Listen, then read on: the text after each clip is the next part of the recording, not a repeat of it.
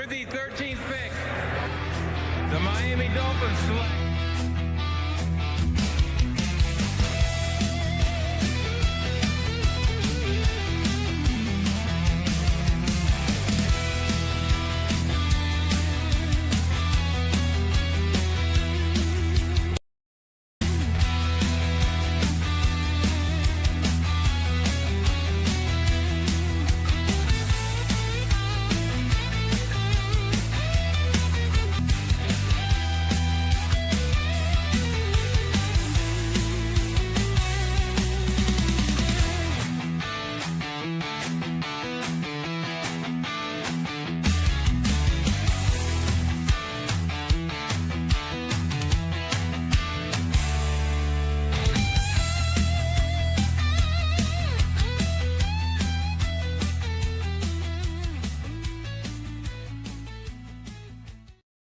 Welcome to the FinStalk Sports Network on the clock, round 2 and 3, day 2, NFL draft live coverage.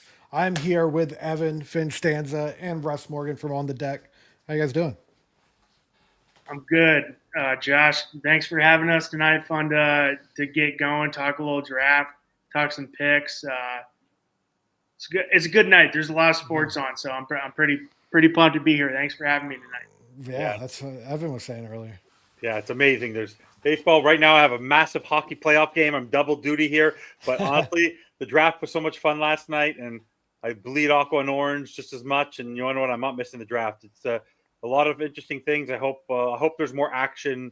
There's so many good players that were left on the board that keep on falling, and I'm so excited to see what happens today. Like I really want to see what's going to happen because everyone thinks maybe what's going to happen with the 33rd pick. I don't think it's going to be what people think it's going to be because that's what this has been. Like the draft has just been the players that have been picked. If you go after your guy and you don't know how they're going to become. So, the pick is in. It's funny because my father-in-law is a Browns fan, and as we hit go live, he started calling me. So that's great. But Bobby will want me to do this. We are sponsored. This whole draft coverage is sponsored by Caneswear.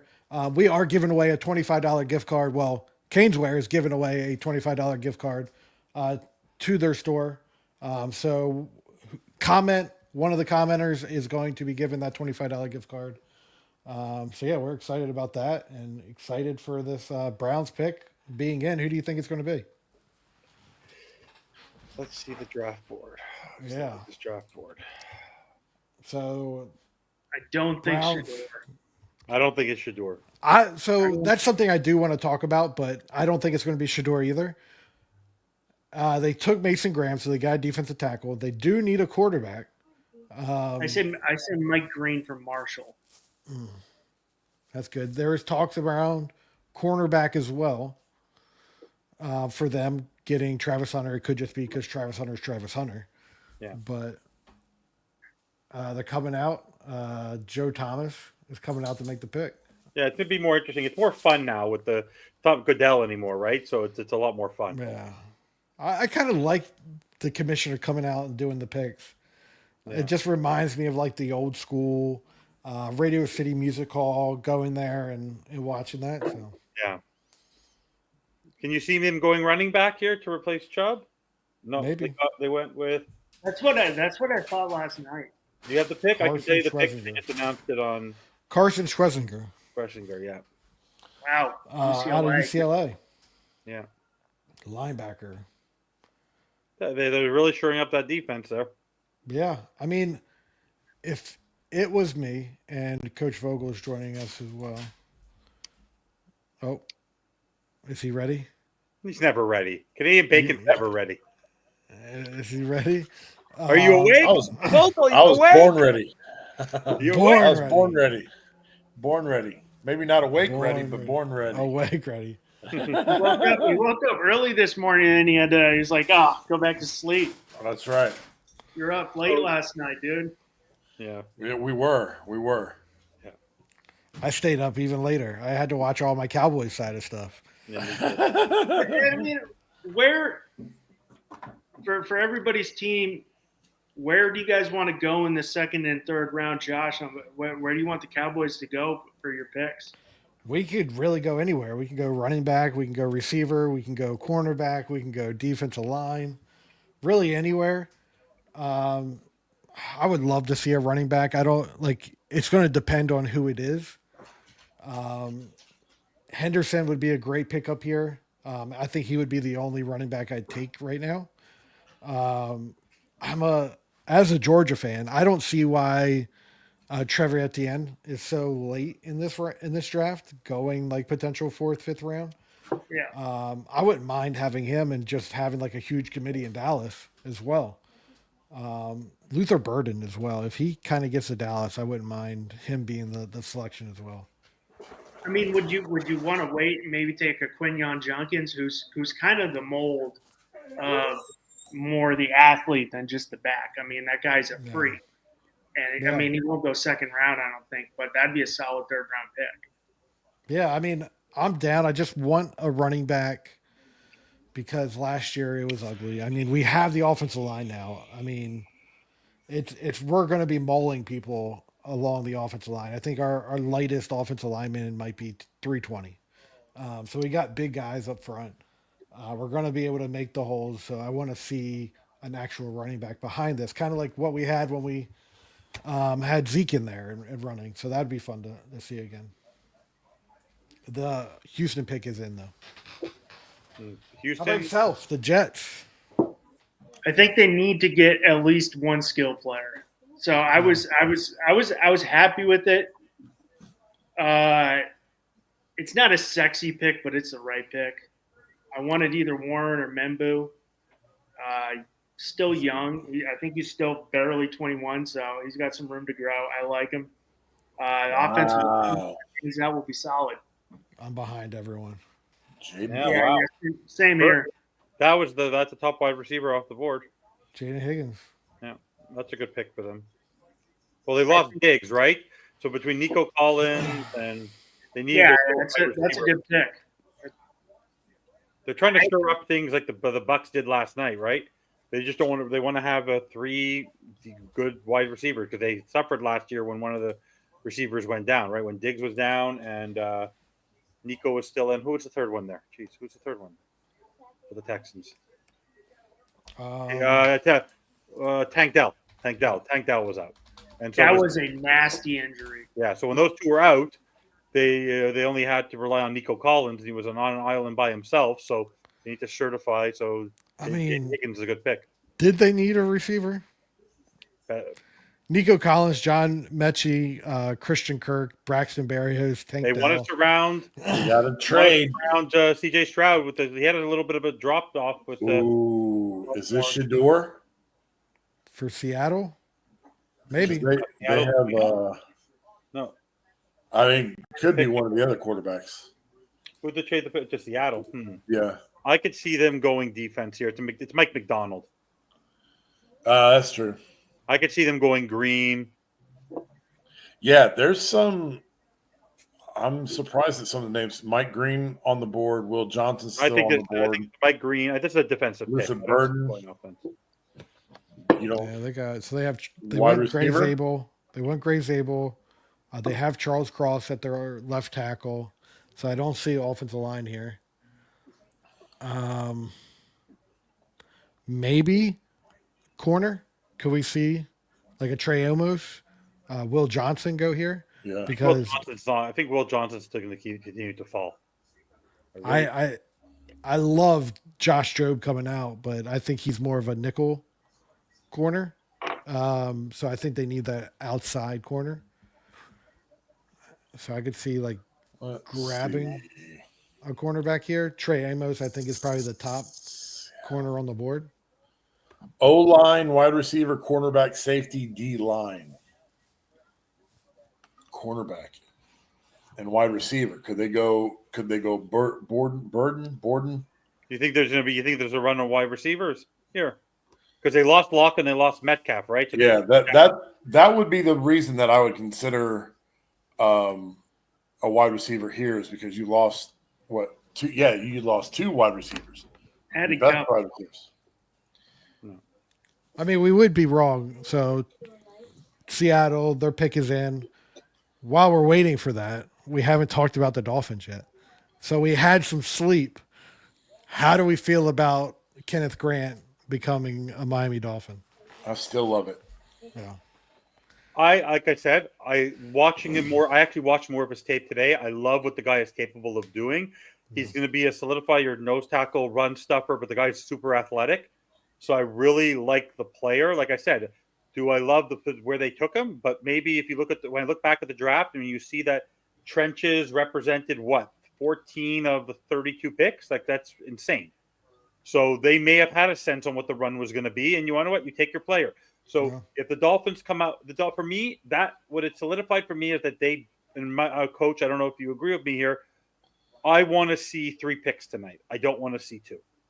I feel they need to solidify a guard. Yeah.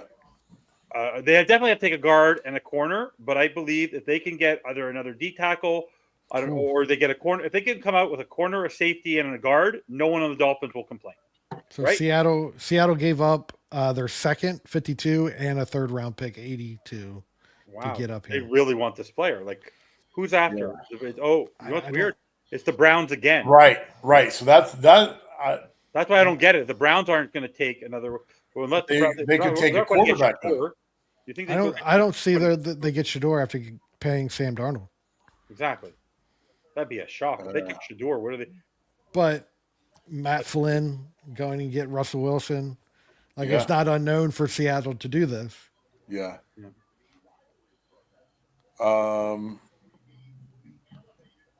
Who's going to make this pick for Seattle? Not Steve Tasker. Sean Alexander. Matt Hasselbeck. Ricky Waters. Matt Hasselbeck. By the way, I will say this about the Seahawks. They're very good to their community. I will tell you that. They're very They are good. Yeah, my cousin, they have a son who suffers from muscular dystrophy. Yeah. And they have tickets. They drive from Portland, Oregon to all the games. And they have special seating there. But what they do for the fans there and the people who is amazing. They're really a stand-up franchise. I mean, it's the enemy of the Dolphins, but the Buffalo Bills, like that fan base is unreal. Except when they throw snowballs at the other team. They're not when you're in their stadium, they're not a nice fan base. Oh, I'm sure. They're not a nice fan base. But I'm also around Philadelphia, so they're all nice fan bases. Phillies, very, very, very brotherly love. Yeah, they love their brother, not your brother. Uh-oh.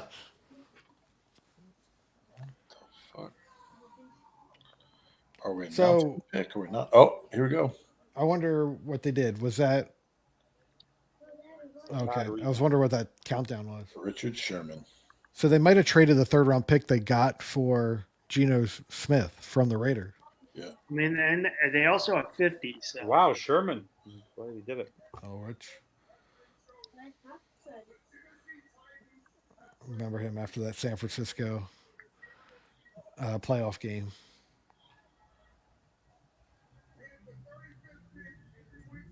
Wow. Good pick. Good so pick. Behind. Me too. I'm so behind too. I'm doing it off I'm streaming it. Emin Wari. Wow, that's a great pick. That's yeah. I mean, for him to announce that pick, yeah. I like it. He was one of Bobby's favorites. Yeah. After Barron, he loved him. Yeah. Height, weight, speed guy, playmaker. Oh, they compare him to Kyle Duggar. He did well at the combine, if I remember right. Yeah, he blew up the combine.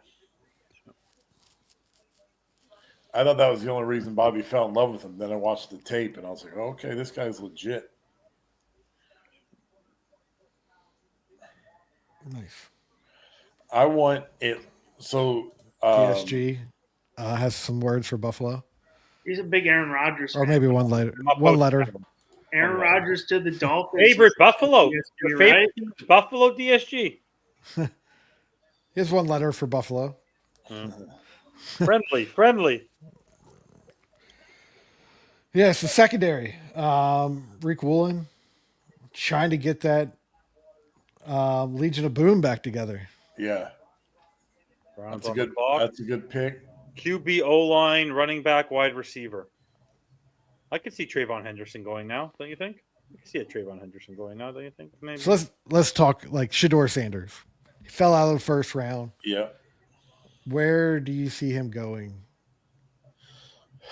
Las Vegas. That's my initial thought. Like if there's someone that's going to take him, it's going to be Vegas.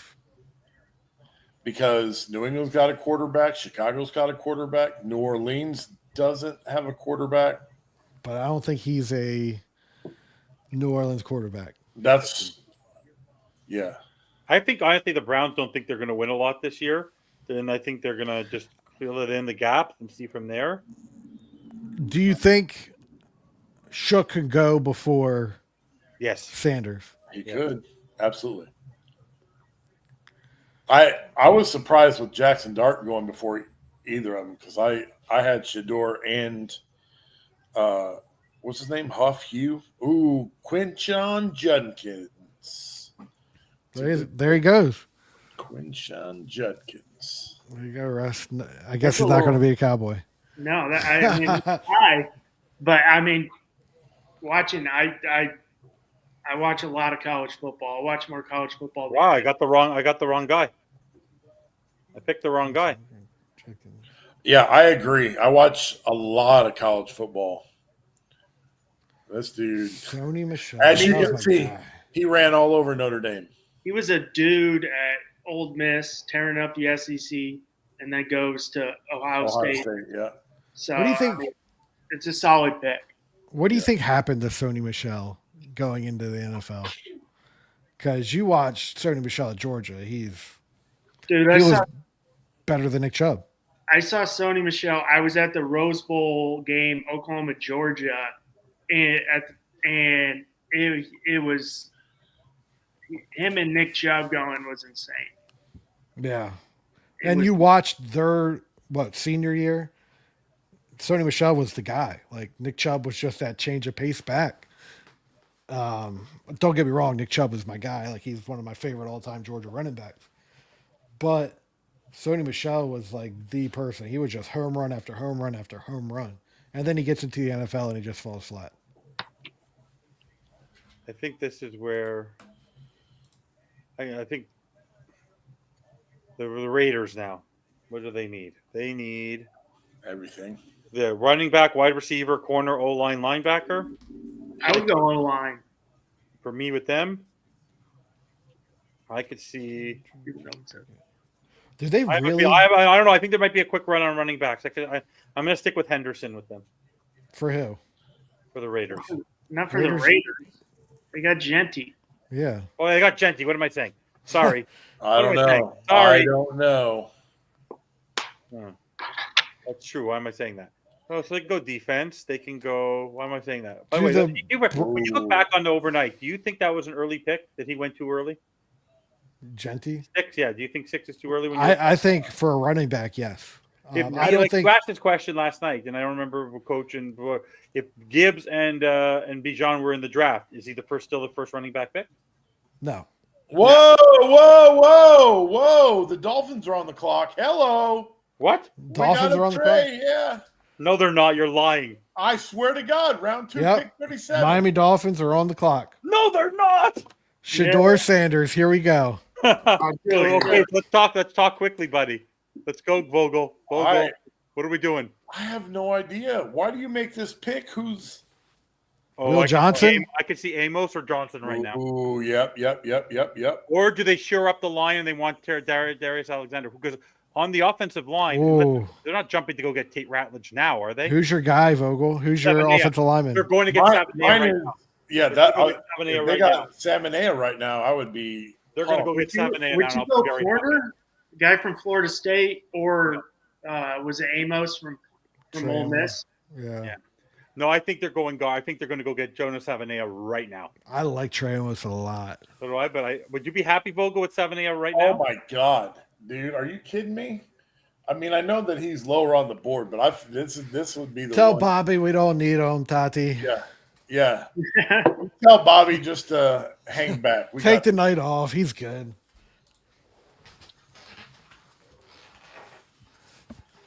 He's probably rushing. He's like, I did not expect the Dolphins to be on the clock this early. He's like rushing to get here. So does that? Let's see. We gave up. Bobby's coming. Sorry, Bobby. Bobby, the pick's in already, Bobby. Bobby, they took Darnell Washington. Oh, you are not getting 2 picks in tonight, or maybe tomorrow. By the way, I called it Vogel. Remember, I said we needed 3 picks tonight. Yep, You guys gave up your second, your third, and your 4th round pick. No, we did not. Is that real? That trade? Yeah. And you got the 2nd and a 5th round pick. This is our only pick tonight. Yep. Unless they do some more. They gave up their 2nd, 3rd, and 4th. Who's announcing this pick? That's Alec Ingold, isn't it? Yeah! Don't say. Don't say. Don't say it. Don't say it.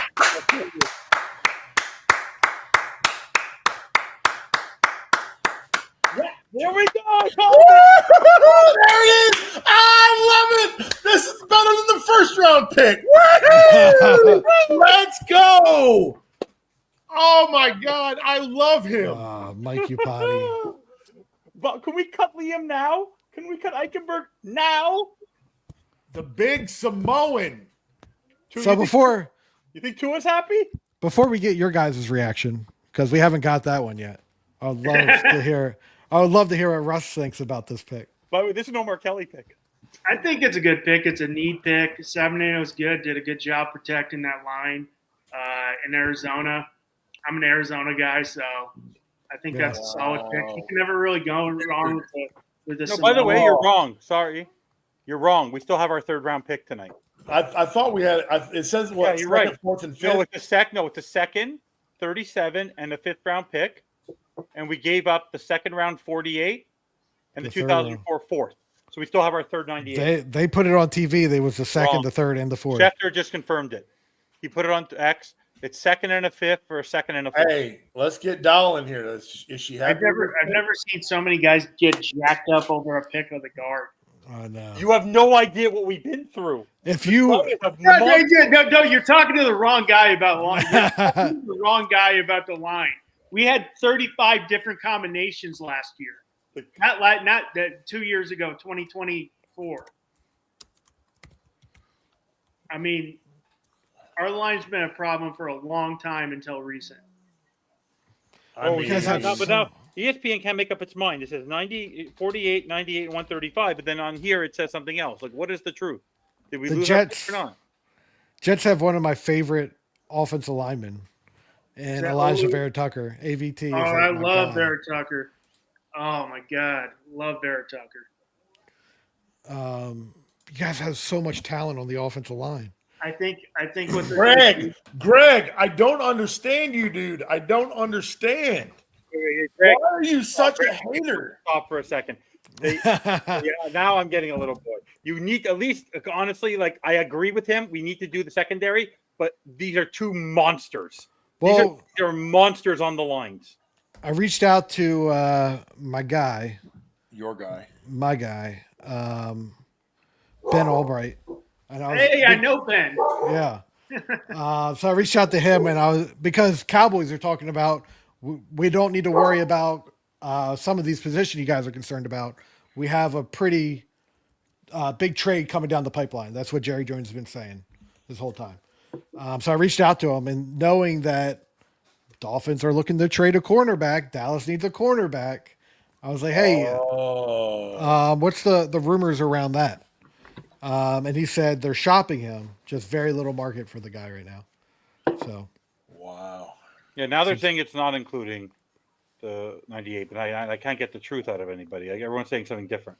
Well, NFL Network said it was a 2nd and a 5th but now they for 2nd, 3rd, and 4th. Do you think maybe they trade Ramsey tonight or no? Or they don't want to take that cap hit? Because from what Ben Albright said, they're shopping him. They just don't have that big of a market for him right now. So you want to hear Ben? My brother, back when he lived in Denver, used to do a radio show before Ben Albright for Mile High Sports with Ben Albright. Very cool. Very cool. So he was like, oh, remember that guy before he started becoming an insider. Yeah, I reached out to him way back in the day. My daughter's 6, so this was probably like 12 years ago. And I was like, hey, man, I'm trying to build like this because he was like a numbers guy at one point. Like he was known for the numbers. So I reached out to him and was like, "Hey, I'm trying to build a grading scale for scouting. Do you think you could help me?" And he was like, "Yeah, no problem. Like, let's talk it through." We built a relationship, so we've been talking ever since. Met him out at the Senior Bowl. Just really cool guy. I plan on going to the Senior Bowl this one around. Are we ready to introduce? Is he ready to be introduced? No. Dun, dun, dun, dun. Yo, what's up, fellas? And welcome to day 2 of the NFL draft. Forgive me for running late, but Josh was like, "Hey, dude, just take your time." I was like, "Thank you." And of course, as soon as I start getting everything ready, I look up at my screen and it goes, "Dolphins pick is in." I'm like, "Wait, they traded up. Crap." I'm like, "Oh no." And we don't have the trade details yet, I assume. I haven't seen that. But it's conflicting there. It's it's our second and our fifth. So 37. We got 37 and a fifth for the second 48, a 2025 fourth, and it could be our 98 also. So we may have given up a second, a third, and a fourth for a second and a fifth. And if 98 is gone, okay, we'll wait for that. I will say though, this guy was my top-rated offensive lineman in this draft. I've said that very early on throughout our process. I like him a lot. He's played every spot on the offensive line, so he gives you depth. He's played primarily tackle in college, but he's played at guard. I don't know if I have it on here. But I know he's played at left tackle, he's played at right tackle, he's played at guard. I don't think he's played center, but he's mean, good footwork. I like him, 6'4", 300, whatever. This dude is a monster. I really like this pick. You missed my reaction, Bobby. Yeah, what was that? I love this pick. I don't like this. I love this pick. Oh my god, dude, I went crazy. It's the one lineman I wanted. Yeah, that's a grand slam pick in my opinion. By the way, we can rip him as much as we want, Grier. He went for the majority of the fan base, or what people said we need to go get, which was get the trenches. He went to get the trenches, and he didn't shy away from it. He went to get the players he said he was going to go get. Question: are you comfortable with this being your top 100? All the picks within your top 100 are these two. I want 98 still. I think they're going to trade back in. I think they're going to trade. I don't think he's done. Yeah. Does that kind of take away from like the excitement a little bit? Yeah, if this really is the top 100, if this is the last two. Oh, wow. Trevion Henderson going to the Patriots. So that's something that I haven't talked about yesterday with when we were discussing Ashton Genty to the Patriots. But here he goes. He gets his running back. That's a great question. Listen, the Dolphins' issues a lot of times last year was the trenches. This offseason, that's what he's been focused on was the trenches. He did it yesterday with Kenneth Grant, and now he goes with Jonah Savannah, trades up and grabs him. Again, you think, okay, let's wait. Let's go ahead and wait on 48 and see who happens to be on 48. Well, what if Savannah gets picked, who I didn't think was going to be there at 48, but then you got Tate Ratledge, you got this other guy. I think Ratledge had some injury issues. Now you go ahead and get Jonah Savannah. There's your left guard, right? You plug him at left guard, and guess what? If Patrick Paul isn't your guy, if he ends up not being your guy, Savannah, you could put in it, move him to left tackle and see how he does there. Yep. You're kind of killing 2-3 birds with one stone here. So I really like this. Obviously, it's not done. We're waiting on these deals to come through. I can see the final deal, whatever that may be. But right now, as it stands, I like it. We gave up.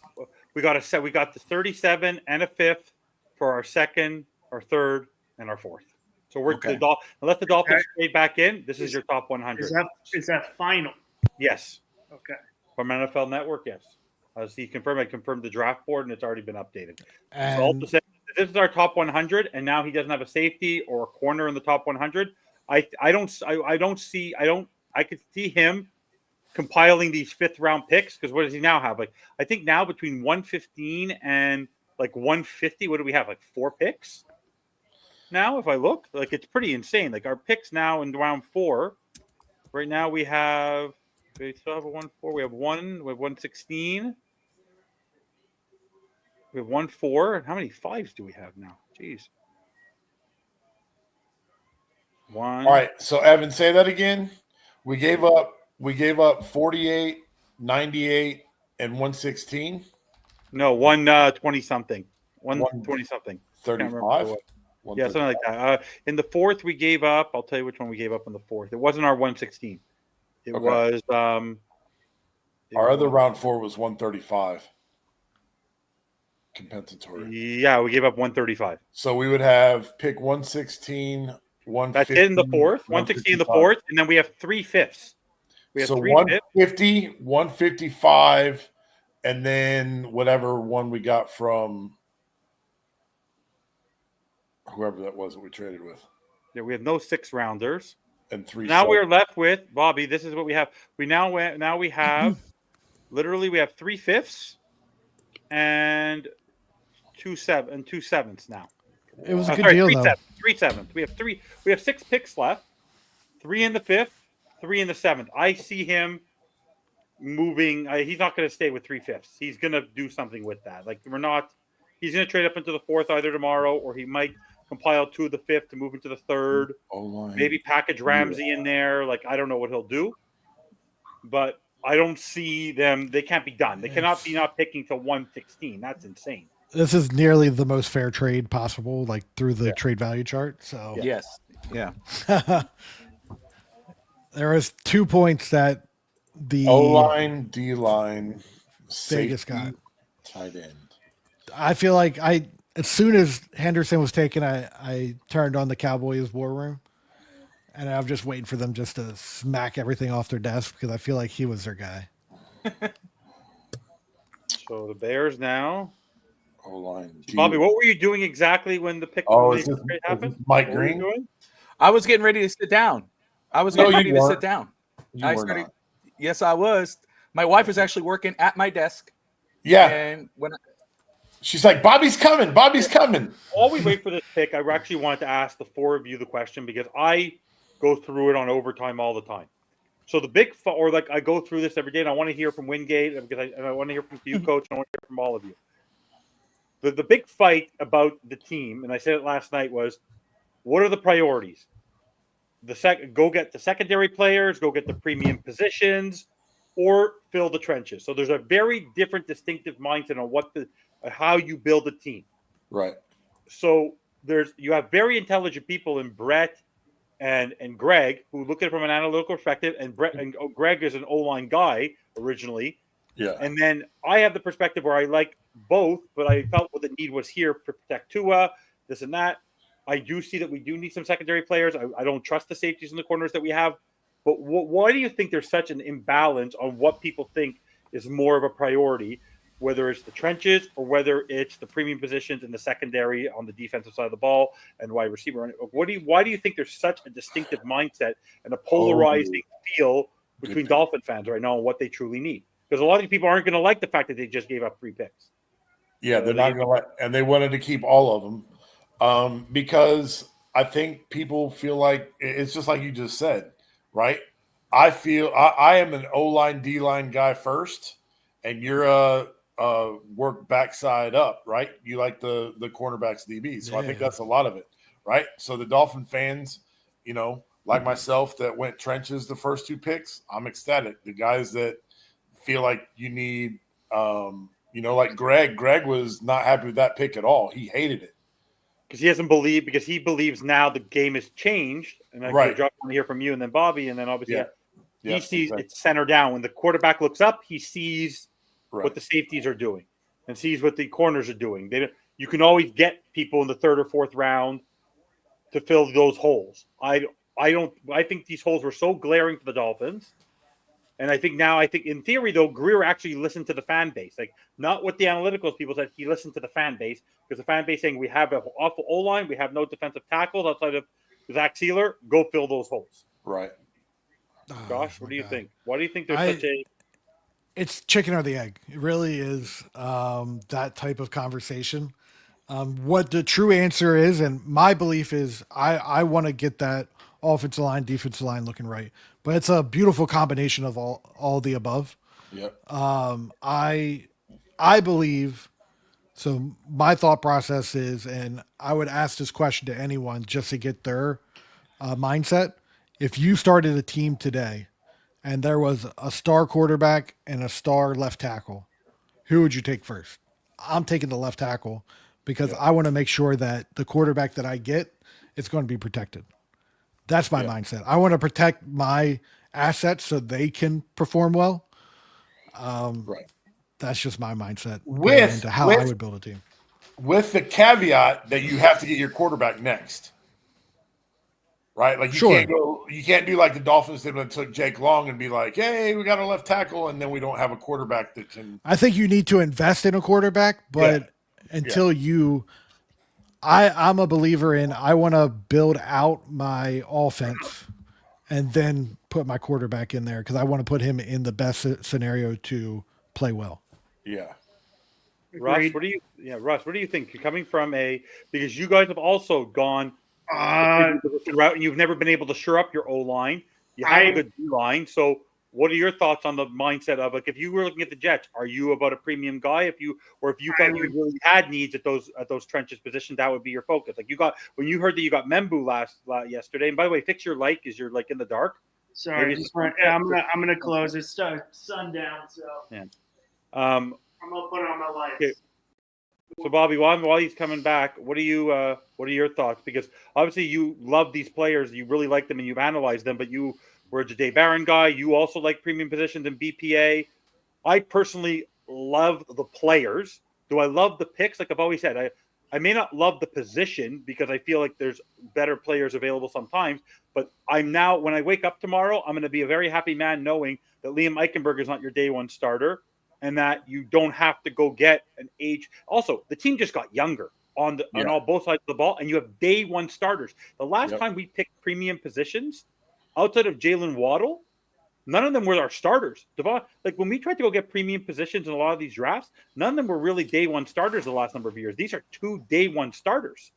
Yeah. I mean, I get that. Right? I mean, being the Jets fan, I think not having a hole at the left tackle or all in the line. We've taken a lot of quarterbacks and haven't really panned out from Sam Darnold, who had a great line in Minnesota. He could have been, he didn't have a good line and he got ran out of town because we all know New York's not an easy town to be a quarterback in. Zach Wilson, who probably, if he had a decent O-line, could have been good. We had a better record with Zach Wilson than we did Aaron Rodgers. But the line was terrible. So I mean, and obviously you guys can see as being Dolphins fans. I mean, Tua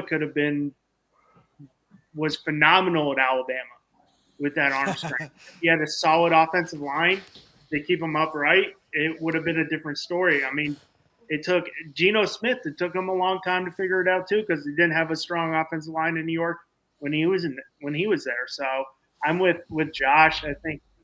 If you can get a bookend left tackle. Wow. Don't say a word. You're ahead. Oh, my. Wow. I told you to go for 4. We just asked that question. Just asked that question. You said it before. You asked it me and Vogel said he's going before Shador. We asked the question, and we talked like New Orleans could be. But no, I don't think New Orleans was a Sanders team. Yeah. Tyler Shuck. I mean, what do you think is going through Dion's mind right now? I shouldn't have retired my son's number. By the way, who said that last week? Who brought that up on Checkdown? That was me. By the way, did you hear what happened in Tennessee today? Yes. They unretired Warren Moon's number. Oh yeah, I saw that. Gave it to Cam Warren Moon unretired it. Warren Moon unretired his jersey. But I got a question about that. Like, okay, yes, like Houston is, moved to Tennessee, but like really, it's not the same organization. That's like Gary Payton. Gary Payton literally came out and said, "Yeah, Oklahoma City was the Supersonics." But I don't want my number retired with Oklahoma City. I never played a game there. Like, yeah, that's true. That's true. I never played a game in Tennessee. That's right. At 42. At 42. Talk to us about does Shador go at 42? If you watch work out? Vogel, you watch Shug, right? Yeah. Talk to us about him. What do you think about him? I mean, the dude, he's got the arm talent, being able to throw off schedule, being able to make plays downfield. He's got that I believe he's got the Jared Goff size. That's crazy. We got a trade. Oh, Buffalo. Oh, let them go get Shador. Let them go get Shador. Buffalo. Oh, they're trading with Chicago. Yeah. trading above the Jets. Who do the Jets want? Mason Taylor. That's I think they got to get. No, they have Dalton Kincaid. I think that's enough for them. They got to get one skill player in the second. You're not done with one tight end. They could go get another guy. That's who the Jets are supposedly in on, is Mason Taylor with their next It's pick. either Mason Taylor. Maybe. I would. I know Bobby wouldn't like this because he loves this guy. I want a receiver now. I want Fanning if he's there in the third. I know Bobby. Harold Fanning, because he loves Fanning. Mm. But I think there might be more tight ends. Either that or a Royal from Miami is really good too. Yeah. I could see here. I can see. I will say for later this evening, or Alexander. I think we will have a Louisville alum, Louisville fan, Josh Mabry will be on later today, so he could talk about Tyler Shuck. So that would be cool to have him come on and talk about him being drafted by the Saints. Very interesting. Look, what your question from earlier with Miami's picks, Savanea and I understand like some of the frustrations. We got Lou from Dade in the comments as well. He wanted a safety, probably Xavier Watts, so who's still on the board there. Look, how us as Dolphin fans, how many years now, especially offensive line, have we complained about the offensive line? 2 seasons in a row now. I mean, just to stick recency bias here. Offensive line, we've been concerned with. Defensive line, even with Calais Campbell, we've been concerned with. Yes, there's a lot of good talent on the board. That's why I do think that there's too much talent on the board for Miami to sit idly by and let it all fall away. I think they should be aggressive and try to move back at least into the third round, or try to get an extra fourth and then use that to jump into the fourth round, whether that's trading Ramsey and to do so. But if Miami does this, again, I look at this offensive line and you're thinking about Patrick Paul, James Daniels, Brewer, Salvanea, Austin Jackson. If healthy, you're feeling pretty good about your offensive line. And the only question mark at that point is Patrick Paul. So you have to go ahead. I think Miami still needs to go ahead and get a veteran offensive lineman to make sure you have someone back there so you feel comfortable that if you have to move Paul back, or of course you could double dip later on if Miami stays put with later on. But I'm absolutely okay with it. I can understand some fans being upset because we're letting some guys, what we would assume we assume based off our own eyes and our own boards or whatever are better players. But again, these are the positions that Dolphin fans and the Dolphins have said they were going to address. Yep. Chris Grier told Dolphin fans and gave an open letter to Cam Smith, basically. This is your time to step up. We're not going to hold your hand anymore. He feels comfortable with Cam Smith being one of the starters. There is veteran street free agents. We know that's a famous word now for Miami with corners. Yeah. They said they felt comfortable with Ashton Davis and Malifonwu. Yeah. Obviously, they're not lying. They felt comfortable with those guys enough to pass on Xavier Watts and a Will Johnson and a whatever. Will Johnson continues to fall because of that injury history. Yep. Shador Sanders continues to fall. Mike Green continues to fall. I think this could be Green here. It could be. I think that would be a good pick. We'll wait it out as it comes through. Seeing what they need, cornerback and edge. I mean, it could be Will Johnson here too. No, I told you who it's going to be. It's going to be either Alexander or Ravel. Watch. Okay. That's my prediction. Well, the pick is in. We don't have to wait much longer.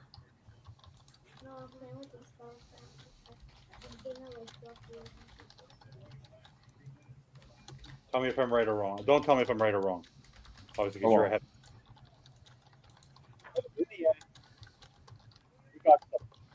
What was the number one thing, Bobby? We're a finesse team. In the end, I look up, I wait now, and I go, these Good are point. monsters. Good point, Evan. That's a great point. We're no longer finesse with these two guys. This is a building a physical type of football team. These guys can move. Like we want you, me. We're all wrestling fans. A lot of us are wrestling fans here, right? This is like Bam Bam. Like these guys can move. Like this is. Who did you say? Who did you think it was? Evan. Oh, I thought it was either going to be Alexander or Ravel, but I see now they went TJ Sanders, D tackle. So they went D line. They went D line. Mike. So what's going on with Mike Green, right? Because we're waiting on Shador. What's happening with that?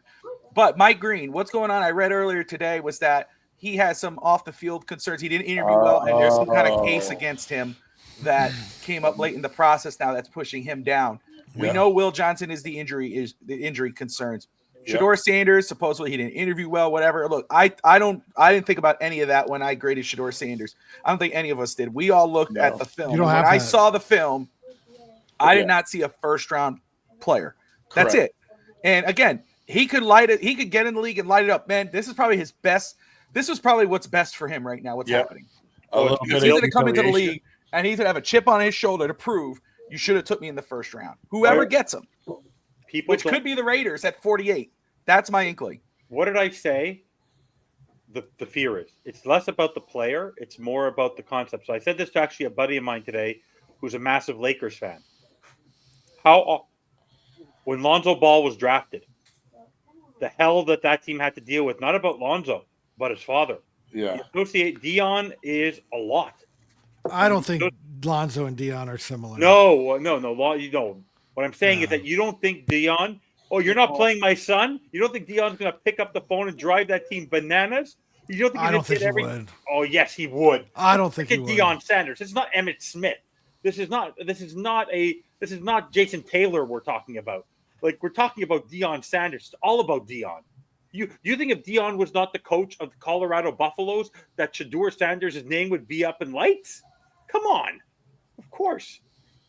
It's all about Deion. It's all about Brian. The truth is, I know a lot of people are mad because we gave up that 98, and that kind of eliminates, the chance that one of these guys that are still up on there. The fact is, again, I think the Dolphins made this move because they have that insurance policy with Jalen Ramsey. I would not be surprised to see Jalen Ramsey moved sometime tonight for Miami to get into the third or possibly fourth. I've been told that there isn't really a market for Jalen Ramsey right now. I can see why. By the way, Bobby, that's like a $20 million. If they do that, they're going to have to basically extend Sealer, restructure Jackson. They're going to have to move contracts around. Like, there's going to be restructures like crazy. Let me ask you, are you willing to restructure Tua to move back into the round to trade Ramsey? No. The $25 million you're about to eat? Because stop bringing that up. We're not going to restructure Tua. First, it's like $7 or $8 million. You do it now, it's over $20 million you're going to have to eat. No, thank you. Isn't it? Not going to do it. Let it go. 116, 140. Pick is in for the Jets. I say. I've been hearing Mason Taylor, but we'll see. I think Mason. I'll be surprised. It won't be Mason Taylor just to piss off Miami fans. They're not going to take Mason Taylor. They're going to take Arroyo.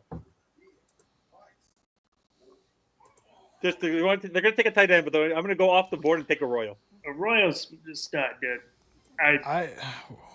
One of my favorite D liners is still on the board, and then Alexander or Darius Alexander. Yeah, that's why I thought they were going to take Buffalo.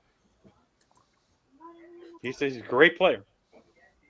I need receiver or tight end, but with them going O-line in the first, I could see a cornerback. By the way, I will vomit if they take Mason Taylor. Can you just picture? Hey, just bringing a Taylor back to New York, right, Bobby? But by the way, don't even remind us he played. Don't even remind me to vomit. Bobby, like, can you picture Jason Taylor like at a game, the Dolphins, and he's actually on the Jets side of the field? Bobby, we couldn't hear you. I would vomit. That was on purpose. First time we made an AFC title game was with the Jets. So what's up with that? Unbelievable. It never felt right. It's like watching. It's like when they talk so low, dude. To watch Emmitt Smith in a Cardinals uniform. It made no sense. It never looked right. Hey, I hope Dolphin fans feel better now because I know Dolphins' love affair with Louis Riddick This is what he says about Jonah Savanea. You look at the Alamo Bowl last year where he played Alabama. He looked like an all-pro. He's an all-pro. He has all-pro potential, Pro Bowl potential at guard. So hopefully that makes some Dolphin fans feel better about what they just got in Jonah Savanea. Again, it is a wait and see, but Bobby, they didn't play Alabama. there you go. Thank you, Dolphins. Rob, Dolphin Cersei, our winner of the Caneswear gift card yesterday. So congrats to Rob Mosley. Dolphins thirsty. Round of applause. And let me just say, for those watching, this is the Pro Football Draft Live coverage show here on FTSN, sponsored by Caneswear. We will have Brett from Caneswear. He'll be coming on a little bit in a couple hours. Talk about the Dolphins pick. Talk about the Canes picks.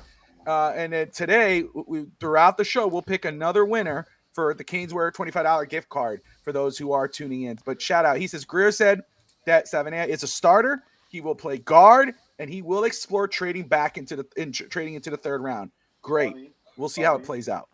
You'd be proud of me, Bobby. Yes, sir. I did the Caneswear spiel. So You did? Oh, I'm behind. I knew you. See, I felt safe. Oh, What you're was gonna love. You're gonna love the pick. Is this Darrell Revis? I don't feel well. There it is. I told you. There it is. You boys know, and girls. I just wake up in the morning and I piss. I don't think. I hate it. It's disgusting. Yeah. Good night, Evan. Evan's off for the rest of the night. Hey, you know what though? Nothing will be worse than seeing Jason Taylor play for the Jets. So having his son play for him. Hey, Bobby, I've literally told you this. We've talked before on deck. Yes, sir. You say you wanted to be an NFL scout, and then you say if the Jets offered you a job, you say no. I'm a diehard Yankees fan. I want to be a major league scout. If the Red Sox came knocking and offered me, I'd take it in a heartbeat. Like, I hate this. Trust me, anyone but me has said that if something like that happened, I would be the one. They would say you'd all say. I would say yes. I would say yes, just so I say I'll try to convince the owner. Be like, hey man, why don't we move? Why don't we change the name? Yeah. You know what I mean? Yeah. Can you convince the owner to move back to New York City? That's what. Oh, look at that guy. There you go. But no, hey, wait. Let Russ have the floor here. Russ, man, you got a new tight end, Mason Taylor. Obviously, pedigree. His dad, royalty in the NFL. Obviously, royalty with the Miami Dolphins. Did play one season with the Jets, but now you got a new tight end. It's not Tyler Warren. It's Mason Taylor. How you feeling? I like the pick.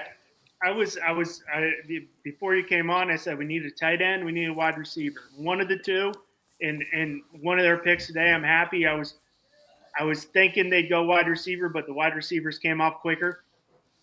So I'm happy. Big 6'5" guy, played in the SEC. So I'm a big college football guy, as you know, but the SEC is the cream of the crop. So I love it. 6'5", we need that tight end. We have the blocking tight end and Jeremy Rucker, so I'm very happy with the pick. I like it. I think with the Aaron Glenn hiring, they're going to start going with more of the Detroit mold.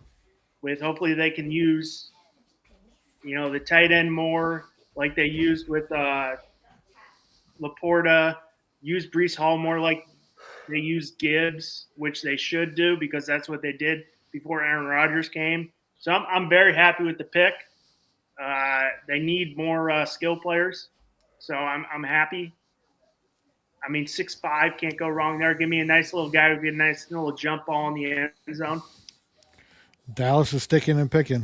Yeah, and then Alfred Collins just went to the San Francisco 49ers. So there, for those who said, oh, maybe at pick 48 you could have got an Alfred Collins or whatever. No, you wouldn't. He just got towed. So go ahead, Evan. You're on mute. Evan loves the mute button. I think he was offended because Bobby says I have a loud keyboard. I never shut up. It's all true. By the way, Chris Grier was asked, is he worried about his situation at quarterback? He responded, "You're more worried about the quarterback position than we are."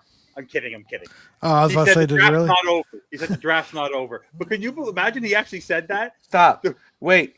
They said, repeat. Wait, what did they ask him? And then what was his response? Grier, on if he's worried about the Dolphin situation at cornerback, he goes, the draft's corner. Oh, quarterback. I thought cornerback. I thought he said quarterback. I'm draft's sorry. not over. I wanted him to say, you're more worried about the cornerback position than we are. Yeah. Hey, look, Well, Josh, who do you want if they're on the board? Who do you want? I kind of, I would love a playmaker here, but I think a cornerback is a pretty big need.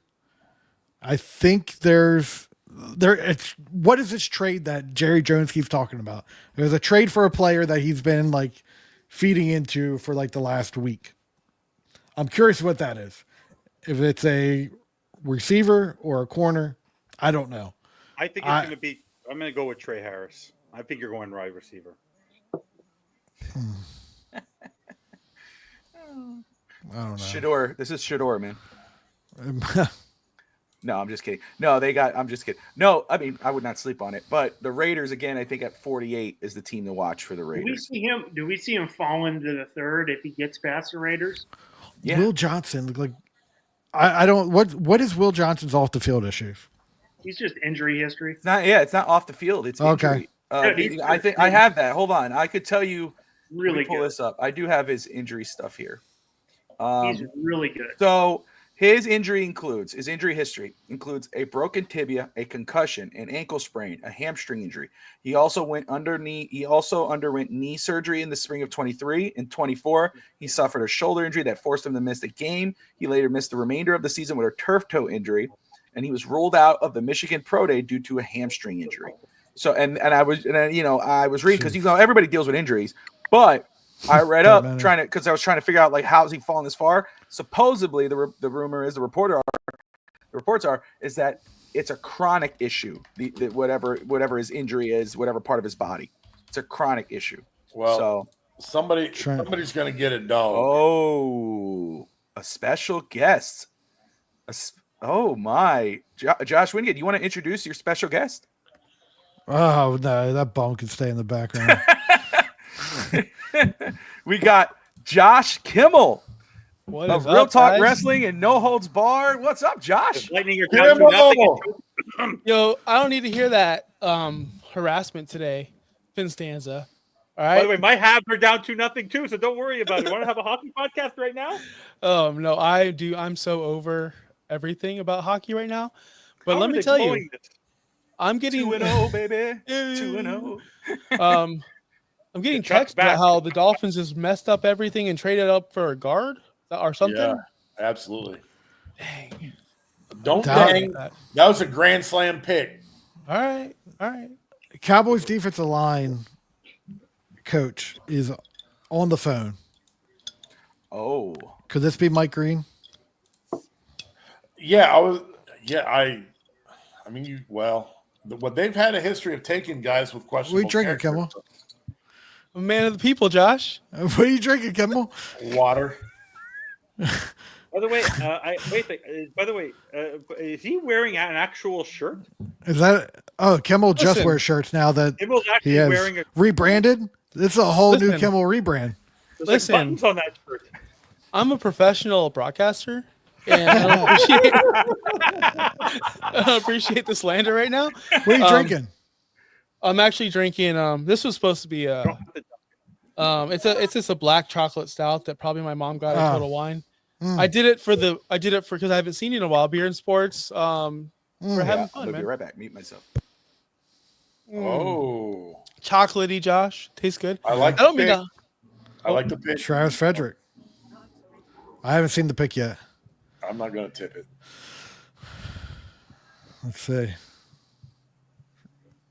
I haven't met Russ yet. What's going on, Russ? What's Josh, going, man? Russ, nice to meet you. nice That's to a meet surprise. you. Oh, Oh, I haven't watched him. That's a surprise. Have you watched him, Vogel? Just off of when Notre Dame played him, but I mean he's decent. Oof, that dip. Yeah, that's a mean dip right there, and you can swim through the trash. Did you need that position? Was that one of your top needs, though? Yeah, we lost DeMarcus Lawrence. That's true. I'll take it. I'm a trenches guy, so.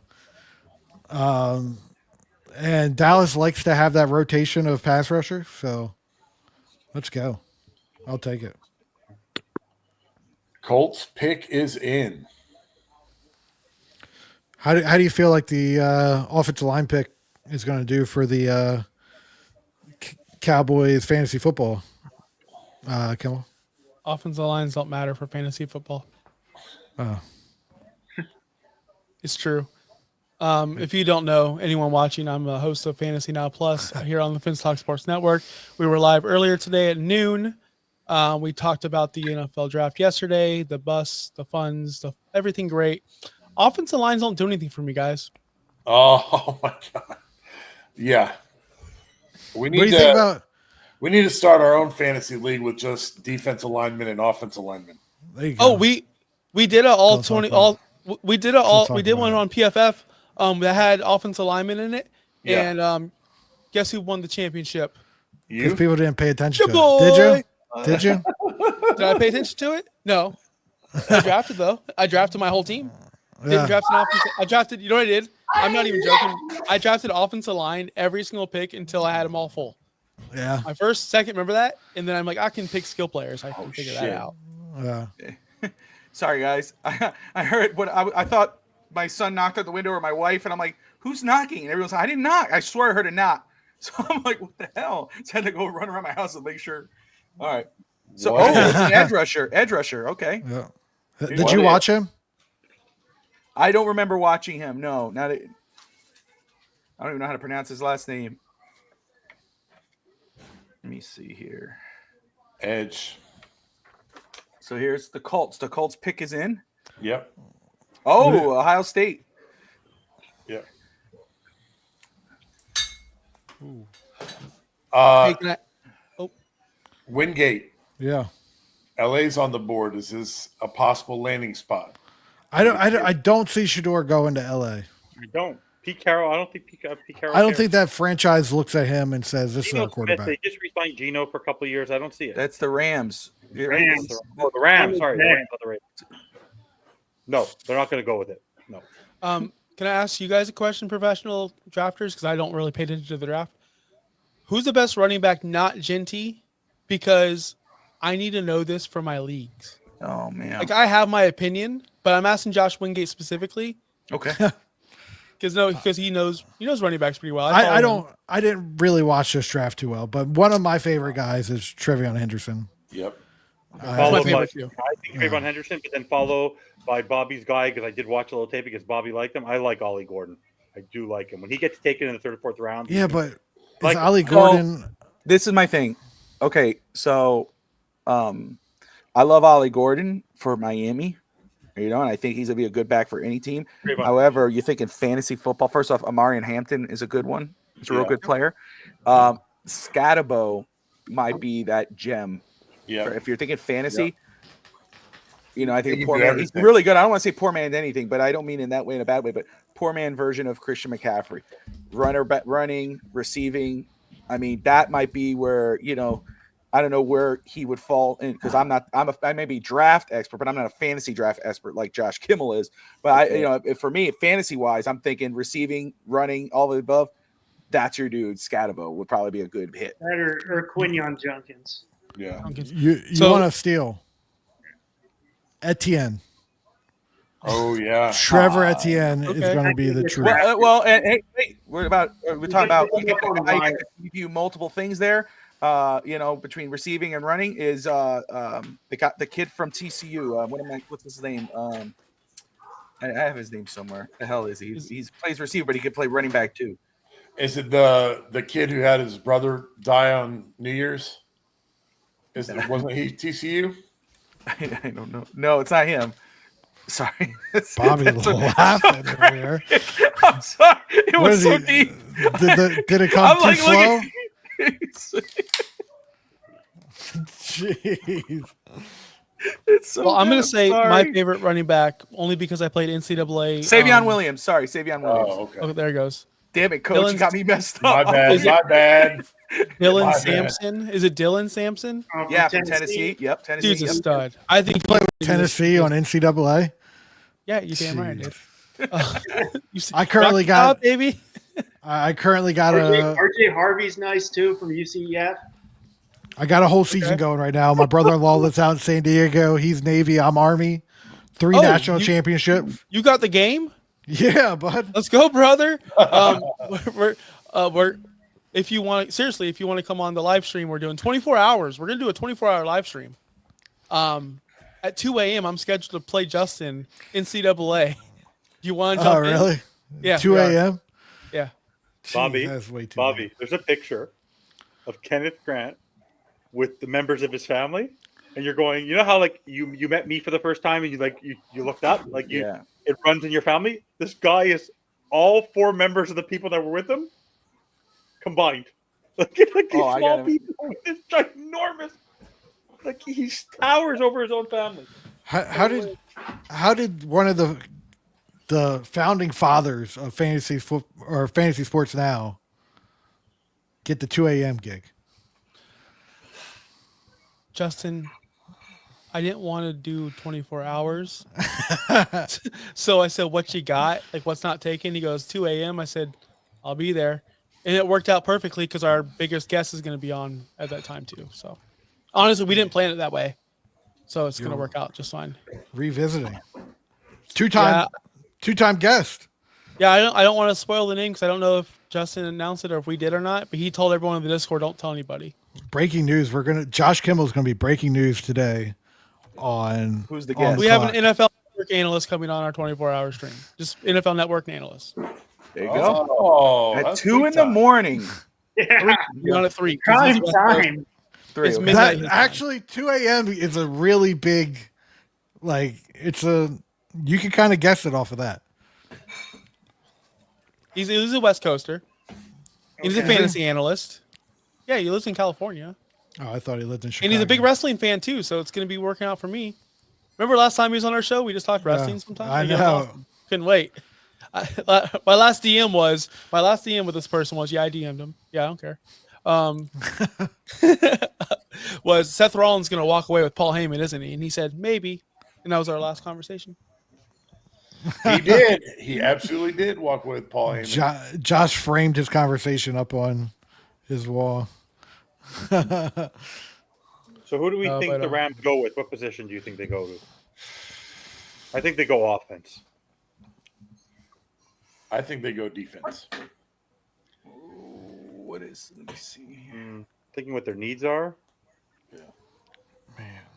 They need linebacker, O-line, tight end, wide receiver, linebacker. I don't think they really need wide receiver. Why would they need wide receiver if they have Nakua and I don't think they need wide receiver there. Who, the Rams? They definitely need wide receiver. Oh, they went offense. They just lost Cooper Kupp. I like it. Yeah. I like it.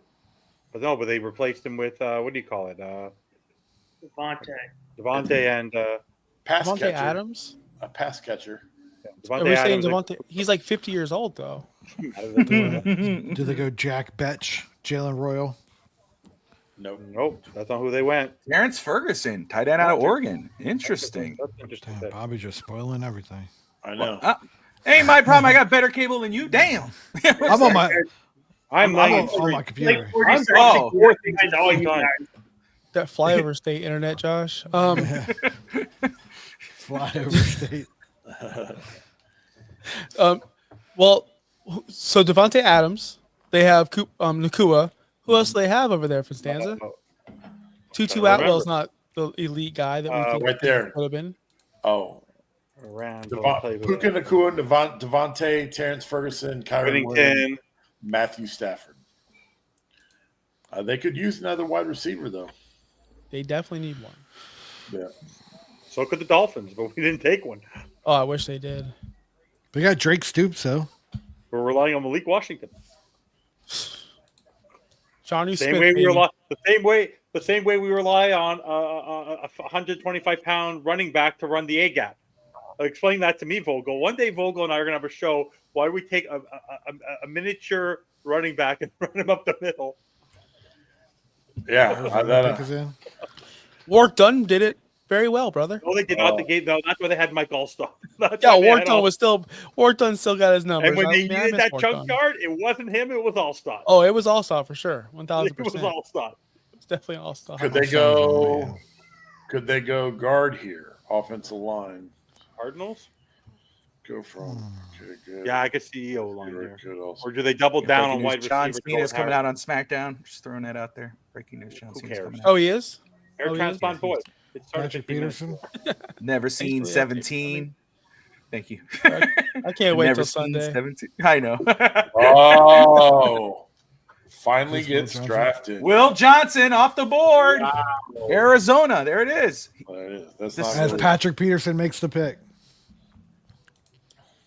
Hey, if he. I don't if- like Patrick Peterson. Why You don't not? like him? Draft process. I DM'd him and reached out to him. I was like, "Hey man, love to interview you for the process. Talk to you." He's like, "Yeah, bud, no problem." Gave me his number, called him, didn't answer. Called him back the next day, didn't answer. Ghosted me. Oh, it happens, bro. Screw you, Patrick Peterson. Again, I tried to interview a guy I coached high school baseball with. I coached high school. This guy I coached him when he first came in, and he never even responded.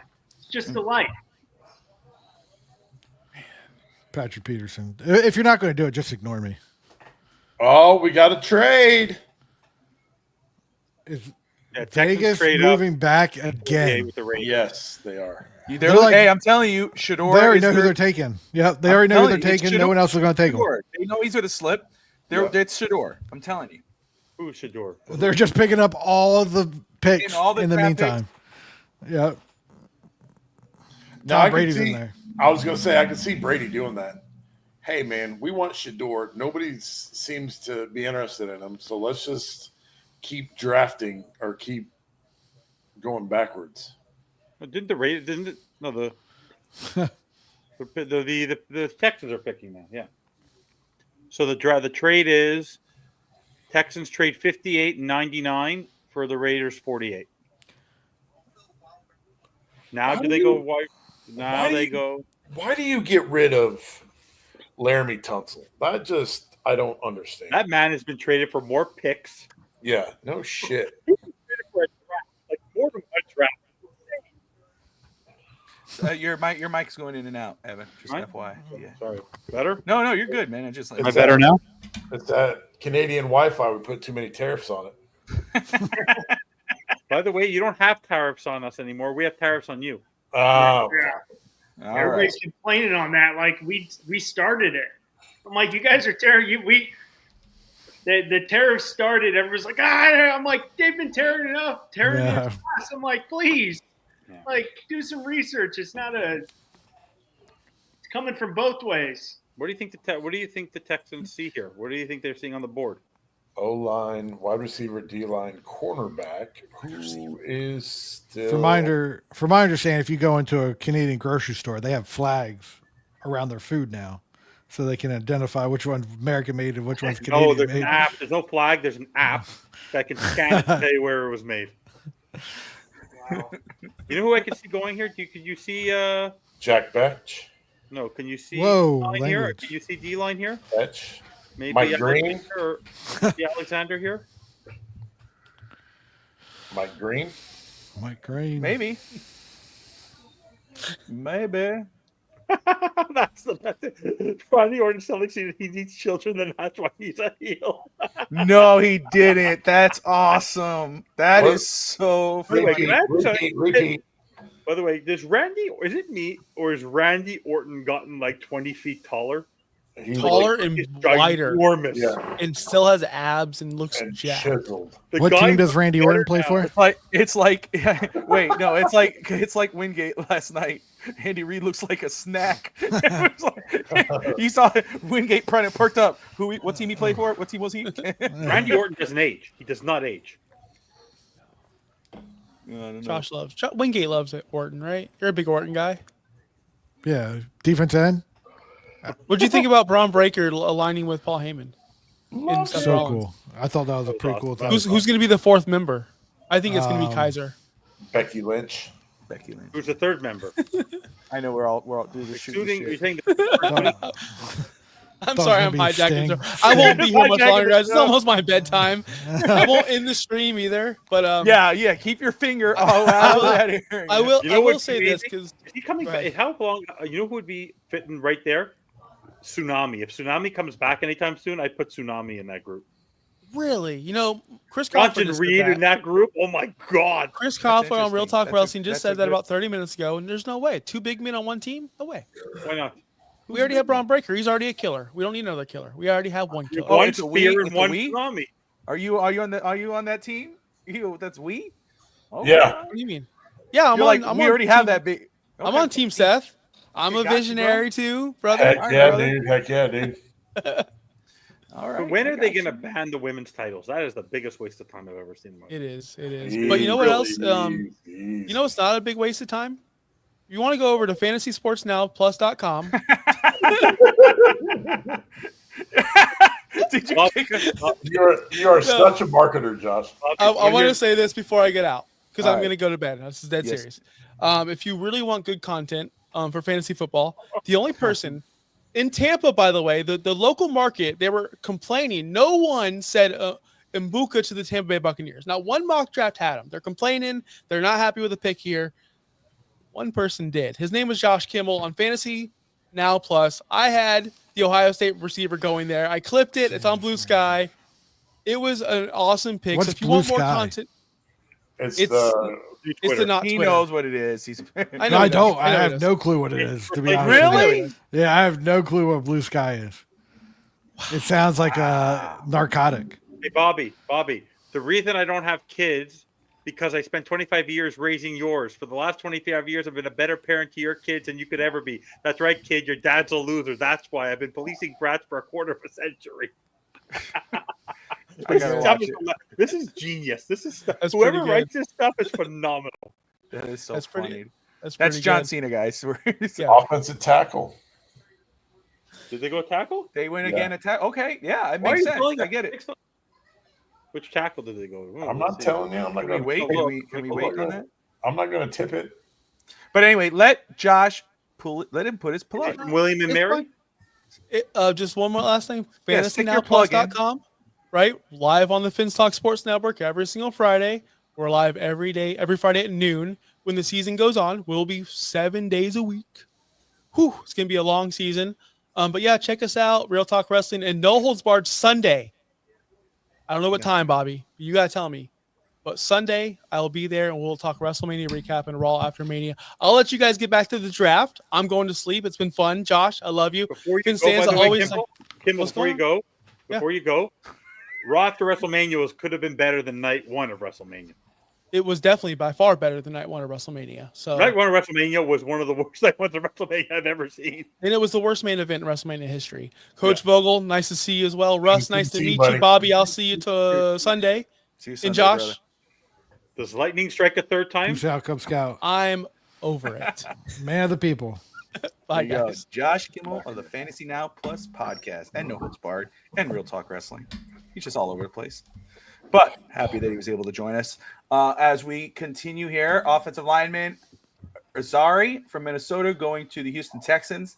They got Jaden Higgins and they got an offensive tackle. Of course, they traded Laramie Tunzel. So they got his replacement early on. The Bengals, the pick is in. We know that the Bengals, they got their Trey Hendrickson insurance.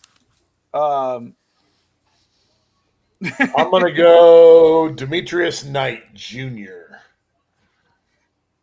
South Carolina. That's my. Or Mike Green's going to go. Mike Green already went. Oh, Oh, did no, he he go? didn't. no, he He didn't. didn't. Will Johnson. No, he did. didn't. Sorry, Will Johnson did. Hey, don't do that to me. Sorry. No, because I confused. I forgot they needed a running back, and Genty already went. So it's my bad too. Trey Amos. Guys, I hear. Is this a prediction? Do you think this can come true? Shador doesn't get picked till the third round. Does he end up in the third? If Vegas keep trading back, yeah. You're When did welcome. Vegas get in that trade back? You're welcome. Wow. How did you know? You knew. How did I know? Because I looked on the rated, the highest rated linebacker left on the board. That was one of their needs as linebacker. Yeah. It's not hard to.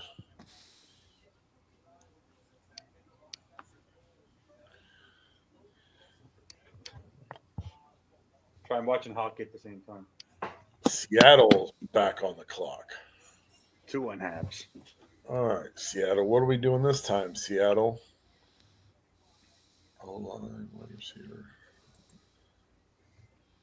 Oh, So- the pick is in already. Demetrius Knight, linebacker, South Carolina. So they win another defensive guy here, Oh, and they needed it. Is this Mike Green here? Who? Broncos? Seattle. Oh, Seahawks. Seahawks. They need O-line, wide receiver, corner, D-line. I don't think they need an edge. I think this would be Darius. This could be Darius Alexander or Ravel. They've been still sitting there. I'm going to keep on saying Alexander and Ravel. Until they get picked. Huh? Until they get picked. I could see Ravel here, or I could see Alexander. I think this might be Alexander's time. Let's keep saying his name until we eventually get it right. Or Well, you kept on. By the way, I can't be wrong if I keep on saying it. At one point, I'm going to be right. Do they go Xavier Watts? What? He's a stud. The best DB on the board. He's a stud. Jack Sawyer's still out there. The Raiders are down at 58 right now. So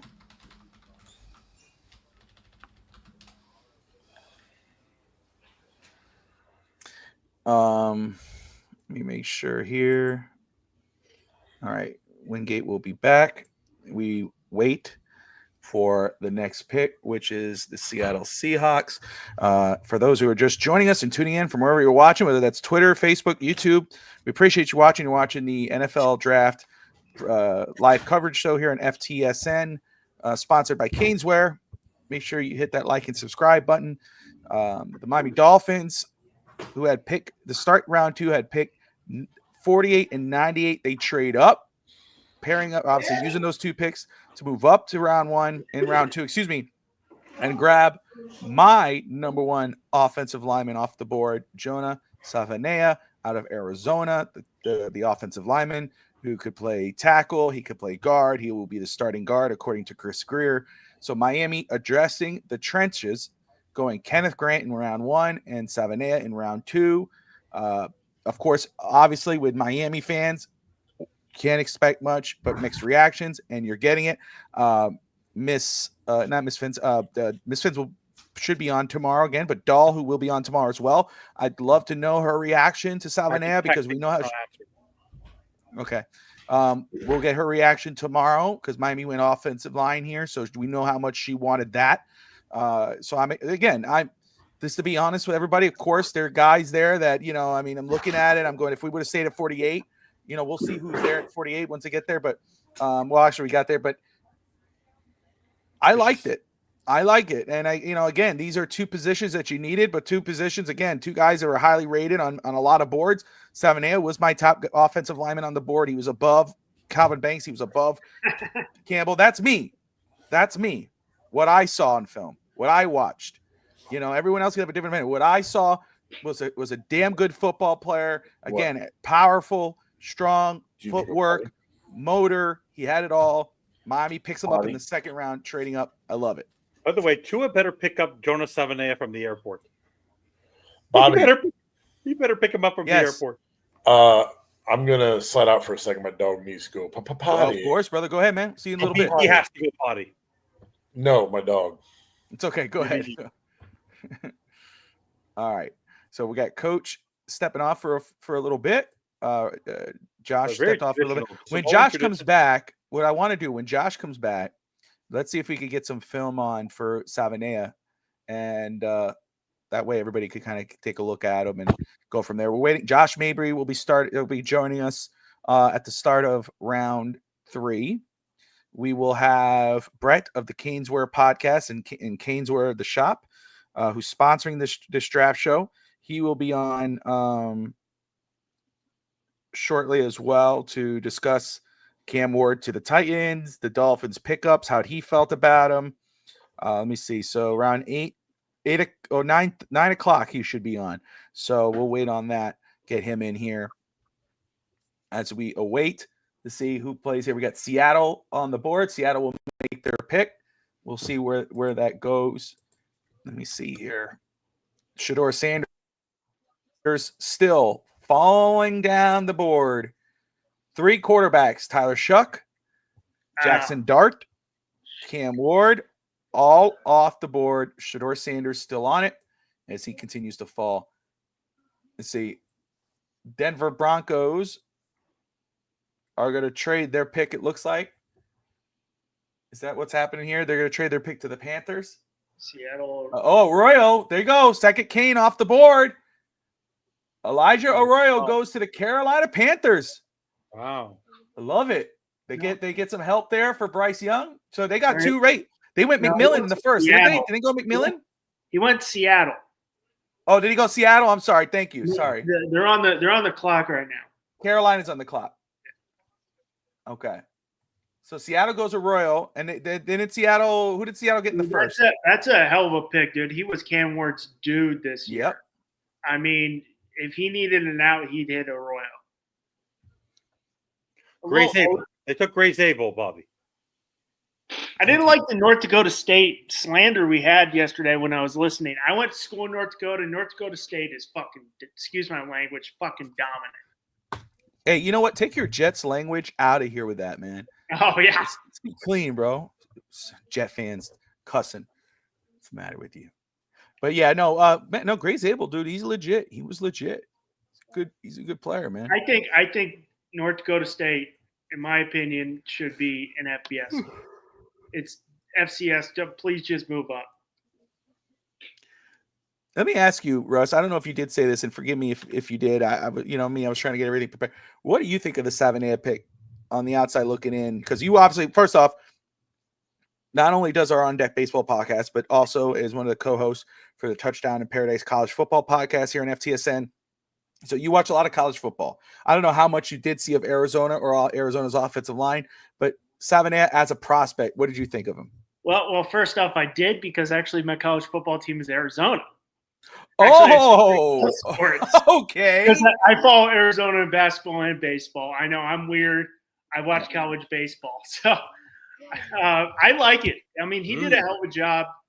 Pick is in for the Panthers. We're solid. Did a hell of a job. They had a solid running game this year, so that's a solid guard. He did a hell of a job blocking for Fafita, who should be a guy next year.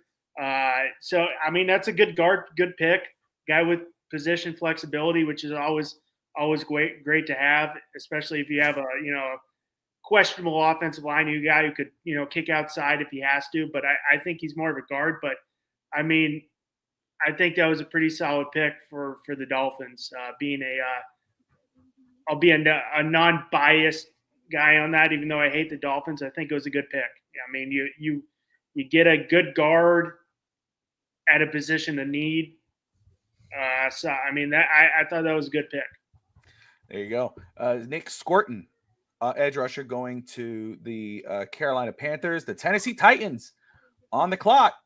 The Titans now, the pick is in. They selected their QB of the future, their franchise quarterback in Cam Ward, Miami Hurricane, former Miami Hurricane, now Tennessee Titan. We're number 1 and from Warren Moon. He got that today. They're going to have a new stadium soon, a dome stadium.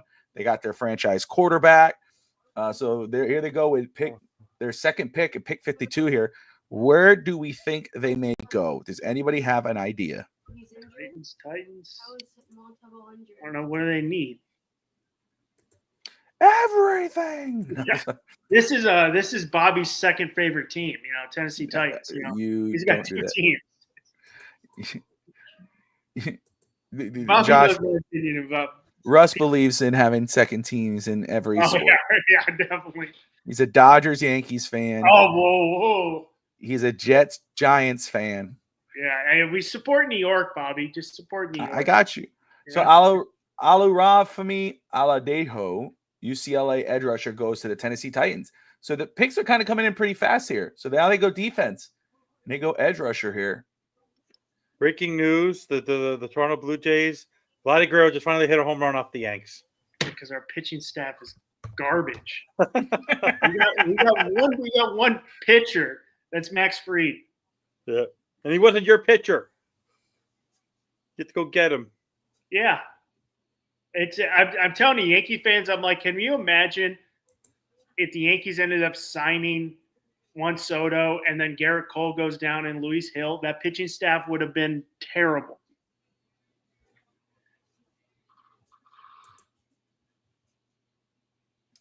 The Red Sox rained out trenches, baby. Yeah, ain't nothing wrong with that, man. Building the trenches. We're really building up on X the battle between Harrison and Johnson back when they were. Hey, Bobby, what did you think of the Kenneth Grant pick? Did you like it? I mean, yeah. I think I made it pretty known who my preference was, which was obviously Jedi Barron. I would, because of the corner situation, but also because I thought he was the best player on the board. But yeah, absolutely. I really do like the pick with Kenneth Grant. It helps the trenches. He's a beast. Aggressive, physical player. We lost Calais Campbell this offseason, so you automatically fill that up, and you got a starter. My goal, my hope was for Miami to come out of this draft with 3 to 4 starters. They got 2 so far. Obviously, now trading 98, that makes it harder to come away with that. At least come out with 3 starters. Unless Miami could find a way to move back into the 3rd round and grab one of these best player available. I feel good about it. You got 2 starters right now. This is not going to be a situation where in years past, you draft Cam Smith, you draft, Channing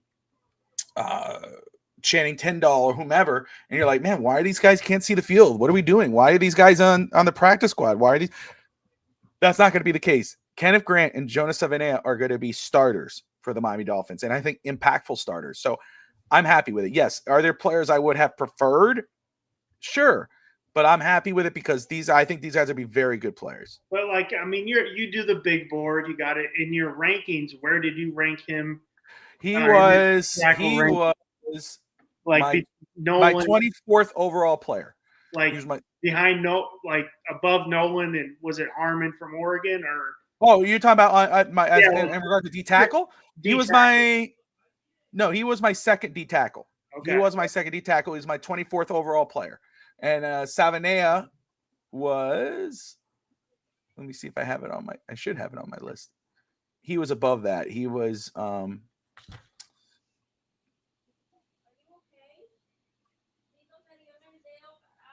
think my 13th overall player. So I think Miami got good value there.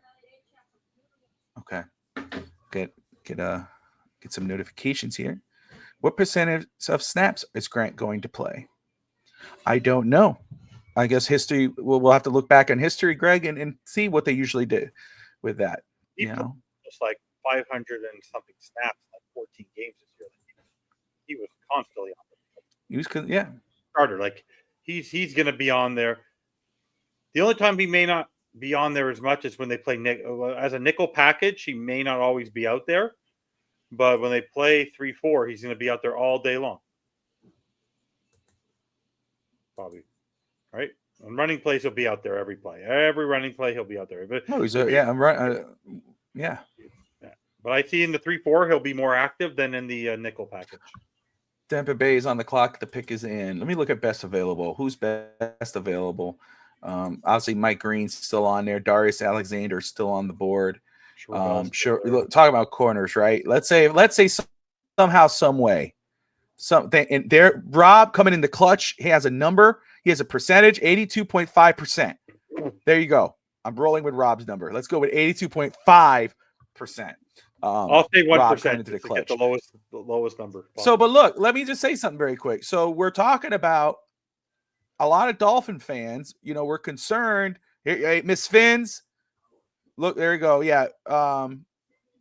So she loves it. Says killing the trap, but she believes they did overpay on the trade up, which I think will be a lot of some people's reactions because that 98 was so valuable because of what Miami needed and the players that more than likely could be there.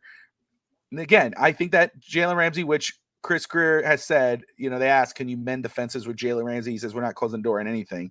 That's what they just said in this press conference. But the reason why I think Miami made this deal was that insurance policy that, hey, we could trade back in using him. 98 was another starter, in my opinion. 100%. Yeah, it is. That was my point, Miss Fins, because again, my goal, my hope for Miami coming out of this draft was to have 3 to 4 starters leaving it. That's what I felt, or at least three starters, another rotational player, or 2 starters and a rotational player, somebody who's going to be playing on game day, not guys sitting in the back. 98 offered you that opportunity. You obviously got rid of it. Now you got 2 for sure starters, but you're losing 98 because I think what's the next pick? 116, or did they trade that one too? They traded 130 something. Okay, so 116, which again you could grab that pick, grab another guy and move up and see what happens. But I'm with you. I would like to see it. Look, you're looking at available players right now. Benjamin Morrison just went off the board. He went to Tampa Bay, so that's a corner. That's a good pick. That's a very good pick. I'm surprised Xavier Watt's still on the board. Xavier Watt. Look, so this is what I say. Look, we're obviously in round 2. I highly think there's too much value here for Miami to do a crazy trade up to round 2. But let's say if Miami's actually exploring that, players still on the board here that have great value. Siobhan Revel out of East Carolina, somebody who could have been a first round pick if it wasn't for the injuries. 6'2", 194 a corner. A lot of people liked him. A lot of people had him as a number 1 corner. He's still there. Trey Amos is still on the board. Xavier Watts is still on the board. Obviously, we know Mike Green with his off the field issues. He's still on the board. That's what we're talking about. DSG. Miami says they may not be done because they're going to explore it, possibly trading up. So we will see. Ben Morrison just came off the board, so that's a corner that came off, who's a very good player. On the clock. Azariah Thomas from Florida State still up on there as well. What is the specific off the field issues with Mike Green doing now? So I never like speaking on that type of stuff just because we don't know what's fact. But it was something that had to do. I don't know, something with physical. I don't know if it's domestic, something like that, some domestic violence, something like that. Sports. I don't know. But obviously, by the way, I could see a corner going now because it's the Packers. I could see one of the corners. Oh, for sure. With Jair Alexander, the situation there. Absolutely. And there's a lot of good corners on that board, man. This is great value at this point for the Packers or anybody going to get a pick. So let's see here. We got we're at 8:43 p.m. and we are still in round 2 at pick. Let's see, what pick are we in? We're at 54 right now. Oh.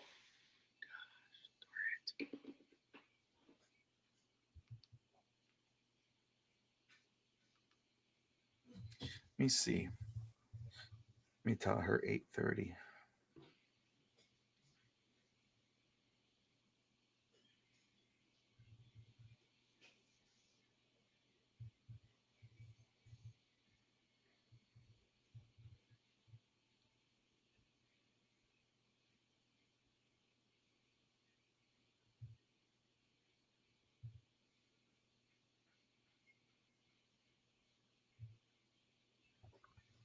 Let's see. Sorry about that, guys. 9:30. I'm just letting her know. My wife's asking me what time can I start. I said let's do 9:30.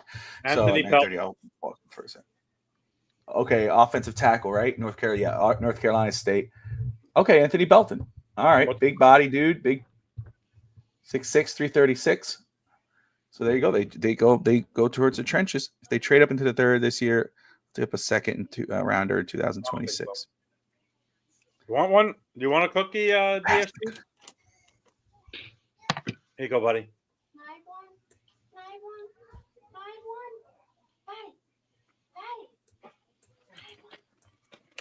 You actually have to pass the one for that. Can't just, here. It's virtual. If he's, by the way, if he's done for tonight, Grier, it does, even though you love the 2 players, it does leave a little bit of a sour taste. Oh, 100%. 100%. Because you're going to have people who are, until he proves you otherwise, until, first of all, Savannah is a monster, right? And he's an all-pro, you're going to love the trade up because you're like, dude, we had to go get him. Imagine if we didn't. And or if Cam Smith ends up being something that we thought, or they get a guy for agency, you're like, okay, at least we didn't have to, we didn't need 98. you're going to question that pick because you wanted to keep 98 because we were talking about not only keeping 98 but adding a pick between 48 and 98. Now you traded out of that. Now you only had 2 picks. So if you're completely done, you're kind of stuck. Miami traded into the 4th last year and it cost them a 3rd this year. So let's see. Again, though, I think Jalen Ramsey is that insurance policy where I could see them using that to move up into the 3rd round if they want to. Do you see? There's another question. Does Jalen Milroe go before Shedeur Sanders? That would be very interesting if he does. And we're coming up on the Raiders pick, which will be like, again, that's the one you watch. But if they skip on him, and you're like, damn. And then it doesn't become crazy. Because then any team could grab him. Because then you're not going to be the starter. You'll be our backup because we took you in the 3rd round or whatever. Milroe has a great value, though. Milroe, at this point, I'm huge on Milroe, man. Trey Harris, is that who just went to the Chargers? Good pickup. Yeah, Trey Harris, wide receiver out of Ole Miss, goes to the Chargers here. Good pickup, pair with Ladd. Yeah. And Quentin Johnson. Hey, who do minus trades last night? Teams that made trades. Who's your big winners in the 1st round? Because of the trade or in general? No. Just like a peer. No big. They're like, oh, the Browns because they picked up so many. Like who won the draft last night? To me, no. Yeah. He's asking about who won the draft or who won the trade. Who's like big winners last year minus night, like not including trades, like straight picks. Oh, the Ravens. The Ravens by a mile. Ravens. To get Malachi Starks like at 20 something is insane. Yeah, and they always do that. That's a Ravens move. That's so much value at that point in time. Just to go, notice what the Ravens did. They've traded up before, but notice they just sat there and they waited, and then they went, okay, done, got him. You Greg know what I mean? Ganey, you're welcome, Greg. I said it before you. Thank you. You're too late. Goodbye. I think like you, Greg. I think he's agreeing with you, Bobby. Who do you think was a big winner last night? That's such that's tough for me because I think we have to kind of wait to see. I understand draft grades and all that, but if you're looking at what was done yesterday, first off, what the Browns were able to do to move out of that 2nd pick, go down to 5, pick up the picks they were able to get, still get a Mason Graham who beefs up their D-line, and they could still come away. I don't know what they did. What did they do? So they got a linebacker in the 2nd round. They got Jenkins in the 2nd round. If I had to pick, just because of what they were able to do, and everybody was saying it was so tough to move out in this draft, that it was so tough to trade down. No teams wanted to trade up. They were able to get it done and still get a top 5 player. But minus like the trade, like what's one like pick you didn't like? Obviously, I think everybody's going to say the Browns are a big winner because they picked up that extra first next year for a class that we're projecting is going to be great, But like, who's a player that went in the draft and like, oh, I think this guy's going to be, a big winner. So first, again, I like Mason Graham to the Browns. I like what he gives to, again, that was my thing. I would say Mason Graham to the Browns with, I'm losing his name now from the Browns, the edge rusher. Oh my goodness. Myles Garrett. I just love that. I love that. And again, what they were able to build, it's great. Genty to the Raiders. I've been saying that for a while. I love that pick. I love that value. If they could come away, the Raiders, with what they've been doing, if they get Genty in round 1, who's explosive, we had him as a Heisman Trophy winner, all this, what he can do in the NFL. And then you somehow, some way come away with you get your QB of the future in rounds 2 here or 3, that's the biggest heist. You come away with something huge. Chargers. Hampton, Amari and Hampton. Holy crap. You get him at 22. That's one that has to be watched. That's the one that could be like, okay, damn, they stole one there. Yeah, that's where I was going there. Like Jim Harbaugh knows how to utilize those running backs, and that offensive line they got there with obviously Joe Kelly they got last year with who's the tackle from Northwestern they got a couple years ago. Can't remember, but he knows how to work. He knows how to use his running backs. I thought that was a great pick. Coach. What up? Man, you missed Miami's pick. They traded up, man. They got a whole other guy. Missed the opportunity, man. I knew I see Miami was gonna pull that crap when I I see Tampa Bay got Benjamin Morrison. He's a stud. Yes, sir. Hey, Coach, I asked these two guys, minus like the trade backs yesterday with the Browns. What's one player you really thought in the first round was like, hey, this guy's a big winner, but like you project it's gonna be a big winner. Let me go back to round one real quick. Let's see. Like drafting wise, or just like drafting. I'm like, hey, I project this guy. Like me and Bobby agreed. We both like the Amari and Hampton pick. FinStanza went Malachi Starks. Honestly, I think the Colts go on Tyler Warren. They don't have much of a quarterback, but he could be a huge weapon. And I think that he's somebody that'll be in Chicago for. Oh, look who it is for the Bears selection, ladies and gentlemen.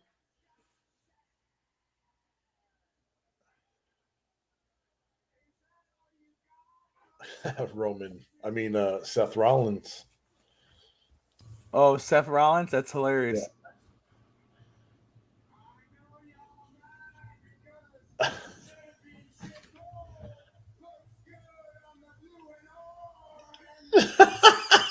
He's gonna be talking crap because it's he is. They're in Green Bay. He said, he's your boys gonna be look good in blue and orange.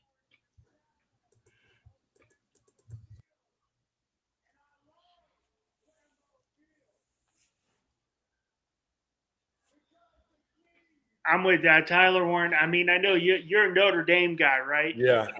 Okay, I mean, I watch a lot of college football. Tyler Warren and Penn State's overrated as hell. Yeah. We're really getting down to it. But Tyler Warren was that offense. Yeah. I mean, they should have Ohio, when they were playing Ohio State, they went away from him. He was the only guy doing anything. I agree. I mean, like, he's going to be real. I mean, that was my other guy. I wanted Warren and Memphis. Yeah. And then I also like Josh Simmons to the Chiefs. I think he can be special.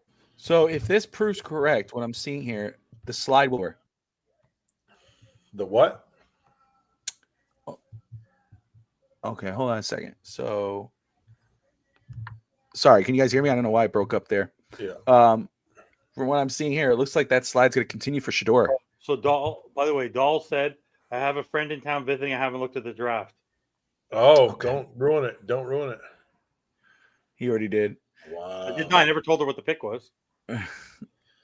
So you think you will? So if what we think is true, that we feel like he's going to go to Vegas, does Vegas? Bobby, did I miss that? What? You see, he was on screen for the Bears before. Yeah, Coach Vogel's been talking about him. What have you been doing? I was watching the game. You should, by the way, is that freaking wrong? No, in the Habs game and the Canadiens game, at the end of the period, because you watch hockey, Tom Wilson, you know who Tom Wilson is, right? Yeah. Him and we have our enforcer going and this other guy, Anderson. They ended up in the bench. And they were fighting in the Washington Capitals bench at the end of the second period, like literally on the physical bench. You should go watch the highlight of that. Insane. So the Bears have taken Boston College offensive tackle Ozzie Trapello at 56th overall. The Lions have traded up to Denver, and they could be looking at offensive line with this pick. The offensive line, and O-line, D-line, wide receiver. Do we see a Cam Williams going? I really like Cam Williams. I know the injury history. I had him in the third and the fourth. That's where I had him. He's fallen like hell. Yeah. I really like Cam Williams. But there's this just looks like offensive line. And then the Raiders, which we've been talking about, just to let you know, based on what I'm seeing, the slide will continue. Unless it's a big surprise, the slide should continue past the Raiders here for Shedeur Sanders. Wow. Maybe I don't know where he's going. Undrafted free agent, maybe? That would be disgusting. Who? Do you Shedeur, feel I said the slide's it's going to go past the Raiders. He's not going to the Raiders. I think he's gonna go third round. If they're going O-line right now, I think what is a Dan Campbell pick? This is a Detroit. This is Detroit right here. Yeah, Dan Campbell pick. You're going to love this pick. Is it who I think it is? I'm just telling you, you're going to love this pick for the Lions. Remember, when we talk Dolphins, when you say a guy should go to the Dolphins, he ends up usually going with the Lions. So this is one of these guys that we always talked about, Miami. Oh, is this And we didn't have to trade, and we wouldn't have had to trade up.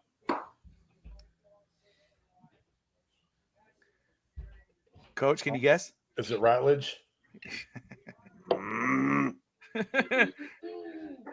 I'm just saying that. I don't know I haven't seen the pick yet. Dude, I was taking the guy that we took over Ratledge anyway. Ratledge has injury concerns. Well, yeah, absolutely. Again, Savanea is a guy. He was impromptu. Oh, okay. SmackDown update for those who care. Tiffy Stratton fighting for the world title against with Jade Cargill. I mean, defending the world title against Jade Cargill. My son's probably I might have to go check him out in a little bit.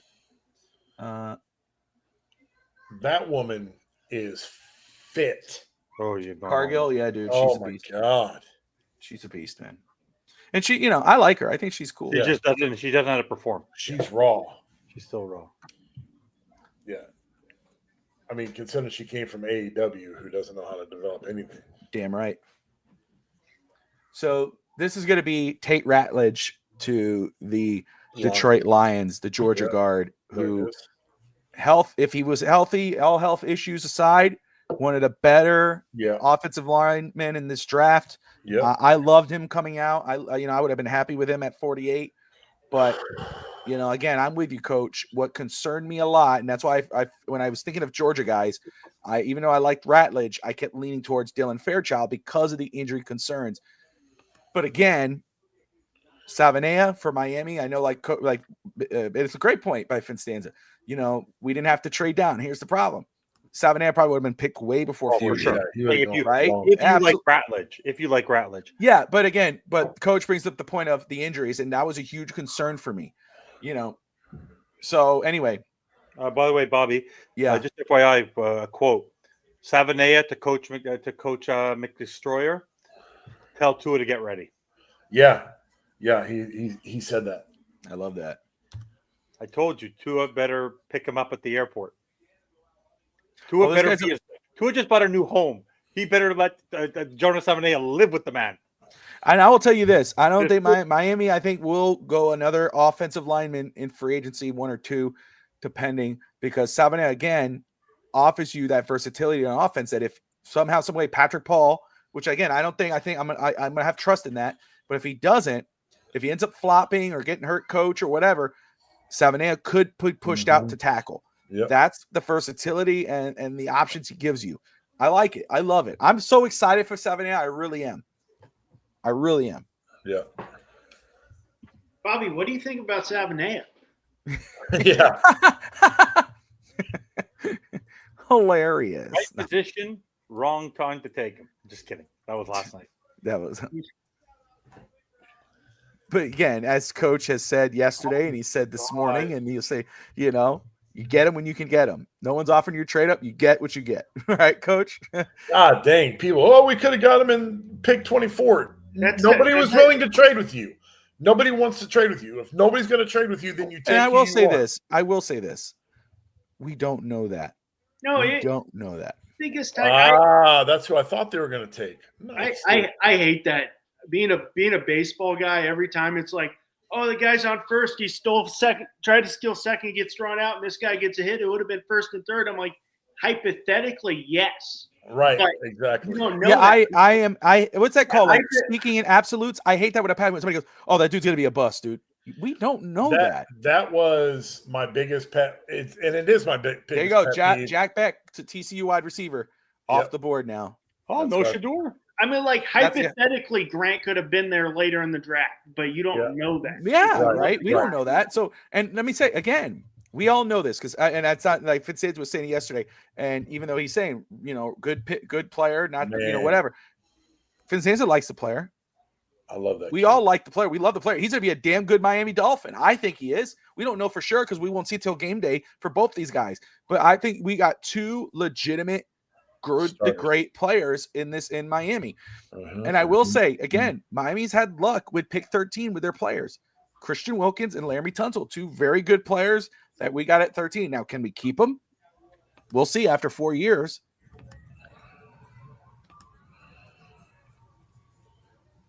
Who's on the clock now? After Jack beat you. But yeah, what was your biggest pet peeve, Coach? Is the guys that talking absolutes when we're on the draft show. Mike McDaniel will not, or Grier will not do. Grier doesn't do that. He doesn't do that. He would never take that guy. And it's like Volpe just tied it up with the home run, Evan, 1-1. By the way, Coach Vogel, I could guarantee something that Mike McDaniel does look like Chris Grier's assistant, the way he was dressed yesterday. All he was missing was the pocket protector in his thing. I'm telling you saw that? But yeah, I'm with you, Coach. I hate people. I hate when people speak in absolutes. That dude's going to be a bust. Or, oh, man, there's no way this guy's going to go for it. There's no way Shedeur Sanders is going to fall out of the first round. Right. We don't know. You don't know. That's why, when it comes to when we do my brother, when I told him, he goes, "Where's Shedeur on your board?" I go, he's a third round. He was a third round pick at that time. He moved up to second. My thing. I said, but he's a third round based off my grade. He goes, "You're crazy, bro." I go, "I'm just telling you what I saw." Yeah, exactly. What I saw. And he goes, "There's just no way, man." And what is it? There's no way. Guess what? There was a way. It happened. Bobby. How can you pass up Trent Dilfer when you got John Harbaugh as a quarterback? Right? Yeah. Oh my gosh, dude. You remember that? Bobby and that's Mike. Who's Kaiser's number one? The Ravens are about to unbelievable.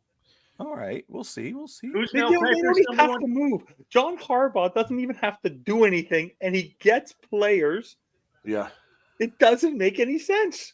This team just gets better. They take advantage of the slides. That's what they do. Yep. That's what good football. But again, they have the luxury to do that. They don't have to jump over teams. They don't have to try to figure it out on the fly. They got their team set. They got the foundation. What happened when Ozzie Newsome retired? Before he left, he was always great at drafting. He leaves. Guess what? It sticks because of the foundation of that team. Yeah. So that's when what you great have teams when you have a foundation like that, if it's not broke, you don't need to fix it if it's not broke, right? So if we just keep the same draft strategy, and we're the Ravens every year in the top 1-2 of their division every year in the playoffs. Think about that.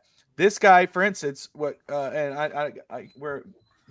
haven't picked yet, right? They're going to pick now, but this is a guy for us. I don't know where he was on our board, Coach. Let me see. Who is it? Let me pull it up here. He was a 1, 2, 3, 4, 5.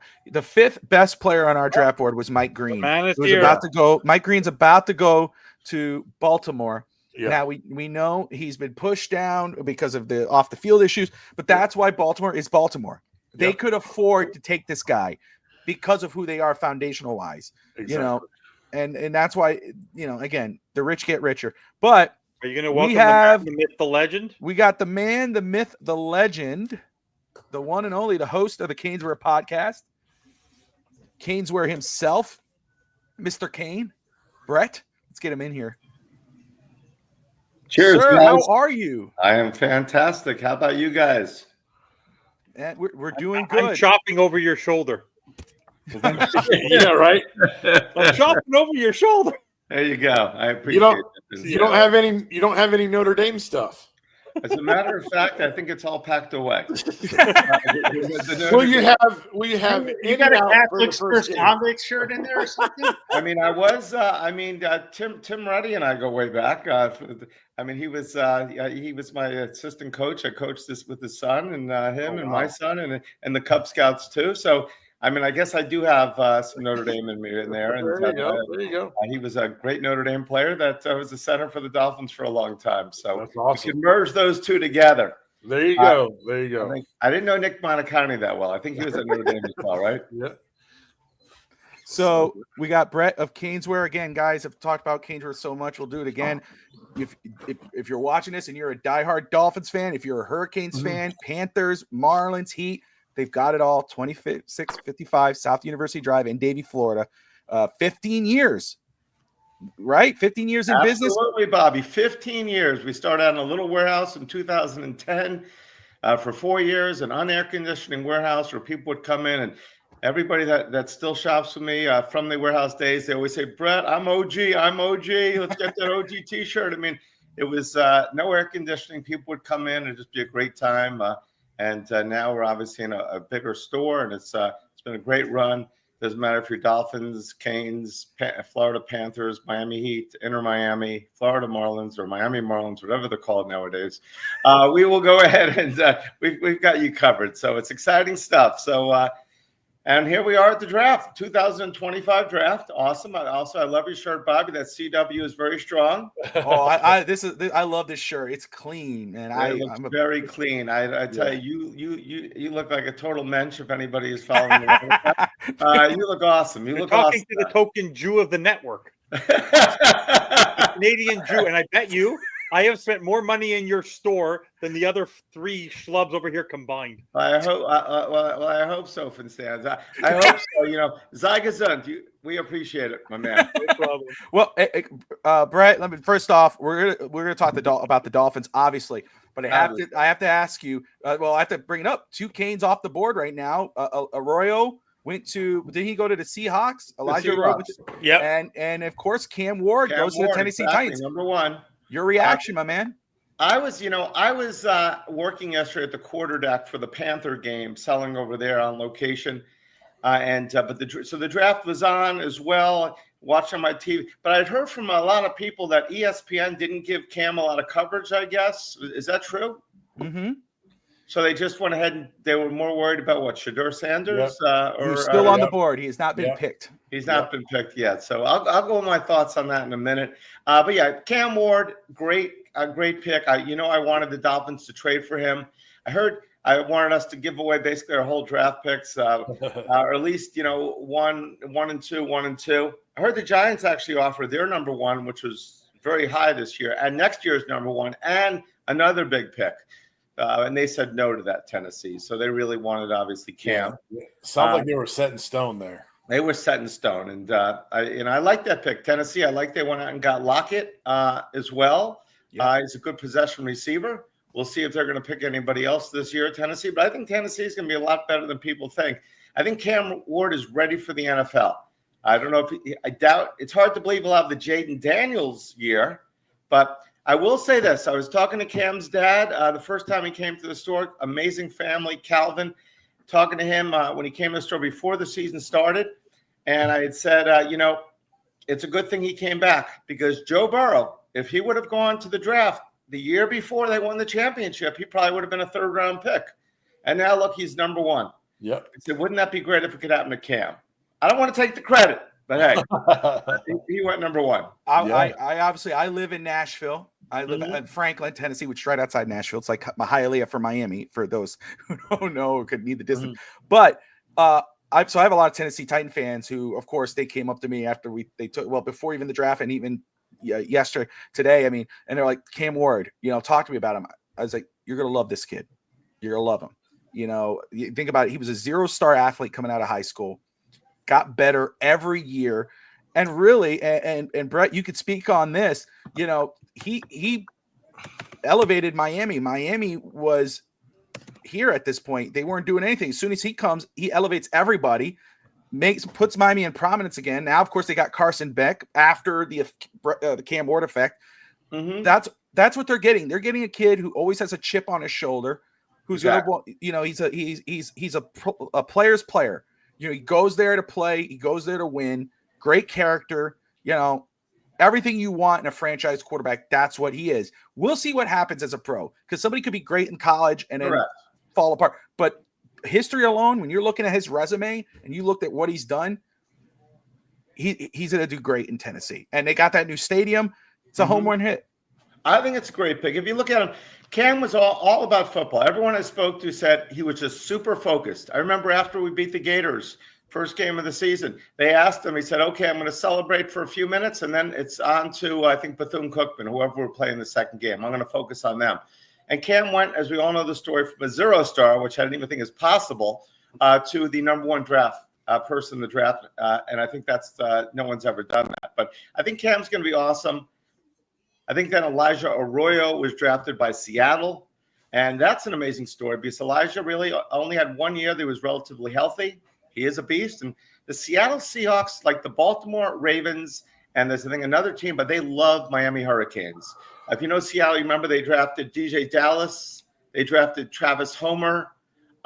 They had Brian Blades way back. They've had several Canes. So they do love Miami Hurricanes, the Seahawks. So we'll see how he's going to do there. I'm excited to see his career. Hoping to see Xavier Restrepo, Martinez, and several other guys drafted as well. Hopefully the Hurricanes will have about 7 or 8 guys drafted in this pick. No, I think they will. And we got another Florida guy coming off the board, or just the state of Florida, UCF running back RJ Harvey coming off here at 60 to the Denver Broncos.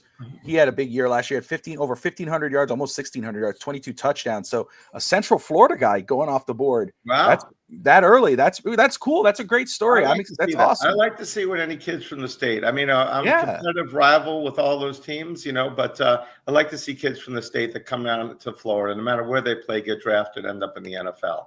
And let me ask you, Brett, with Shedeur Sanders, because you brought it up a little bit. What are your thoughts on that, man? That he's falling, possibly maybe falling into the 3rd round now.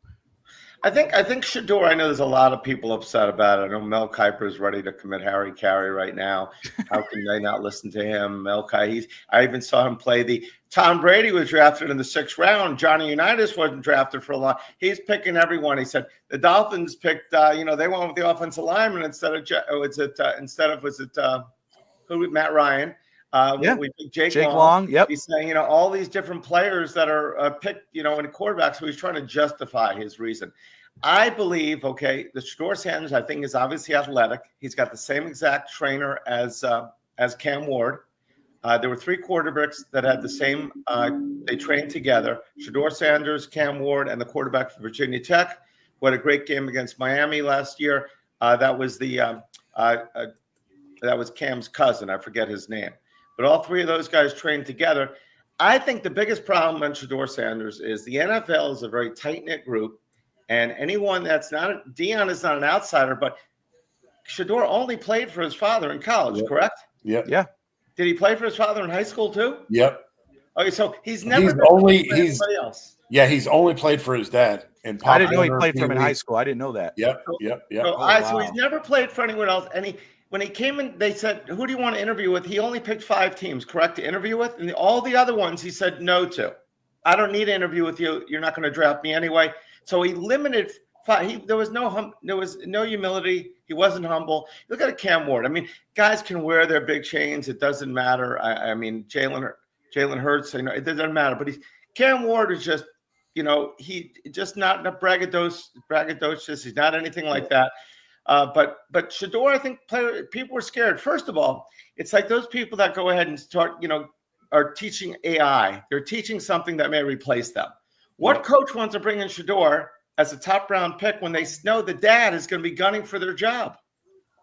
Yeah. That's a great point. Yeah. I'm drafting this guy, but his father's probably going to replace me if I don't do well. Yeah. And I'm going to hear all the time on the news, Deion, what would you do with your son if you were the coach of this team? Yep. I mean, who wants that? Exactly. Thank you there. So it's who wants that someone to look over your back? Exactly. The other thing is Shedeur. I mean, I think he's not that big. He supposedly throws a great ball, but why would they retire his number right before the draft? I mean, it just made him look a little worse considering he was 13-12. Yeah, and I know they say he broke the school records. Well, Brad Kaya, if those of you guys that remember him for the Hurricanes, the records too. I mean, nowadays in this throwing environment, you don't have to be a great quarterback. You just have to play a lot. You don't have to be a great quarterback to break records. It's a throwing league. I mean, so Xavier Restrepo's great. He broke all the records. I hope he has a career in the NFL like Andre Johnson or Michael Irvin or any of those guys. and it'd be great. But guys are breaking records now. He was phenomenal here, but why would Sanders right before, it just goes to show it's like we're a me family. It's all about us. It's not about team. It's all about us. And I think that's in the NFL, that's the wrong way to go. It's the wrong way. The coaches, not the GM, everyone's going to be looking over their shoulder. So I think that's the main reason why he's not drafted yet. What's your thought, guys?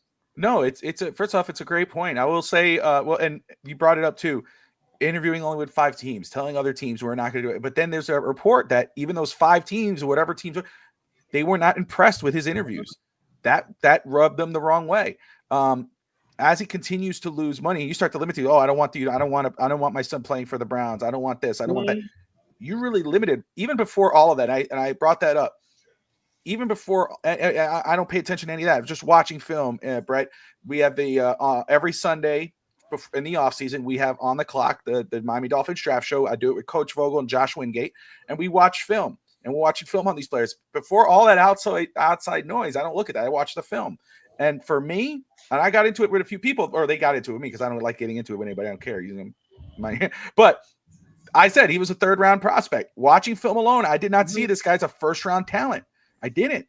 You see Travis Hunter. Travis Hunter is Travis Hunter. That dude jumps off that is a legitimate superstar player, and Jacksonville got themselves a superstar player. Mm-hmm. But I did not see that Cam Ward. I mean, excuse me, and Shedeur Sanders. Cam Ward, I saw 1st-round quarterback. Yes, is this class a weaker class for quarterback? Of course it is. But Cam Ward, you could see the talent, and you saw what he was able to do. Obviously, it was easier for me because I watched him all year. But watching the film alone, you see the talent. Shedeur, I didn't see it. I saw a guy who, he's athletic, but when the pocket breaks down around him, he freaks out. He becomes inaccurate. I felt like at some times takes bad sacks and relying on his weapons a lot of the time. He needs to be on a team that he's going to have very good weapons. And really, again, I think for him as a prospect, because we don't know if he's going to be a bust or not. I don't think that's fair to say something about a rookie because we don't know. But I will say, this might be the best case scenario for him because maybe this does humble him and if he ends up falling into the 3rd round, maybe whatever team he goes to, he's going to have a chip on his shoulder to prove to everybody, hey, I should have been a 1st-round pick. So this might be the best thing for him. It's crazy that it is happening. Did anyone else want to say anything about Shedeur Sanders? I mean, I think Brett nailed it, when he said that a lot of coaches don't want to pick him because they don't want Deion gunning for their job. Because that will absolutely come up, right? Mm-hmm. That'll absolutely come up. Absolutely. I mean, you're bringing a quarterback to help you. The next thing you know, you're on the unemployment line. Yeah. Who needs that aggravation? I mean, I've always thought the Dolphins did not draft another quarterback or have another quarterback, a quality backup, because they didn't want to bother Tua and have him hear the noise. I thought after what happened, with the previous coaching staff, I thought McDaniel was here to baby him and coddle him and build him back up, which was fine. But, and I was believing in Skyler as the backup quarterback. I believed in him, the guy. I said, wow, this is great. We're going to be printing this shirt. The sky's the limit with Skyler. He came in at an amazing exhibition season or preseason. And then, we played him one game. He didn't look good at all. He got hurt. I mean, I rewind a little bit. He looked good to me in the Buffalo playoff game. He didn't look great. He looked better. I don't know what happened to him, but he got worse in that next play and the next game. And I thought, okay, we're going to be good with him. And he just looked terrible. And he regressed. And he never even got another chance. He wasn't injured the whole time, correct? No. Did he get hurt again? No, he regressed so bad that they ended up going and get Tyler Huntley. And exactly. Now Huntley was starting to look good actually the last couple of games. But still, I mean, are the Dolphins going to address that quarterback need? I don't know. But I really believe it's the same thing I'm saying with Deion. Nobody wants to go ahead and have all the chatter behind them. Tua, they were afraid that Tua's mental makeup, in my opinion, the chatter would bother him too much, which is obviously did a disservice to our Dolphins because we weren't ready. If we would have had a quality backup last year, we easily make the playoffs. Let me ask you now, we're talking about the Dolphins. So I know you and I texted yesterday. I gave you my viewpoint. You had a night and a day. I'm sure you've heard it a lot throughout the day at the store. Your thoughts on Miami's 2 first picks? They address the trenches. They go get Kenneth Grant, the big DT out of Michigan, and then they trade up. They take their 48, their 98, and a 5th rounder or their 4th rounder, and they move up into the 2nd round and take Jonah Savanea out of Arizona. Big dude, my top guard, my top offensive lineman in this draft. What Really? are your thoughts on Miami's draft so far? When I first saw Grant drafted, I thought, I didn't really know that much about him. I said, I don't know if I mentioned you or someone else, the Penn State tight end. I thought, that guy could be a game changer the way tight ends are. And he's that all-around tight end that McDaniels wants, right? He can do everything. He can block as well, correct? The Penn State tight end? Oh, yeah, all around, yeah. All around. So Tyler Warren. So he's like the San Francisco tight end, which obviously that's what he had. So, Jonah is good, but I don't know if I don't know if he's that blocking guy. And can we go with 2 tight ends? So I thought that could help the offense. But after I saw Grant, at 6'3", 339, he was at 360 at one time. He looks like a freak. When I saw those highlights of him running down quarterbacks, running down running backs, his burst of speed, he looks like a freak of nature. So I think, I look up the national championship highlights. He was unbelievable that year, the year before last. So I think it was a great pick. And you need a good defensive tackle to win in this league. And we have a good defensive tackle. So now we're going to have 2. If this guy can go with Seiler and they can play together, it's going to be fantastic. The question is, can he play right away? I hope so. I hope he's going to start. What do you guys feel about that? Yeah, no, for me, my goal for Miami, the Dolphins, was to come out of this draft with 3 to 4 starters or 2 starters and 2 rotational players.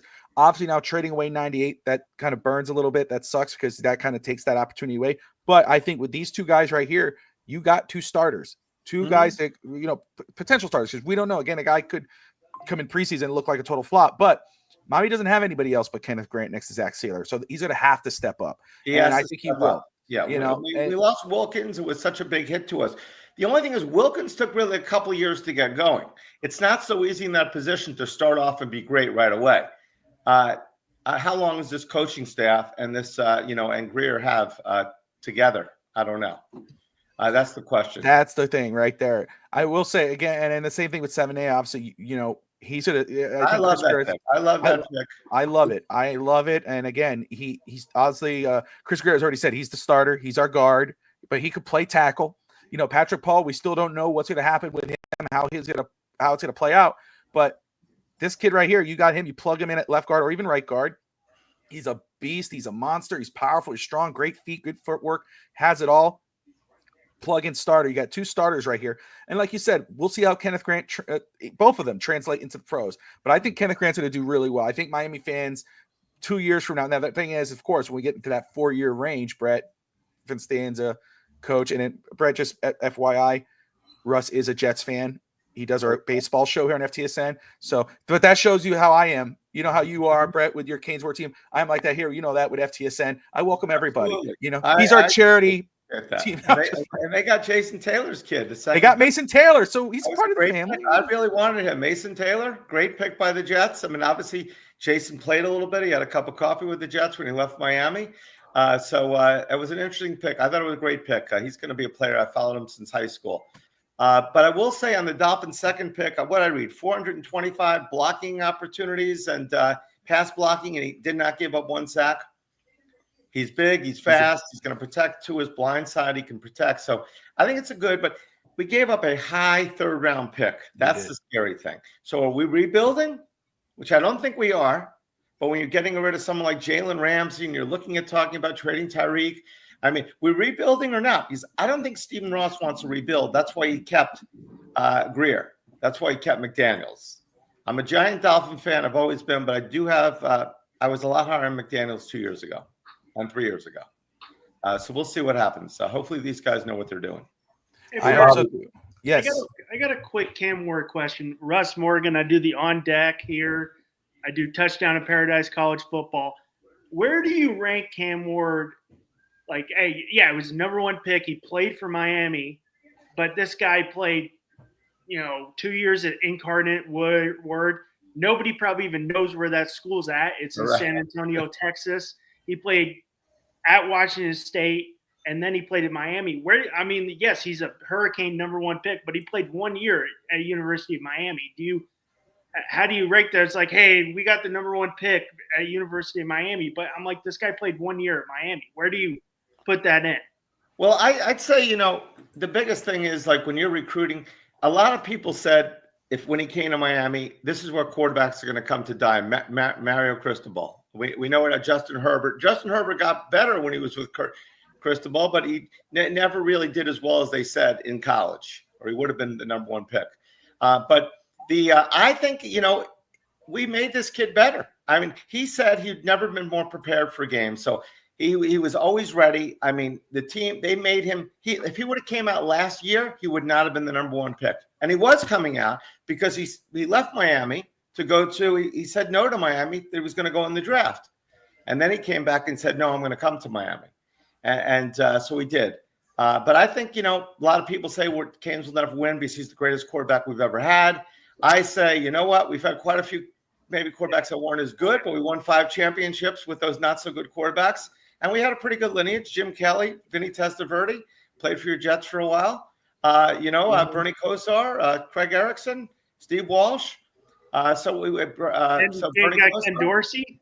Ken Dorsey. So I think he was amazing. And I say the great thing about it is people look at the draft board. They say, number one pick, Miami. I think that is the best recruiting tool in the world. Carson Beck last year, before the beginning of the season, Cam Ward was 16-1 to be the number one pick.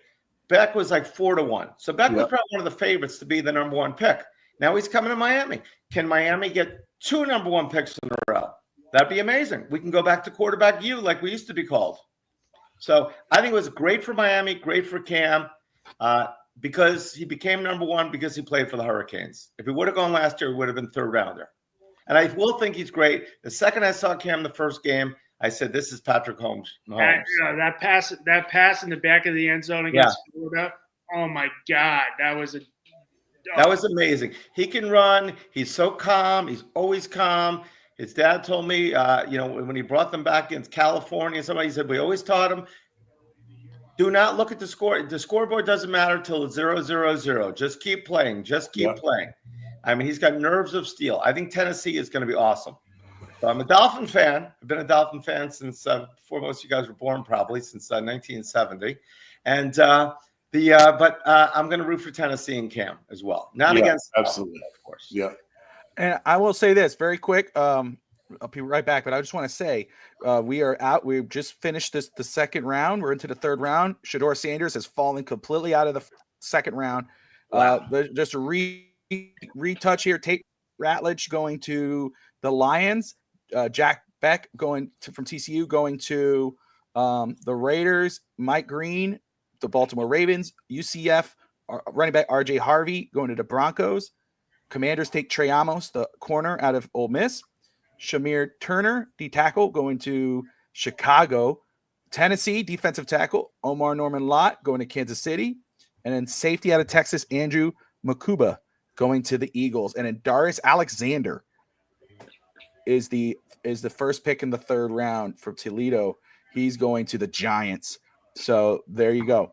So we will wait that out to see how this plays out. And let me see. I think I heard a beep. Did I hear a beep? I did. Ruckus Entertainment in the house. We got Josh Mabry joining us as well. There you go. What's up, Josh? How you doing, man? Doing good. Excited for Tyler Shuck for getting drafted before Shedeur. I did not expect that going into it. I as you can tell, that is Lamar and all that little stuff there. I am from Louisville, but I graduated from Western. That's why you see that. But thank you all for having us on. I will ask my first question because Cam Ward did his thing against Louisville. That was a great back and forth game, by the way, this past year. If obviously Brett knows and Bobby knows and everyone else that are Miami Hurricanes fans, that was one of the best back and forth games. Reminded me of the Chiefs. It's a collegiate version of like the Chiefs Rams game, like 5-6 years ago, where they just kept trading bars. Xavier Restrepo, where is he gonna go? And did the 40 time of him running like a 5 flat hurt him? Because he's amazing as a receiver to me. So I'm gonna let Brett. Can you tell me if I'm right or wrong? I feel because they asked this question on the Caneswear podcast. Shout out to the Caneswear podcast hosts Brett and Gio. They kill it, man. I love their show. I'm just a producer, but I learned so much just watching them. They asked that question, so I'll let Brett answer that. For me, I think he's going to get drafted where he was going to get drafted in first place. I don't think the pro day, because that's when you go to the film, because you knew about his injury history, or his injury is what happened with the injury that affected his pro day. For me, is that that's when you go and watch the film. I think the third round, this is when you start to look for him. The fourth round is when, I think that's the vicinity. If it's not tonight, at the end of tonight, early tomorrow, I don't think it hurt him. I think people understand it's the injury. I think you got to go back in the film and watch him, because he was one of the best playmakers on the Canes. And for Cam Ward, he's like, you draft him, he's a quarterback's best friend. He's that guy that you could rely on. Brett, am I in the ballpark, or do you think 100%. It did hurt him? 100%. I mean, I'm very close to the Restrepo family, and seeing them in the store, and selling his jerseys and other things. But and the parents were like, they pushed Xavier, and Xavier didn't really need pushing. He was just, he's out there all the time playing. He's practicing. He's the perfect complement to a quarterback. But when Cam came to the team, his mom told me that Cam said, "We're going out and we're going to keep on practicing," and we're doing it again. Said it didn't go the way I wanted it before the season. And the guy that I like is Kenneth Grant, number 7. All right, John Gruden, thank you for that. But I think my fault. Could go as high as second round, actually, the way he was playing. But when he catches that ball, the turn he makes is so fast that he can get away from traffic. He's also always open. He's the kind of guy, when a quarterback's scrambling, they're going to find him. I mean, but now I think, because he ran that 4.98, even though he is a lot faster than that, I think he's probably going to drop to the 4th round. Okay. Maybe the 5th, because of that. Because I could see, I mean, if Cam has any say, and he's been talking to them, he may say, "Hey, I want this guy. He's going to make us better. He's a great safety valve." Yeah, absolutely. Obviously, a smart thing to do. Because just in that one game, I was like, okay, this guy has excellent route running. He can get open, so that means he has chemistry with his quarterback. And exactly. Cam Moore's only been there for a year, and Restrepo is like Mr. Miami. And and then he gets the 50-50 balls. So when I saw him run, so sometimes the 40 time, as we know from the Raiders, of just like, oh, he ran the fastest 40, let's just get him. Well, John Ross wasn't good either.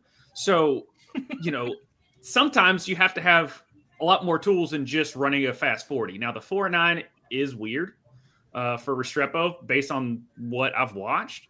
But I thought he would be like a second or third round receiver. And then he ran that 40, and it took him down a little bit. And plus the injury history, whereas the injury history was always Tyler Shuck, and Tyler Shuck was a 3rd overall quarterback taken.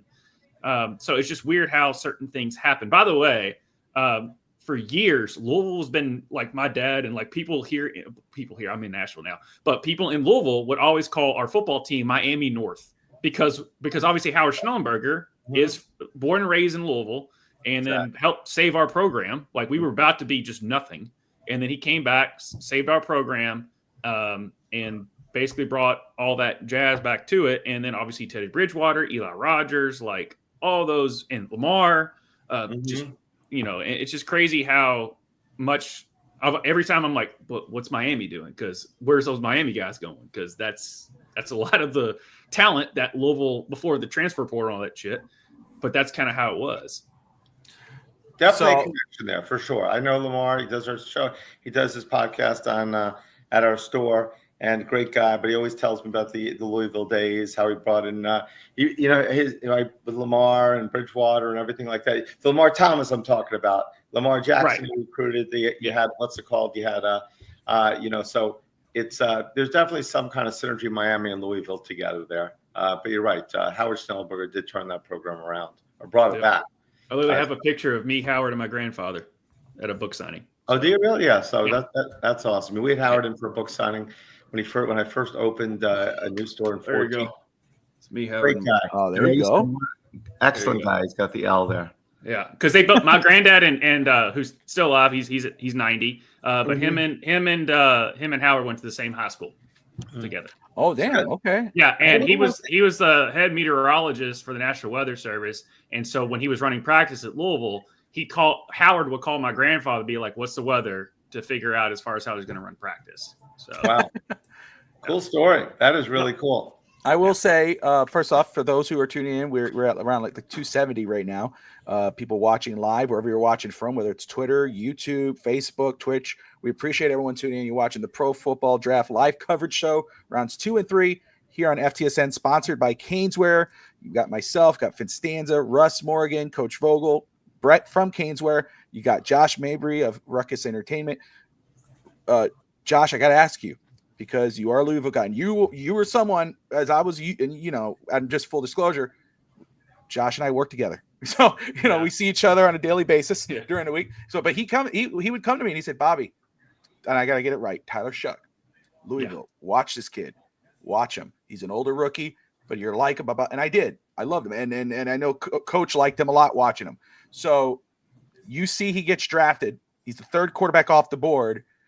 Shador is in the third round. Jalen Milroe, Alabama, into the third round. Yep. Shuck is the third guy. I know you are a homer for Louisville. I know you support your guys, but did that shock you seeing Tyler Shuck come off the board? Did you like that? Yeah. So I'll give you the timeline of Tyler Shuck and the Louisville fan base. So because we knew Jeff Brom, obviously Jeff Brom, born and raised Louisville guy, right? Played at Louisville, played at San Francisco for a little bit, and then the coaching history. And he was always known as the quarterback guru. He was the Bobby Trino brought him on so he can get his brother mainly, but he got it there. And so when we got Tyler, we were thinking we're going to go after DJ Ugalangale, who I wasn't a big fan of, still not. These named quarterbacks, and Tyler Shuck, who we could not pronounce his last name either. By the way, we did not know who he was. But Jawar Jordan was teammates with him in high school. If you know who Jawar Jordan is, he was like the 6th round pick for the Texans, running back out of Louisville last year. But he was whatever. And then Tyler committed to us. We're like, oh, Jeff lost his fastball. We can't get the big name guys. Blah blah blah blah. And I was like, and I watched his tape, and I'm like, no, there's something there. He's just been injured this whole time. This is the first time for guys know when he came into college. Do you know who he was the backup quarterback for? There goes your tight end. Oregon. It was Oregon, but you know who he backed up at Oregon? Pat Mahomes? No, that was Texas Tech. But he did go to Texas Tech. Justin Herbert, right? Justin Herbert. That's how long he's been in college. He was when he was 26.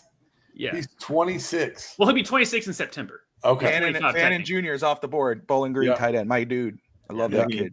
So when we got Tyler, I'm like, what do we want this injury prone? And then I saw him in the spring game, and I'm like, okay. And I watched his tape. Yeah. And then he played, and he would make those touch throws that throw that I showed Bobby, I was like, Bobby, go watch that Notre Dame throw. Just go watch it. Now, don't watch the Stanford throw. I think everyone was hung over that game, by the way. Yeah. I think the whole team was hung over. Don't watch the Stanford tape. And don't watch that combine throw that he, crazily missed. That was insane. I was like, what the? But when I saw on tape, I saw that. Yeah. But the 99% of his game is good. It's just the fact that he's injury prone and he's 25. Mm-hmm. So that's the issue. Whereas Shador has nothing to do with his. It's the same thing with Tyler. Is Shador's got the game. It's the other intangible, the Moneyball situation, in the room when they're like, well, the guy doesn't have good demeanor, or his Johnson's too small, so doesn't have good. Ugly girlfriend. Right. You know what that means. Thank you. Yeah. Thank you, Russ. Ugly girlfriend. It's all like the size. No confidence. Tyler has everything you want in a quarterback, and read a defense. Plus, Jeff Brom. If you didn't know, did anyone know who Aiden O'Connell was? He still is not good, but did you think he was going to be a pro quarterback and actually be feasible? No. Jeff Brom got him, walk on, turn him into a pro quarterback. The dude knows how to turn quarterback. So I will say this: I don't know going into next season, because he went from Lincoln Riley to now Jeff Brom. Miller Moss is at Louisville. So with the former USC quarterback. Coach, I don't know if Coach or Russ or anybody know who I'm talking about. Yeah. If if Miller Moss is going to up his draft stock, Jeff Brom's going to find it in him.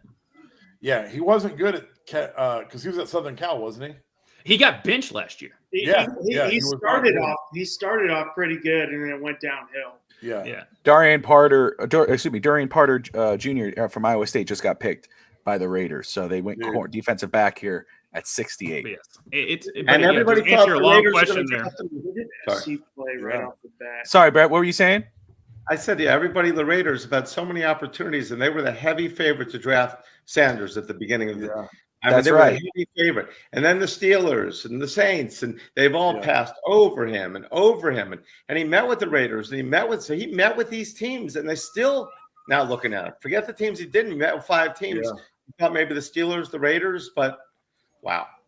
But it's got to be that no coach wants to take him, since he's only played for his father, and his father's going to want to coach there.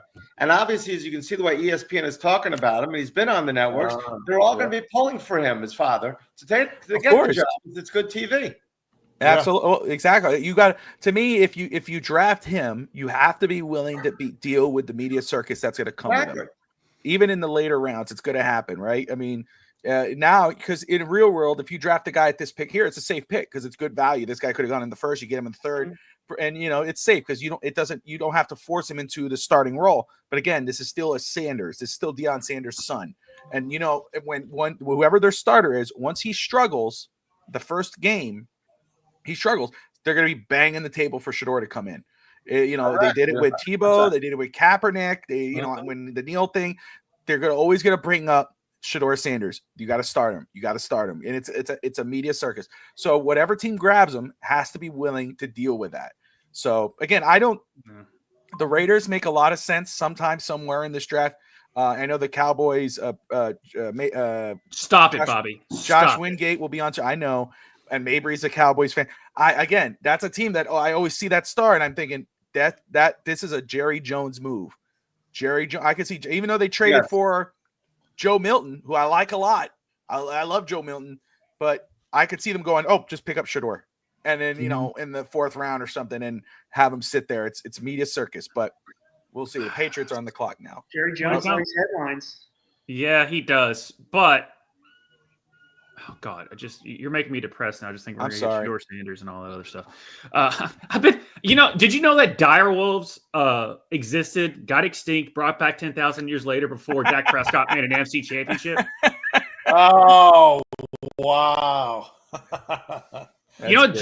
Jennifer Lopez has had 6 rings since 1997, and Cowboys have none.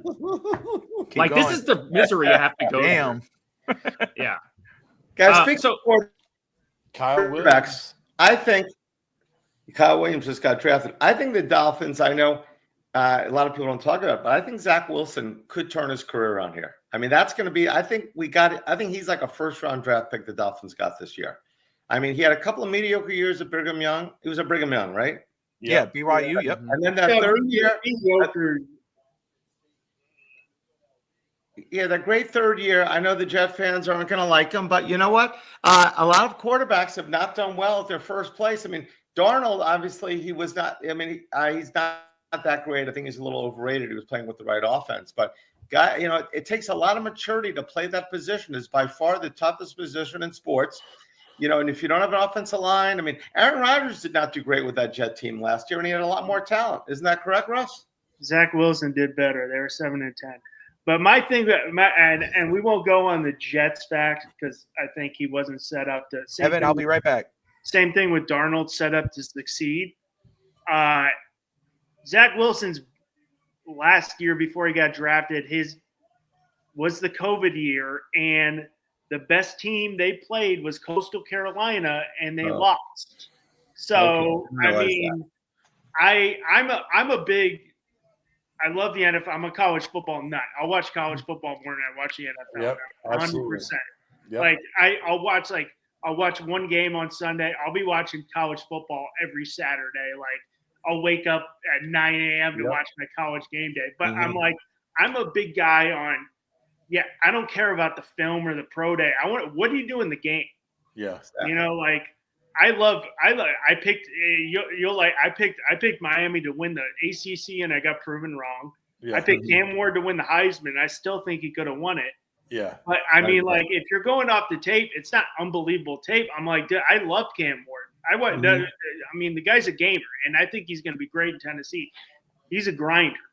Yeah. And like you said, he put Miami back on the map. Like, I mean, I'm not from Florida. I live in Florida, but I mean, like, my opinion now I know these guys from Florida. I'm like, they're like, oh, Miami's not considered top tier. I'm like, are you serious? 80s Miami, unbelievable. 2000s. I'm like, when I think Miami football, I think blue chip, top tier college football. But I guess that's not the case. I'm an outsider, I guess.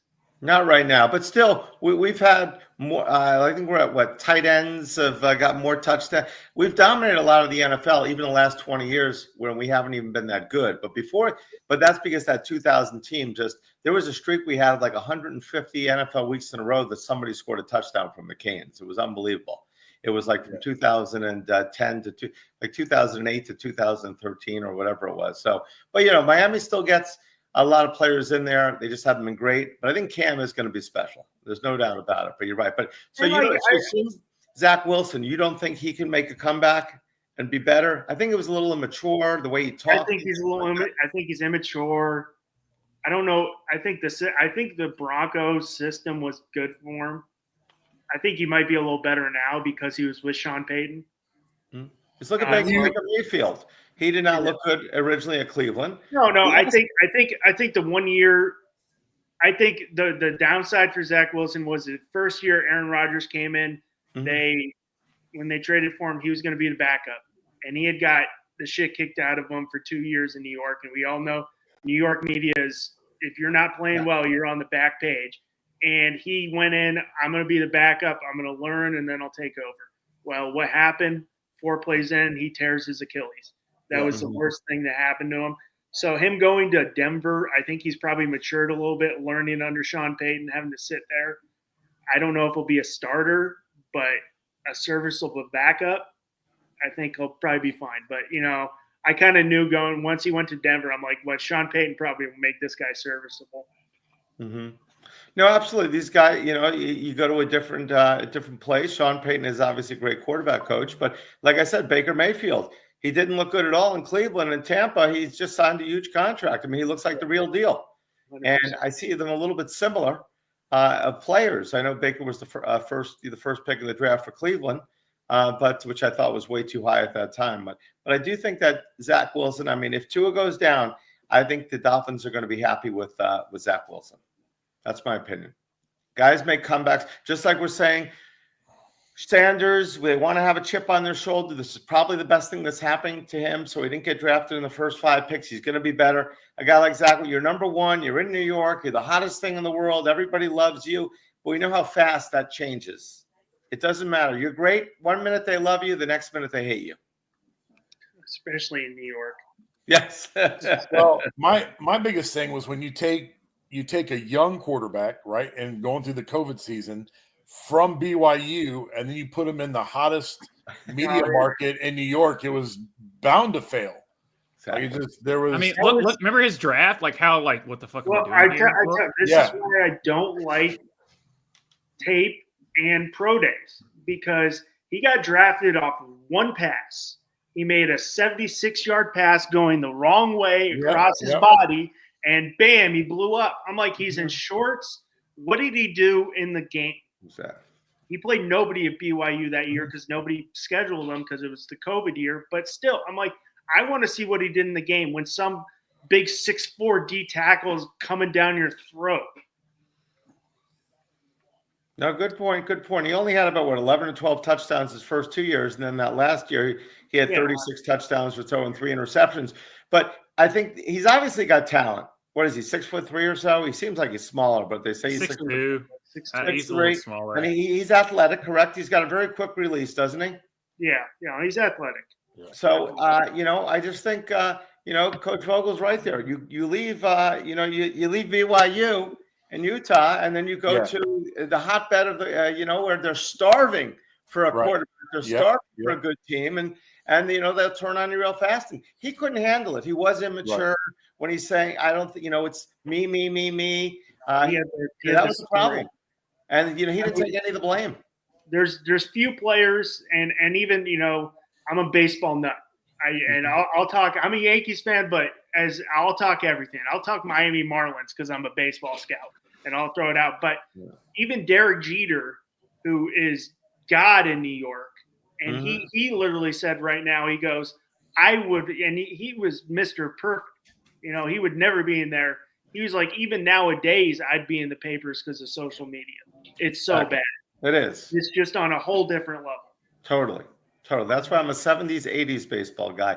After the 80s, even though I did go to every Marlin World Series game in 97 and 03, and I was a giant Marlin fan then. But I did go to all those World Series games, except in 03 as well. The 3 that we had here, we won in New York. But that was awesome. So, and I told Bobby they should just go back to teal. Oh, definitely. I have my Marlin shirt. As a matter of fact, I just picked it up at the store, Kingsware, right here, my teal polo. Then I said, okay, I've got all the other teams who made these. So there it is. That's the logo right there. The F logo is where it's at. The Marlins, it's not this whole Miami thing, but that F, that team, from the beginning of the Marlin days, we won in 97, we won in 03. It's amazing the Marlins have two World Series. I was a Met fan growing up until 93. Josh Beckett, right? I'm sorry? Was it Josh Beckett? Josh Beckett in 2003. Who was the outfielder? He was clutching with the bat that World Series. Juan Pena? We had in 03. In 03 we had Miguel Cabrera, we had Jeff Conine. In 97 we had it was the year you beat the Cubs and what's his name got disbanded from Chicago. Yeah, that was 03. That's when we beat the Yankees. 03 they beat the Cubs. 3-1 and Bartman, right? Steve Bartman. Yeah, Steve Bartman. That was sad. Yeah, Boyce Lewis still complaining. Oh yeah, exactly. Yes, totally. It's that was no. You know who it was? Louis was that what was it? Not Louis Castillo. He was African American. It was it was the outfielder. We had Bobby Bonilla that year. No, Bobby Bonilla was 97. Yeah, the greatest pension plan of all time, Bobby Bonilla. Yes, the $1 million. And nowadays, what is $1 million in sports? But he does get that. I mean, it's not going to be what Ohtani's going to be getting, in 10 years. No. But the fact that he never played that's the craziest thing in the world. He played like 2 games for the Mets, and they still owe him till 2035, $1 million on July 1st. Bobby Bonilla did. People still I still be like, hey, it's Bobby Bonilla Day, and they're like, who are you talking about? And then I'm like, are you serious? Like that exists? I'm like, yes, it's the best pension plan in America. Yeah, that was for him. When you signed that, I mean, like 2035 is when in Game 7 against the Indians, I was there, and he hit the home run, basically to send us to extra innings, and it was awesome. All right, Russ, you're that's it, Montpierre. So the outfielders for the Marlins were Cabrera, Encarnacion. Cabrera was a third baseman. Yeah, but he played outfield that year. But he wasn't. But no, it was third base. Castillo, Derek Lee, Mike Lowell. Mike Lowell. No, you might be right. Mike Lowell was playing third that year. You are right. Who else played Derek Lee? There was in 2003. Wasn't it Castillo or something? It was the same name as the pitcher, Luis Castillo. Luis Castillo is the same. He should have won. He wanted to win the MVP, but they. 97, they gave it to, I guess, Livan Hernandez. Miami, I love you. Rush, you got a corner. Oh, who'd they end up getting? Azariah Thomas from Florida State. I heard they loved him. Is this, to me, this whole draft is sponsored by World War I because it's all about the trenches. It is a lot of trenches here. Yeah. Which isn't bad. It's just not as sexy, as far as the draft is concerned, because a lot of us peons that just go with fantasy football and look at the running backs, receivers, and all the offensive players. And you're looking at all the defensive like the defensive line and the offensive line. You're like, yeah, we need them, but I don't know who they are, but I'm guessing they're good, type of thing. And it's just hard for me as a 5'8", 150-pound dude soaking wet can really relate to a defensive lineman or an offensive lineman. So exactly. You remember in the old days, everybody wanted to be a running back. Now, for a few years, nobody wanted to be a running back. It's like they're complaining. They don't want to pay us the running backs. They don't want to pay all the offensive linemen and the defensive linemen. Right. Well, as of now, Ashton Genty's the 6th highest paid running back in the NFL. Is he really?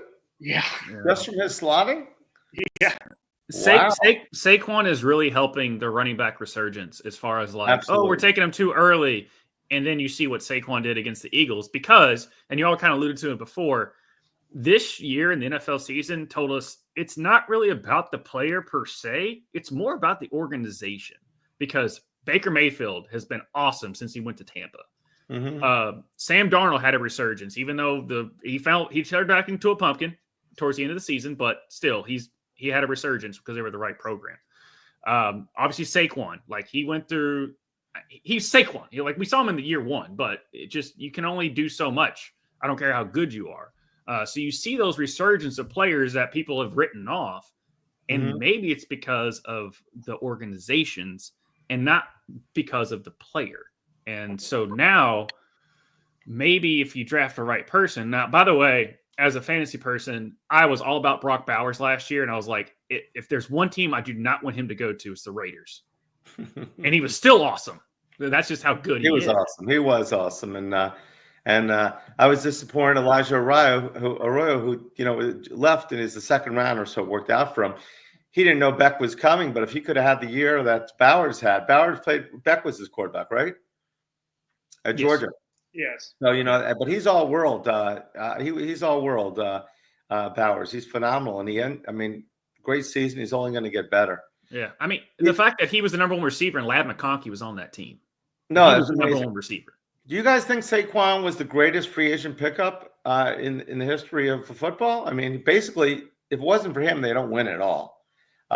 He just had an unbelievable year. Has there been a better free agent pickup that's done more for their team in the first year? Drew Brees. Did he win in his first year? No, I'm just saying, like, as far as like free agent. Well, Drew Brees was great. The Dolphins still should have got him. That was a bad move over there for the Dolphins. Yeah.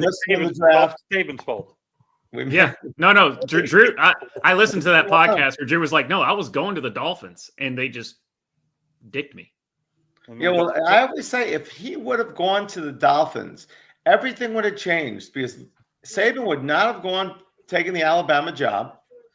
The SEC would not have been the power it was, and New England wouldn't have won all those Super Bowls probably because Saban and if he would have had a quarterback. You saw what he did the year before with who we have? Gus Frerotte. We won like 7 out of 8 games to close the season. So, but you're right. Drew Brees was quite the player, but Saquon. I mean, you're right. Gibbs is also another one that is definitely running backs. He's been phenomenal. Yeah, and I mean.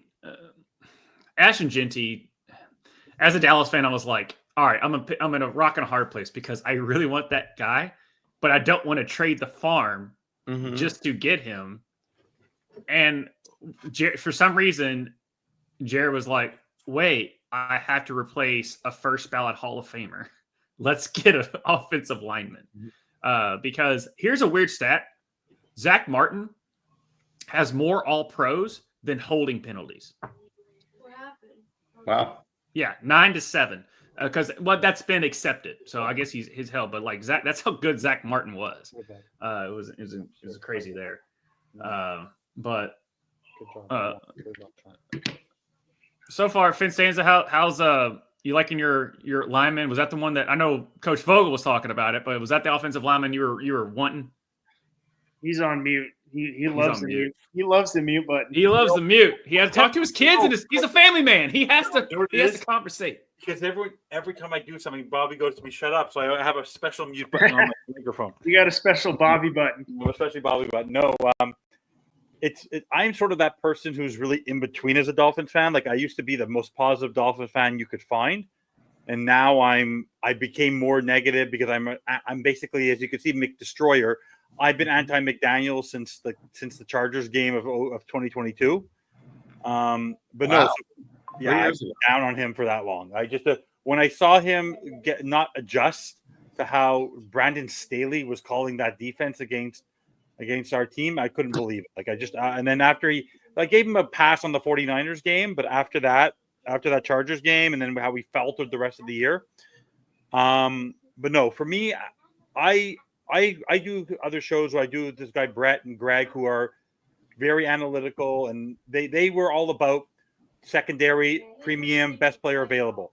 But when you look at what Grier has been saying for so long, because we know we're stuck with Grier, and I'm convinced we're going to be stuck with Grier as long as the Brian Flores lawsuit is there. Ross isn't going to touch him. Ross isn't going to touch him. McDaniel might be able to go if he doesn't make a playoff this year. Grier's still going to keep his job. Grier's not on the hot seat to me. He's just not. He won't be as long as the lawsuit is there because he won't touch that with a 10-foot pole, Ross.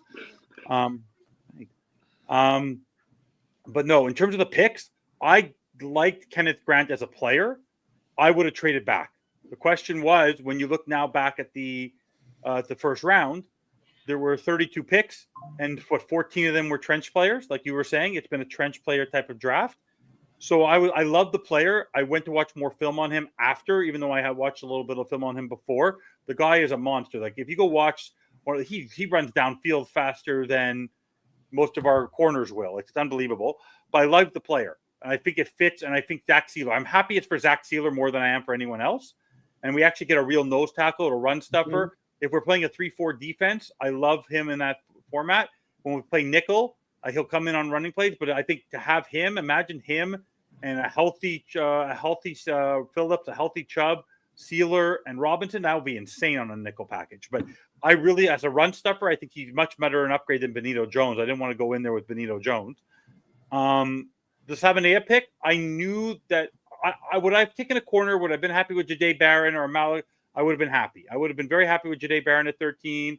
I was not comfortable with Will Johnson with the injury. Sabanea, I love the pick, but I feel they reached. But I think what they ended up doing, Grier talks about, and I think Grier and McDaniel know, and that Brett was in Florida, he probably senses it too. They know they're not. They know that they are not liked by the fan base. And if you took a poll on the fan base, they are less worried. They are not concerned about secondary just yet. If you go look at the street free agents that are out there, the D tackles, it's bare. You go look at the offensive line, there's Will Hernandez and there's Brandon Scherf, old. You want to stay young. You could still go get, if they restructure some contracts, Asante Samuel, Rasul Douglas, players who are still not super old. So in the end, did they fill the needs? Yes. Am I happy with the trench play? Yes. But if they end up with 2 picks in the top 100, I will be disappointed because to only have 1/4, 3/5, and no 6th and 2 7 and 3 7ths, like you're not going to get starters from those picks. You might get the 4th, but the 5th and the 7th are going to be competing for jobs. So in essence, you got 3 starters potentially. That's about it. That's not enough in this draft heading into the season with the amount of holes that we have. So I love the players. I don't like what they did to get them, but I like the players. Yeah. Would you have freaked out if Chris Grier did what I can't forget the Rams GM that basically just went all in for that one Super Bowl. Les Snead, and then he went all in. They won it, but then it was. I had that argument with Bobby a couple years ago where he would take one Super Bowl and then the mediocrity, and I take years of success leading into a Super Bowl. I was that guy who said I'd rather have years of success. And knowing Brett, who also has Panther stuff in there, you see me, I'm wearing a different jersey today. Out of the corner of my eye tonight, I'm watching a playoff game. I'm a massive, this, I bleed this, but I also bleed this. These are my 2 teams, live or die, because the Expos aren't here anymore for baseball. And they rebuilt in a different way. And so for me, we just came back in the series. You see what the Panthers are doing. I don't know. For me, in the end, I don't know. This team confuses me, but what am I going to do? I think that's a great question. Is would you want to do you want one championship and then not to be relevant, or do you want to be good team? I mean, but if you're talking about a team that has lost every single year, they go like the Bills went to the Super Bowl 4 times in a row. All right. If you're a Bill fan, are you happy about that run, or would you rather had gone to the Super Bowl 1 time and won it instead of 4 times? 1 time, okay? So that Bill team is always known. So, but the Rams were good this year. The Rams were good this year as well. So they weren't terrible again. They were good. A lot of people thought they could win it all this year. I want a Super Bowl. I really do want that Super Bowl. But at the same time, I want years of success. Like the purpose of the rebuild Yes. They started into like what confused me when I was so happy. I remember I was jumping up and down and saying when Tyreek Hill came because we haven't had a star in so long. But Rebuild got us to a playoff loss. the rebuild, the purpose of a rebuild is extended growth and consistent winning. That's what this hockey team is trying to do. That's what the Panthers did. That's what the Lightning did. If you look at hockey and how they rebuild, like in Buffalo, they have the Buffalo Bills. They also have a team called the Buffalo Sabres that Pagula owns. 14 years they've been trying to rebuild. They haven't made the playoffs. 14 consecutive years they haven't made the playoffs. That's insane, right? And they've been trying to rebuild. So for me, I want to know that my team is competing. But the question is, are you the Ravens right now, right? The Ravens would trade probably John Harbaugh right now. Yes, he won years ago, but with the Lamar Jackson basis, or you look at the Bills right now with Josh Allen for the years, like you're saying, would they trade places with Matthew Stafford right now? Probably, because they can say, I have a Super Bowl, right? Yeah. It's a hit or miss. The problem is that we end up being disappointed as Dolphin fans, right? We're just like, for us, if we win a playoff game, there's going to be a riot outside Hard Rock. Like, if we win a playoff game. Century since we won a playoff game. 2008. Like Dallas is 2008. So we got right now, we've got 3 NFL franchises, 2 people representing the Dolphins, 1 representing the Jets, 1 representing the Cowboys. And we haven't won a playoff series since 2008. I don't remember the last time the Jets won the playoff series, but I do know 2010.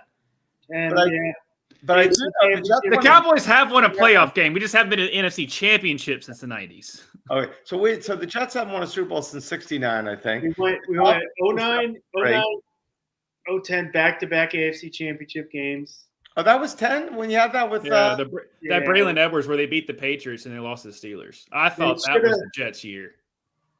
Yeah, they had their chance back-to-back. Not to bring it up, but kind of Brett brought it up, Russ. So just it's all good. I would take 1 Super Bowl in my lifetime, and it's miserable. Just give me 1. And like I've literally told all my friends, like I'm from Southern California. My dad's from New York, and I went with all his teams. I don't like a single team from California. I hate every team from California. My friends literally were like, "You talk too much shit," because I do. I'm like, if the Jets ever win a Super Bowl in my lifetime, I will never shut up. You'll never hear the end of it. Now it's more than Mike Greenberg. Oh, I don't hate ESPN. I would watch ESPN for like an hour just to get that reaction from Mike Greenberg, and then I'm going to shut it off for like. I would never stop talking. Now we haven't won a playoff game in 25 years, or been back in the playoffs since 2010. So it's 15, 25. We're 25. We're 2001. I think was that the game? It's pretty bad. I mean, we should have had in 15, we had a great team, but Ryan Fitzpatrick couldn't throw the ball because he had 40-mile-per-hour wind in Buffalo, and the ball's just fluttering around like this. The last game of the year, all we needed to do was win to make the playoffs. But and then we got Aaron Rodgers, and it was like every Jets fan and their mother's like, "Oh, we're going to the Super Bowl," and I'm over there. I'm like, "Yeah, maybe," but our offensive line is pretty bad. And then he tears his ACL. I mean, I was losing my mind. That Monday was like I couldn't think of anything else but the Jets and Aaron Rodgers. And then 4 plays in, he tears his Achilles, and I sat staring at the TV for 10 minutes. And then my dad called me, and I said, "Is this real life?" Yeah, well, I was at that AJ Dewey game, by the way, when AJ Dewey intercepted 3 touchdowns, and you guys, the Jets. I think you were born at that time, weren't you? You may not have been born at that time. I'm 91. That was the strike year. What year were you born in? 91. 91. So this was, when was that? When did that? Well, we drafted Marino in '83. So was it '82 when we played the Jets? When I was born, I was just born. '82. 82. So yes, I was there when AJ. And they had a great team, the Jets, and the Dolphins watered down the. Watered down the field. My phys ed teacher's nephew was Freeman McNeil. Because they knew the Dolphins knew the only way they could beat the Jets that year is they stopped Freeman McNeil. I know my history. It rained like crazy that day that it was slipping and sliding. Hey, you got it. That's home turf. That's what you got to do. Whatever you can do. The Dolphins win every game in September. Don't give me I know everybody gives me shit about what's his name? Oh my God, Mark Gastineau. Now I'm like, not even people are my dad literally goes, everybody hated Mark Gastineau. He goes, I hated Mark Gastineau, and I'm a Jets fan. Everybody got after that 30 for 30, everybody hates him. I'm like, he has dementia, but I mean, my Jets fan, nobody liked Gastineau. He was a punk. Meanwhile, why hasn't Wayne Corbett's jersey been retired? Like, dude was a stud. I feel really bad for it. Corbett wakes up in the morning and doesn't even know where he is half the time because he had so many concussions. Yeah. Dang. I mean, the guy put his body on the line. Yeah. He's a 5'8" guy from Hofstra. Mm-hmm. Yeah. No, Wayne Corbett was a beast. It was he was a beast. The Jet teams, but if you're going to win, if he's going to be your best player, you're in trouble. My first heartbreak as a Dallas fan was that snow game against the Dolphins. Where was it Leon Lett or whatever that freaking field goal block That field was goal the was. Thanksgiving Day miracle. That was Oh awesome. God, it was. I was just like, what is that? Because I was super young, and I was like, is that a? And my dad was like, oh my God. I was like, what? What do we do wrong? And they were like, well, I will tell you, the Dolphins did not win another game that year, and the Jets and the Cowboys did not lose another game. So you should be happy. It's like the miracle in Miami when we did that against the Patriots, the lateral. We didn't win again. I don't think the Patriots didn't lose, but that's what happened against the Cowboys. They didn't win again. Jimmy Johnson rode that right through the Super Bowl. Yeah, and shout out to Herschel Walker. Thank you for existing, because that's what gave us all of our team. Well, and my favorite player for us, the Dolphins. Yeah. So there had to be something else good that did it. They got the players, but Jimmy Johnson was an awesome coach, and he was a great coach in Billy Miami. Came to Miami. Yeah, he was a great coach. And when Jimmy Johnson was hired, I wasn't even happy about it. He came over from Oklahoma State. I said, why are we getting this guy? I lived in California at that time, so for a few years. So it was kind of weird reading it. And I'm saying, why are we getting this guy? So is there any – so Sanders still hasn't been drafted? Right now, if we can go back, Bobby just came back. Bobby, what was for supper? Steak, mashed potatoes, and broccoli. Excuse me. Sorry, guys. Wife was texting me. She goes, come on, it just got ready. I said, all right, I'm good. I'll run off. Let me go eat very quick. I ate too fast, so I'm probably gonna regret that later. So that's why I'm sipping on my Coke there. But I will tell you this though, I'm telling you that now people are just picking they're just looking at their board. It's unbelievable. Like Siobhan Revel finally went. Yep. So right now the best player on the board continues to be Shedeur Sanders, but then after that, it's pick your best player. And Jalen Milroe has Xavier Watts. I can't believe Watts is still sitting there, Bobby. I would trade. I'd give up all my fifth rounders. Just go get Xavier Watts. I don't need a fifth rounder. Miami does have the ammo. The Dolphins do have ammo to move into the third round. They do. Mm-hmm. It's just, again, like you said, Evan, it's really about your flavor. I mean, Shedeur Sanders still on the board. Jared Wilson, Georgia center still on the board. Xavier Watts out of Notre Dame, which is ridiculous. He's still there. That's what I love about the draft. There's guys that we're like, there's no way this guy's going to be available, and then he's available. Yeah. Want a prediction? You want a prediction? Yeah. He goes. The Raiders are picking 98 and 99 consecutively because they have the Dolphins. Watts pick. and at 98. At 98, they with the Miami Dolphins pick, they'll take Shedeur Sanders, and then all of Dolphins anti-Tuas are going to see. You see, if we would have kept 98, we could have gotten Shedeur. That's a great point. That's what's going to happen at 98. That's when he's going to go. Good, which is a possibility. He could be good. It's you're 100% correct. They're going to find a reason. But as I was saying before Bobby left, I think Zach Wilson's going to be a good quarterback here. I think Russ wants to go to bed. Yeah, hey guys, thanks for having me. It was great. I got to do a little work tomorrow morning, but it was all nice meeting you guys. Bobby, thanks for having me on. I'm gonna call it a night. All right, Russ. Thanks, brother. Appreciate you. Talking to you. I'm going to be checking out in a minute too. Go Russ for the On Deck Baseball podcast. Catch him on Wednesday nights and some Sundays. Maybe not. I don't know about this Sunday, but what Sundays? Not this Sunday. I to feel a little less queasy. All right. Maybe. What's up? Your Blue Jays won? Yeah, I know. No, I'm feeling a little less queasy because that green hat, I've been a little nauseous for the last couple of hours. Now that it's about to go that way, I'm okay. Evan, Bobby, you guys got to come up with some new material. It's getting really stale. He'll never get stale as long as you got that colored green diarrhea hat on. When's the last time you won a playoff game? Whatever, butt fumble. Anybody care about that? Hey, he still got more playoff wins than you. Whatever. Get out of here. I'm just glad someone's not talking shit I'm about to cancel on deck. Yeah. All right. I've never Later, seen someone pile on the Jets fans because they're already going through enough misery as it is. It will never be enough. I love the city of New York. And when I'm in New York, I wear as much Miami Dolphins gear as I possibly can. To see Giants fans just going through it, even as miserable as I can be sometimes. Just seeing Giants fans sometimes just going through it, and watching Saquon win it. As much as I hate the Eagles, watching Saquon win it when you saw that video of the GM being like, "Well, we can't do it," and the owners be like, "I sure hope he doesn't go to the Eagles." I'm like, "You all fucked up." Yeah. By the way, No, Brett, Bobby, I mean, these teams spend all their money on their quarterbacks. I mean, they spend way too much of money on him. Same thing what I believe the Dolphins did with Tua. And, it cripples you. They feel like they have to sign their quarterback. But we let every other guy that we drafted. I mean, I hated the fact we let the safety go this year. Javon Holland. Yeah, I mean, I don't know. Why can't we? I mean, was I the only guy high in him? I know they said he wasn't as good, but he played every game last year, I think. he played, you know what he did? He played he played outside of the first game after he punched the ball out. He played for his next contract, meaning that he played not to get hurt so he can get paid. He didn't play for the Miami Dolphins. He played for Javon Holland.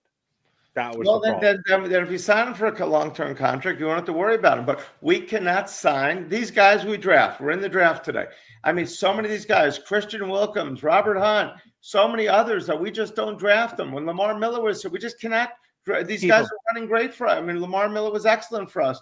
And then we just do not re-sign them. And it's what terrible. It is. I said this. I was on 305 Sports, and we discussed that that notion is because that's what they were saying. What's the point? We got to re-sign these guys. And I said, here's the issue in Miami.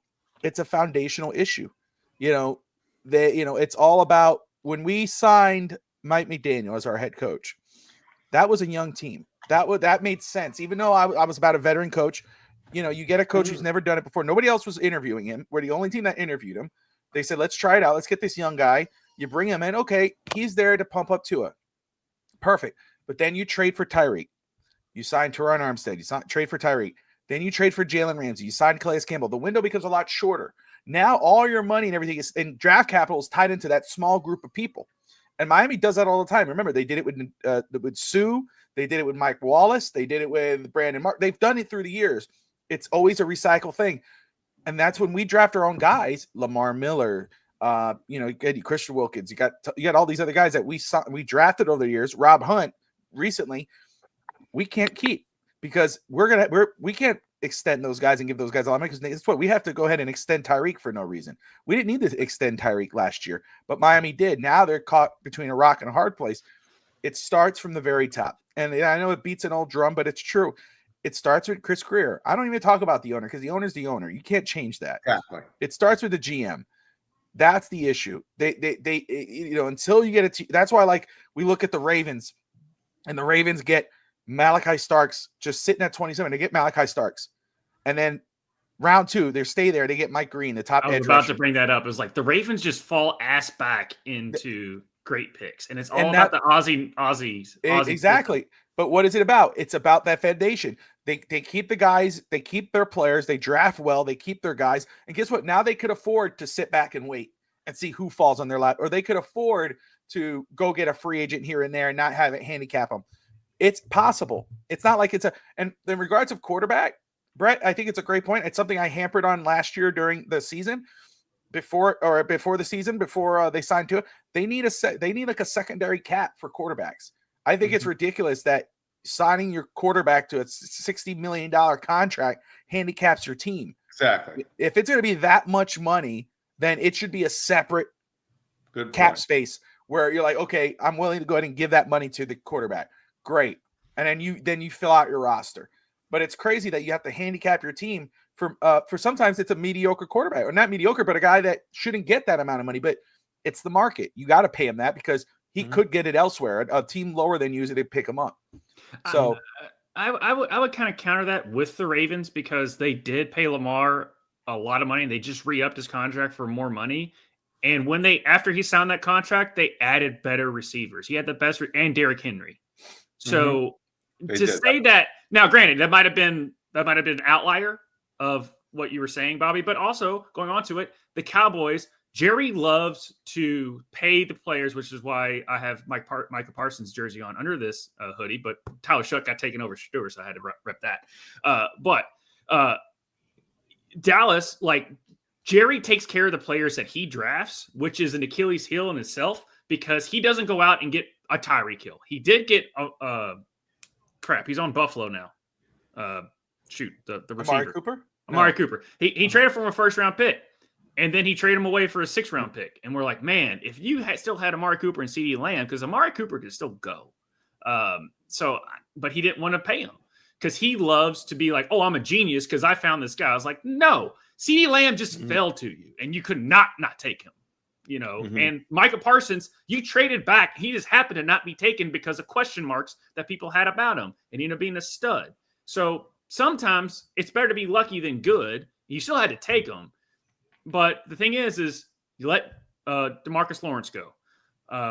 You let Curse and all that off. And obviously Dan Quinn left, which was the best defense we've had. And even when we got to the playoffs, the Packers still is the epitome of my life. Because my whole family are Packers fans, and I cannot get away from them. But Jerry pays his players, but yet we're still struggling. So it's like, where do you find that balance? And I think the Ravens, of all organizations who haven't won a Super Bowl since Ray Lewis was playing, have found that. So it's a weird, like, how do you find that perfect balance? The Patriots did it for 20 years. And other organizations are still trying to find that balance. The Ravens are close to it. I don't know who else. Steelers just passed up again on. Yeah, Caleb Johnson, the running back out of Iowa. Bobby, drop me off for like 3 seconds. All right, go ahead. Good. Free falling. They went ahead and that's surprising. Because when they asked him who the Mount Rushmore of what wide receiver combinations are, quarterback wide receiver combinations, he said the two guys they got and the next quarterback they're going to have. I mean, just forget about like just downplaying all the guys that ever played for them. The Mount Rushmore number one will be him and the guy that comes to play quarterback for them. I mean, this is going to be so much humility that he's going to have to swallow this hard. Absolutely. It may turn. And I said, Bobby, when you weren't there, you heard. That's why I think Zach Wilson can be good. Yes. Because, he's going to be better because, the humility. That's now, not that he was a great college quarterback. He did have that one unbelievable year, 36-3, 36 touchdowns, 3 interceptions. But he's got the talent.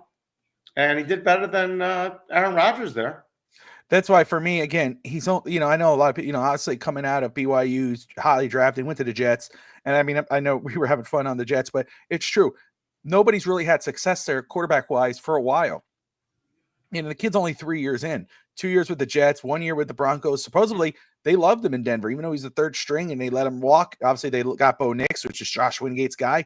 They let him walk. I believe, again, he's young enough where he still has a ceiling. It's not the end for him. He could come in, if and when Tua gets hurt, because we know that eventually will. Yes. I'm not going to be like, oh, that's it, write it off, and no. I think Zach Wilson can come in and surprise some people. We're going to be in a good situation. I don't want Tua to get it. If Tua plays every game, that means we're winning probably. Okay, best case scenario. Not that he's ever going to be benched, but you're right. But look at Mayweather. I mean, he was the quarterback for Tampa. You know what? At Cleveland, he was terrible. That's right. Well, Mayfield, right? You got it right. Great point. No, you're good. But Baker Mayfield, you got we brought him up earlier. Sam Darnold. There's guys that were supposed. Me and Evan talked about it during the season. We brought that up with Sam Darnold when Sam Darnold was going to start. And I remember when Evan and I were talking, and I was like, man, how do we think this game's going to go out? And it's like, oh, Sam Darnold, they're going to flop. And I go, well, something we're not considering. Sam Darnold has never played with anybody like Justin Jefferson before, like a coach like Kevin O'Connell. Let's see and guess what he does. And we at post game we're like, holy crap! And he had a great season. Now we'll see how he does in Seattle, right? I think he's in Seattle now. We'll see how it goes. But that's my thing. It was the right move. This is the move the Dolphins should have done last year. Was go get a veteran, and even though he's young, a veteran quarterback who has some upside. whether last year they could have done that too. I mean, even if it was an older guy like a Flacco or whatever, you went into last season with Skylar Thompson and Mike White. That was a disservice. That was like malpractice. I can understand going with a veteran and then Skylar because Skylar's your guy that you drafted, but you went in there with basically nothing, knowing to his history. Now you go in there with a Zach Wilson where it's like, okay, hey, look, if worse comes to worse, he comes in. Let's see what we got with him. Because guess what? Maybe he steps in and shows out. Now, guess what? Miami is sitting pretty next season with a younger guy. Exactly. And it's who's the guy in Seattle? I really liked him a lot. He played for North Carolina. He was backing up Geno last year. I came from the Redskins. Sam Howell. Now, he didn't do too great when he played last year, but I thought the Dolphins should have traded for him. Now, I don't know what is he still there? Because they got rid of He's Geno, still there. right? He's still there. Look at Jared Goff. Goff was awesome with the Rams at first. They traded everything to get him, and then he was just nobody cared about it anymore. They were just going to let go of him possibly, and now look at him. He's having MVP type years in Detroit. 100%. Quarterback is a very difficult position. It's even more difficult now. In the old days, they would never put a starting quarterback as a rookie to take over. They'd let the guy and they'd let him work and apprentice a little bit. Now they just get thrown right to the wolves. And it's, so you're saying, okay, I was a college quarterback before. Now I've got 2 seconds to throw with the best of the best defensive players coming right at me. I mean, yeah. And then you've got the fans hating you on social media. Oh, yeah. They love you for a minute, and then they hate you. They love you for a little bit. Just if you're Evan, he likes you for 2 games. If you don't do anything else 2 games, you're a bust. Exactly. Bobby. Yes, sir, Coach. You still think that Miami has to come away with a quarterback, right? We got to go into camp with 3. We only got 2 right now. We only got 2 right now. Again, so you think you get one in the draft or undrafted free agent? Probably, huh? By the way, with the 3 fifth rounders, by the way, Josh and maybe you're probably able to come back, Bobby. But when it comes to quarterbacks, they have 3. If they don't move into the third, and they have 3 fifths. A Quentin Ewers, a Dylan Gabriel, one of those guys. Riley Leonard, but I could see Dylan because I think isn't Dylan Gabriel like a similar mindset?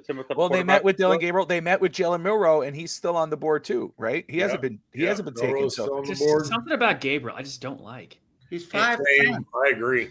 He's Pat Hayden's son. Come back when you're ready. So he fit right in. I mean, you got a 2 replay. Oh, look who came back! Oh, finally, I have another Dallas brethren to fill in the misery. I don't know. This draft is looking pretty good. I know. Shh, Josh, shush, because I like it too. Yeah, I'm watching Siobhan Reppel right now. So but I Bobby knows this because I got into a little bit of a Twitter scuffle with my buddy because he said that the reason Shedeur Sanders fell wasn't because of any of the outside stuff. It was because of his accuracy, his pocket awareness, like all those stuff. I said, okay. So I did some research.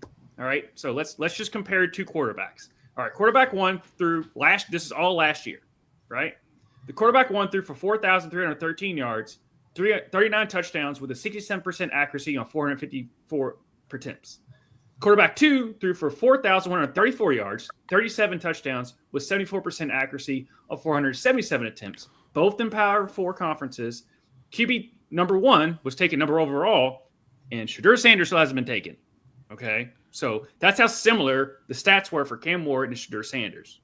It's kind of crazy how similar those stats were. You said 47% completion percentage? 74. Oh, I thought you said 47. Sorry, I can get a little dyslexic. Oh, no, you're good. I was just. So then he came back at me and was like, well, what about his, who they faced and all the other stuff? I was like, okay. So I researched that. So Cam Ward's opponents that he faced combined for a record of 77 and 78. And Miami finished with 10-3 record and 6-2 in conference. And the strength of schedule was 56. Shedeur Sanders, 88 and 72 opponents records. 9-4, 7-2, strength of schedule 63. The outlier is not the player as far as on the field. I think it's the mindset. Yeah, it's all the bullshit that Moneyball talked about the player and not the actual game. So while I was putting my daughter, the math is not mathing. While I was putting my daughter to bed, I was watching Dallas Cowboys draft show, and Bobby Belt on there was talking about why he could be falling. And he was saying the reason that could happen is because his mindset, all these teams are talking to him. They don't feel like he's a finished product. Shador Sanders feels like he is a finished product.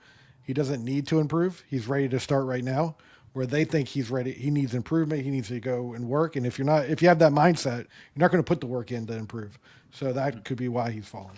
Yeah, like I said, That's a looking great at it point. because I dived into the obviously I dived into the stats just because he brought it up. Yeah. I'm like, I watched Shador. Colorado was not supposed to be that good last year.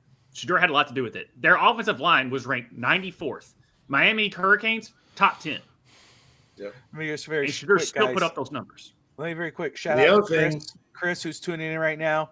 Coach, you follow up right here. Just want to say for all those who are tuning in, we're at 300. We're at 305, so 305. So I thought it was a perfect time to just reset. Thank everyone who's watching right now, wherever you're watching from. You're watching the Pro Football Draft live coverage show here on FTSN, sponsored by Caneswear. We are at pick 66. The Chargers are on the clock. So very excited here. Miami would make it selecting Kenneth Grant 80. out of Michigan and 86. Jonas Savanea, offensive guard out of Arizona. So I'm sorry, Coach. What were you saying, sir? Bobby 86. My thing with 86, sorry. Shador that I don't think enough people take into consideration is he was a quarterback at Jacksonville State when Jacksonville State was nothing. Turned them into winners, took them to championship games. Colorado was with probably IU as 1A and 1B, the worst college programs in college over the last 25, 30 years. And was the quarterback to turn that around with an offensive line that was the 2 years he was there was awful. They had no run game either. No run game, right. But you can't identify who that was. Was that Dion or was that Shador? Or was it a combination of the Dion's two? not on the field playing though. Yeah, but he's coaching. He's building the culture. He's building the mindset. He's teaching these guys how to play the game. I agree. But you need a quarterback that can get the job Oh, done. I agree. It's So just you don't have that. Like, is it both of them together? Exactly. That's what it is. This is the coach and the father coming together. If that's what And you that's mean. what's scaring teams, I think. Yeah. Not Yes, just that, he wants because to look over their back and say, "Hey, I'm drafting the guy that's going to replace me as a coach," and then he's going to bring in another general manager. I mean, the Sanders show, they've only worked together their whole lives, so why should it change? And And it probably I- didn't help that the president came out and was like, draft Shador. I saw that too. Well, and again, right? I mean, just that alone. I mean, not just that alone, but I mean, you add that to the thing. Exactly. You go into the fourth round, right? Let's say somehow he slips into the fourth round. Even then, really, that's time when you draft the quarterback, you don't have to worry about it. He's your backup. You never really have to worry about him coming in. It's like, hey, that's great value, dude. Guy could have been picked in the first round. We got him in the fourth round. We're good. We don't have to rush him in. But the fact is, again, you know, if you let's say you're the Cowboys, right? Let's just say, example, you know, or Josh, he keeps bringing it up, and it's let's just the Cowboys, scary. right? Cowboys, or let's say Miami, whatever. Dak Prescott, Tua Tagovailoa. The first time those guys struggle during the season, or maybe they get, you know, dinged up and they have to walk off and get off the field. Doesn't matter if he's a fourth round court. The first thing that's going to happen, you're going to see it pop up all up on Twitter. I'm going to see it in the comments. FinStanza's going to see it in the comments. Brett's going to see it on the Caneswear podcast. We're going to start seeing all the kinds of people going, put in Shador, bench Tua. Or you guys, bench Dak, put in Shador. Because that's what you're inviting in. When you have Deion Sanders, Hall of Famer, one of the greatest of all time, you know, you have all the fan base, you know, you have ESPN they're covering. Oh, Savion Williams just went to Green Bay. Great pickup. Yeah, it was. You have ESPN. They're not talking about Cam Ward yesterday. They're talking about Shador. He wasn't picked. They're not talking about the number one quarterback. They're talking about the guy who's going to go in the third and fourth round. It was ridiculous. You know, you got the president, you got everyone talking about this. So if you're an NFL team, you're sitting there going, why do I want to deal with this? If I truly do not believe this guy is the guy, and like you have coaches saying, well, look what he did here. Look what he did for these teams. But then you have Josh coming in with it's a valid question. Josh saying, but was it just him? Is it not his dad? Because his dad was in that for high school, college, 2 college teams. It's a legitimate question. And if you're a team, not just, again, to me, he was a third round guy, right? on film, 3rd round guy. It's what it was. A 3rd round grade. I think overall our grade was 3rd round. I think it bumped up a little bit to it, but it's the other stuff. Okay, Jacksonville's on the board. I'm sorry. This guy looked like he was a wrestler. You know that could be a shot. They pick, but I think me and Coach Vogel are ahead of you all. But so this is the thing. You already question someone that has never been coached by someone else. Right. How coachable is he? Yeah. And then from what we hear from Bobby Belt, he didn't answer those questions. He's like, no, I don't. I'm ready. Like, so how coachable really is he? I think that's the question here. They don't think he's going to go well with other coaches, and I wouldn't want him to be my quarterback if that's the case.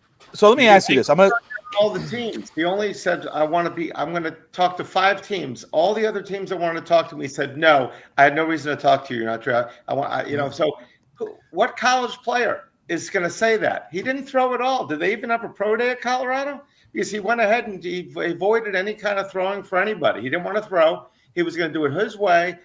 He's like, he wanted to be John Elway and pick the team he wanted to play for. And let me ask you, Brett, I want to ask you, and I'm going to ask, I'll ask Coach Vogel, Evan, as Dolphins fans, the 4 of us here are Dolphins fans. You got the Cowboy fans, but I'll start with Dolphins fans. And Brett, I'll start with you. Yeah. Let's say it's the 4th round, right? Or even the 5th round. Let's say something crazy happens. But Shedeur Sanders gets picked. Let's say Miami picks him for S and giggles. How do you feel about that? Would you be like, okay, would you like it? Or are you like, I'd rather have gone somewhere else with that? I think it's subtraction by addition, if that makes sense. I mean, or addition by subtraction. Whatever you bring them on, I think it's just going to hurt the program. McDaniels is not that solid in his job right now anyway. No. And he doesn't have time to babysit that whole situation. Okay. Fancy, quit smiling. So he's also got, you've got Grier. So I don't see it as a positive. But Zach Wilson signed for 1 year. 1 year, yeah. Okay. So he's a guy that was what was he, top 5 pick? Where did the Jets pick him? Number 3?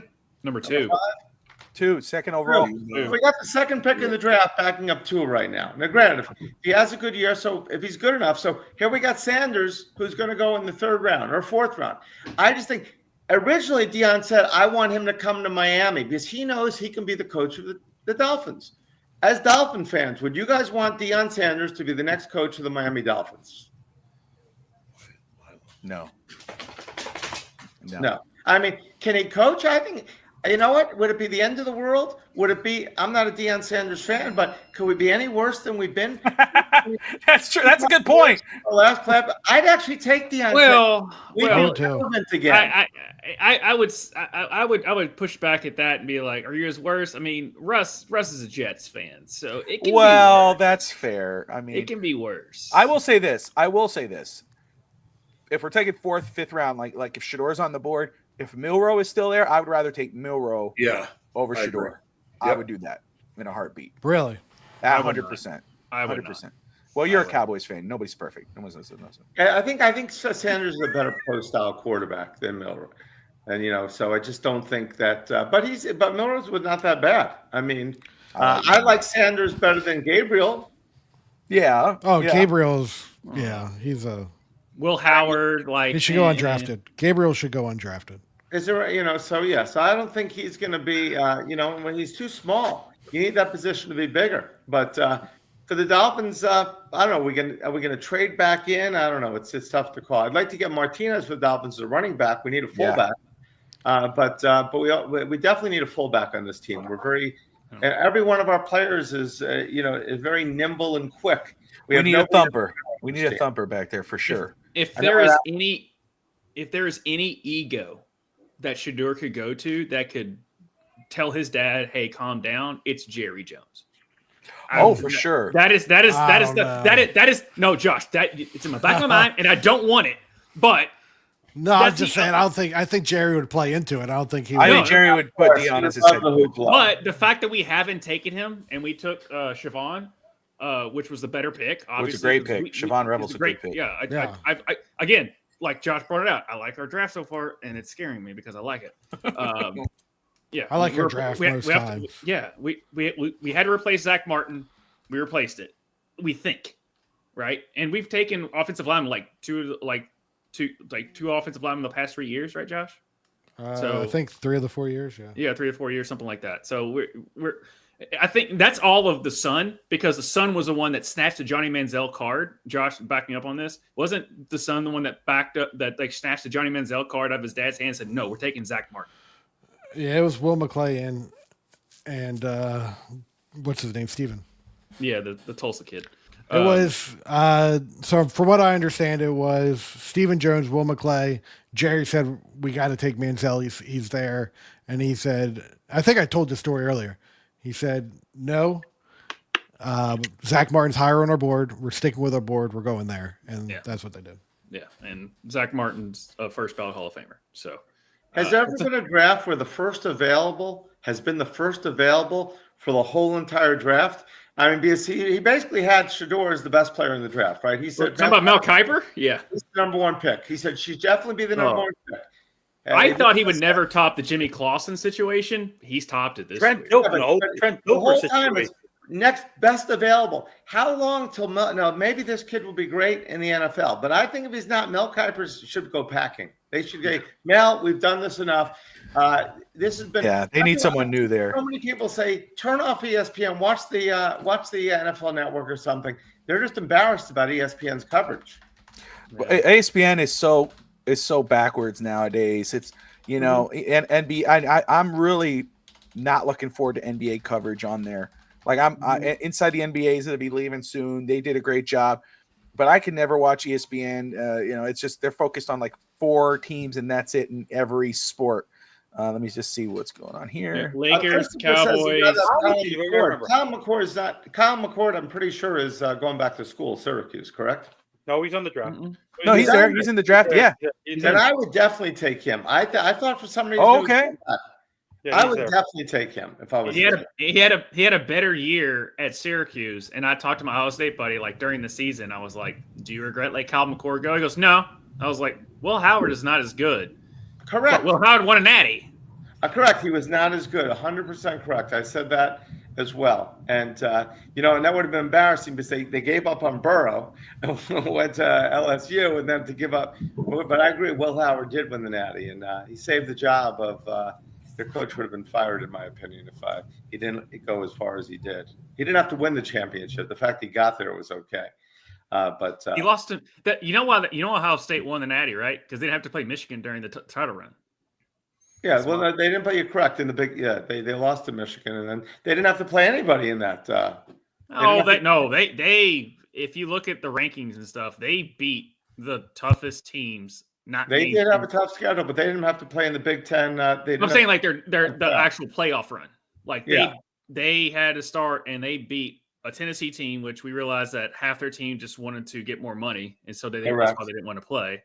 And then Texas and Notre Dame. Texas was good, but everybody said the SEC was so great, so we don't know how good Texas was. We had Quinn Ewers. I mean. Was he even the best quarterback on the team? I don't know. We'll see next year. Absolutely. And also too of that Speaking about Arch Manning, because I know everyone cares about the rookie or that freshman class. Of the top 10 quarterbacks in that class, the only one that has not transferred is Arch. Everyone else is transferred out from the school they went to. That is crazy. The whole NIL is crazy right now. It's going to be very rare you get a guy to play multiple years at the same school. They're going to have to do something soon. Eric here said he just saw the X video on McDaniels welcoming the new guard. He's a clown. No wonder Ramsey wants out. Did anyone else see that? I didn't see that video yet. Good evening, guys. Just saw the X video, man. I did see the video. I didn't see anything. Was it because of the poly takeover comment? Is that why you think he was a clown, Eric? Because he said I'm finally going to have that the Polynesian takeover. Maybe. Oh, it's the poly takeover. But that is the American Samoans are beasts. They are, and they're dedicated and everything like that. I do think that was a good pickup for the Dolphins. The question is, we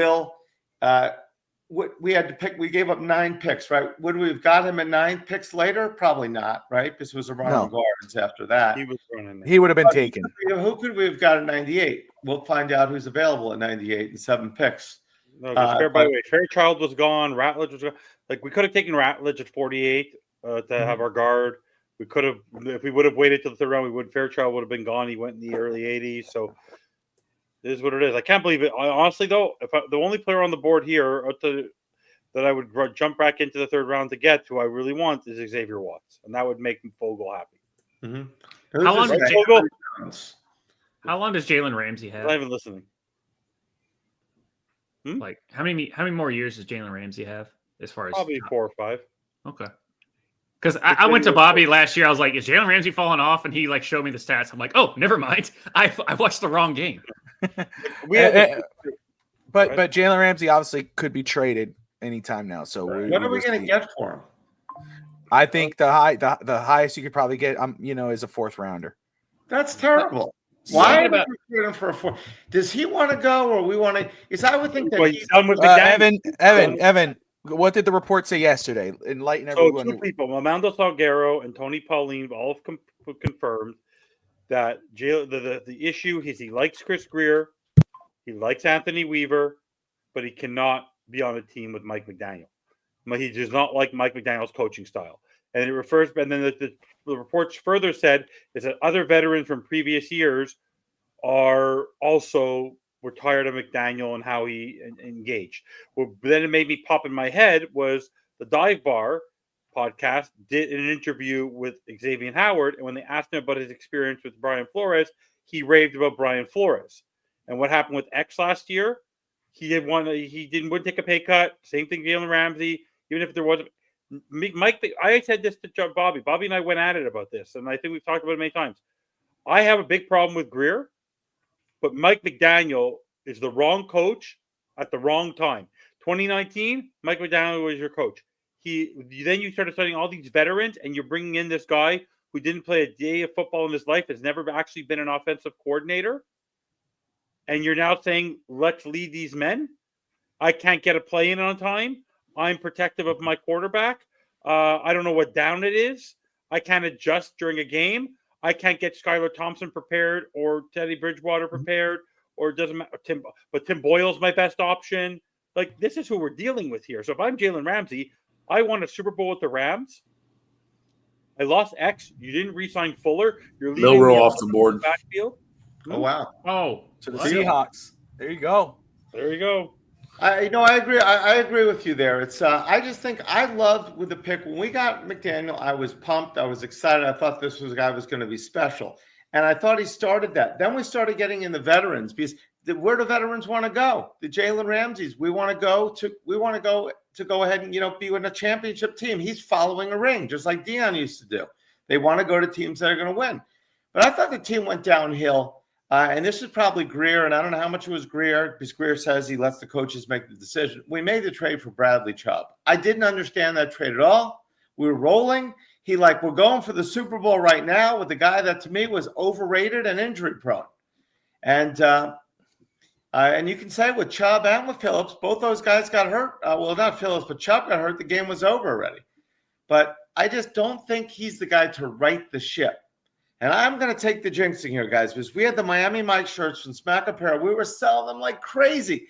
And I said to Jeff, let's get 100 more. The great thing, it's not like a player is going to be traded. And now all of a sudden, he fell off. It's just like nothing can go wrong. He's our coach. Breaking news, everyone who's watching. It's Brett messed up. He jinxed it. I said, let's go with this. It's like when I got Manny Diaz County. It's like it just didn't go well.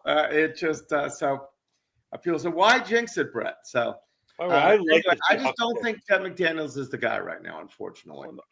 I didn't think he was. Bobby's been dealing with me for 3 years. The fact that McDaniel hasn't been the guy.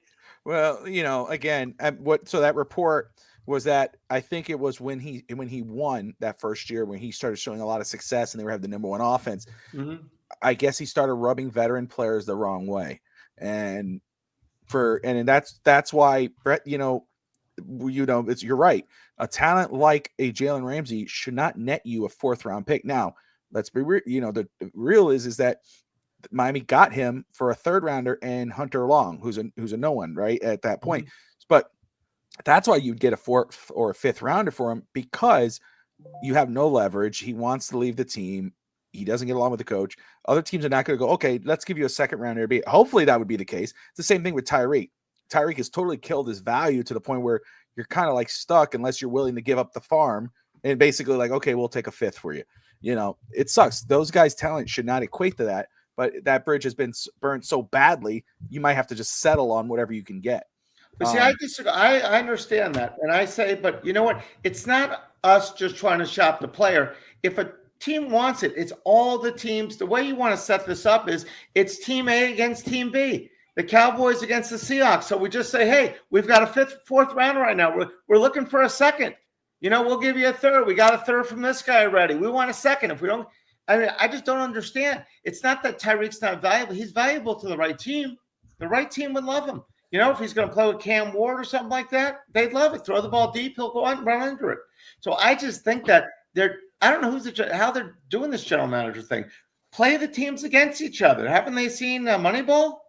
Yeah, create a market for him. Yes, Yeah, I get what you're saying. So, yeah. You should not go for a fourth rounder. I typically don't like to add fuel to FinStanza's fire because then he'll go off for like an hour and a half. But you had Vic Fangio as your defensive coordinator, and there's a one stop that he had where his defense was not good, and it was with Miami. Mm-hmm. And why was that? Is it because of Grier? Is it because of? And I'm I like Mike as an offensive guy, but I think when we saw Vic go from being a defensive genius to a defensive genius, even though he wasn't a good head coach, he's just a good coordinator.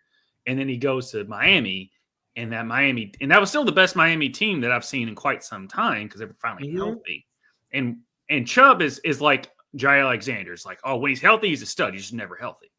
But Vic finally goes to the Eagles, and that's just the greatest defense ever again. Mm-hmm. So is it because Mike kept stopping him from doing stuff? I don't understand that. And then on top of it, to circle back to the draft, how did Jalen – and Bobby knows I'm not a fan of Jalen Milroe.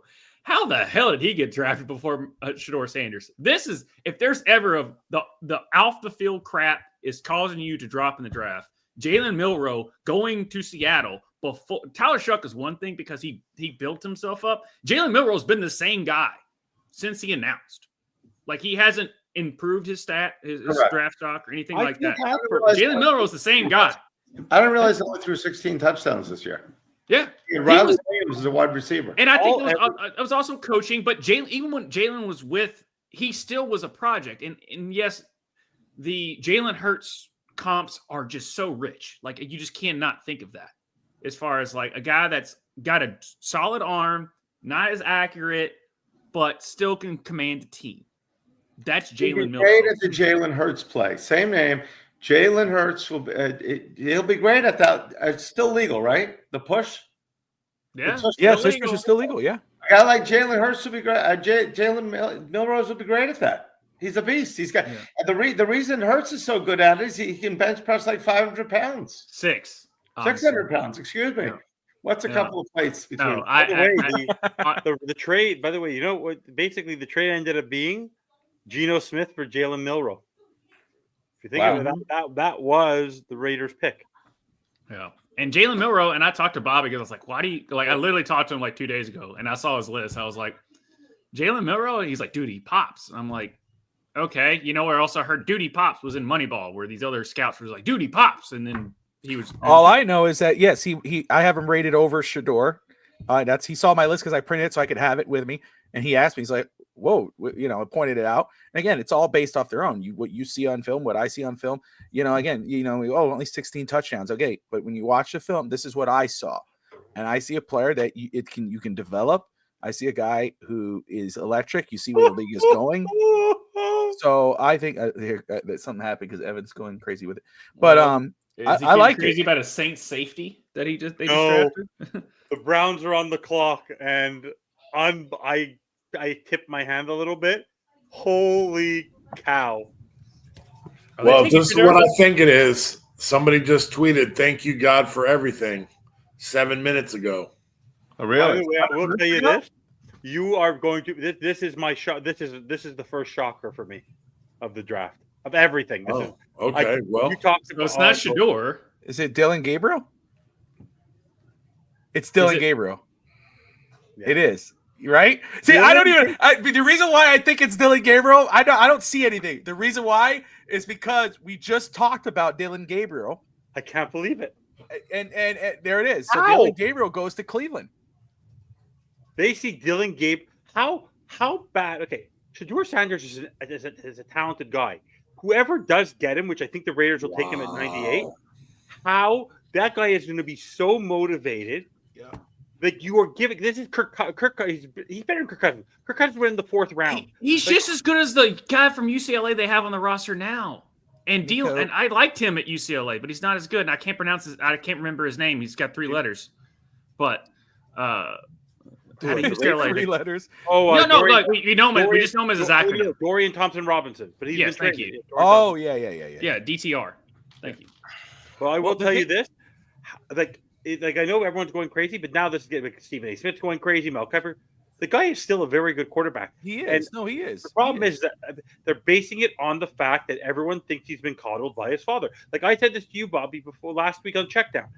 He's not going to the draft because he knew he wasn't going to go 1st round. He had a sense that his parenting, and I said this before, Brett, and before maybe you were on.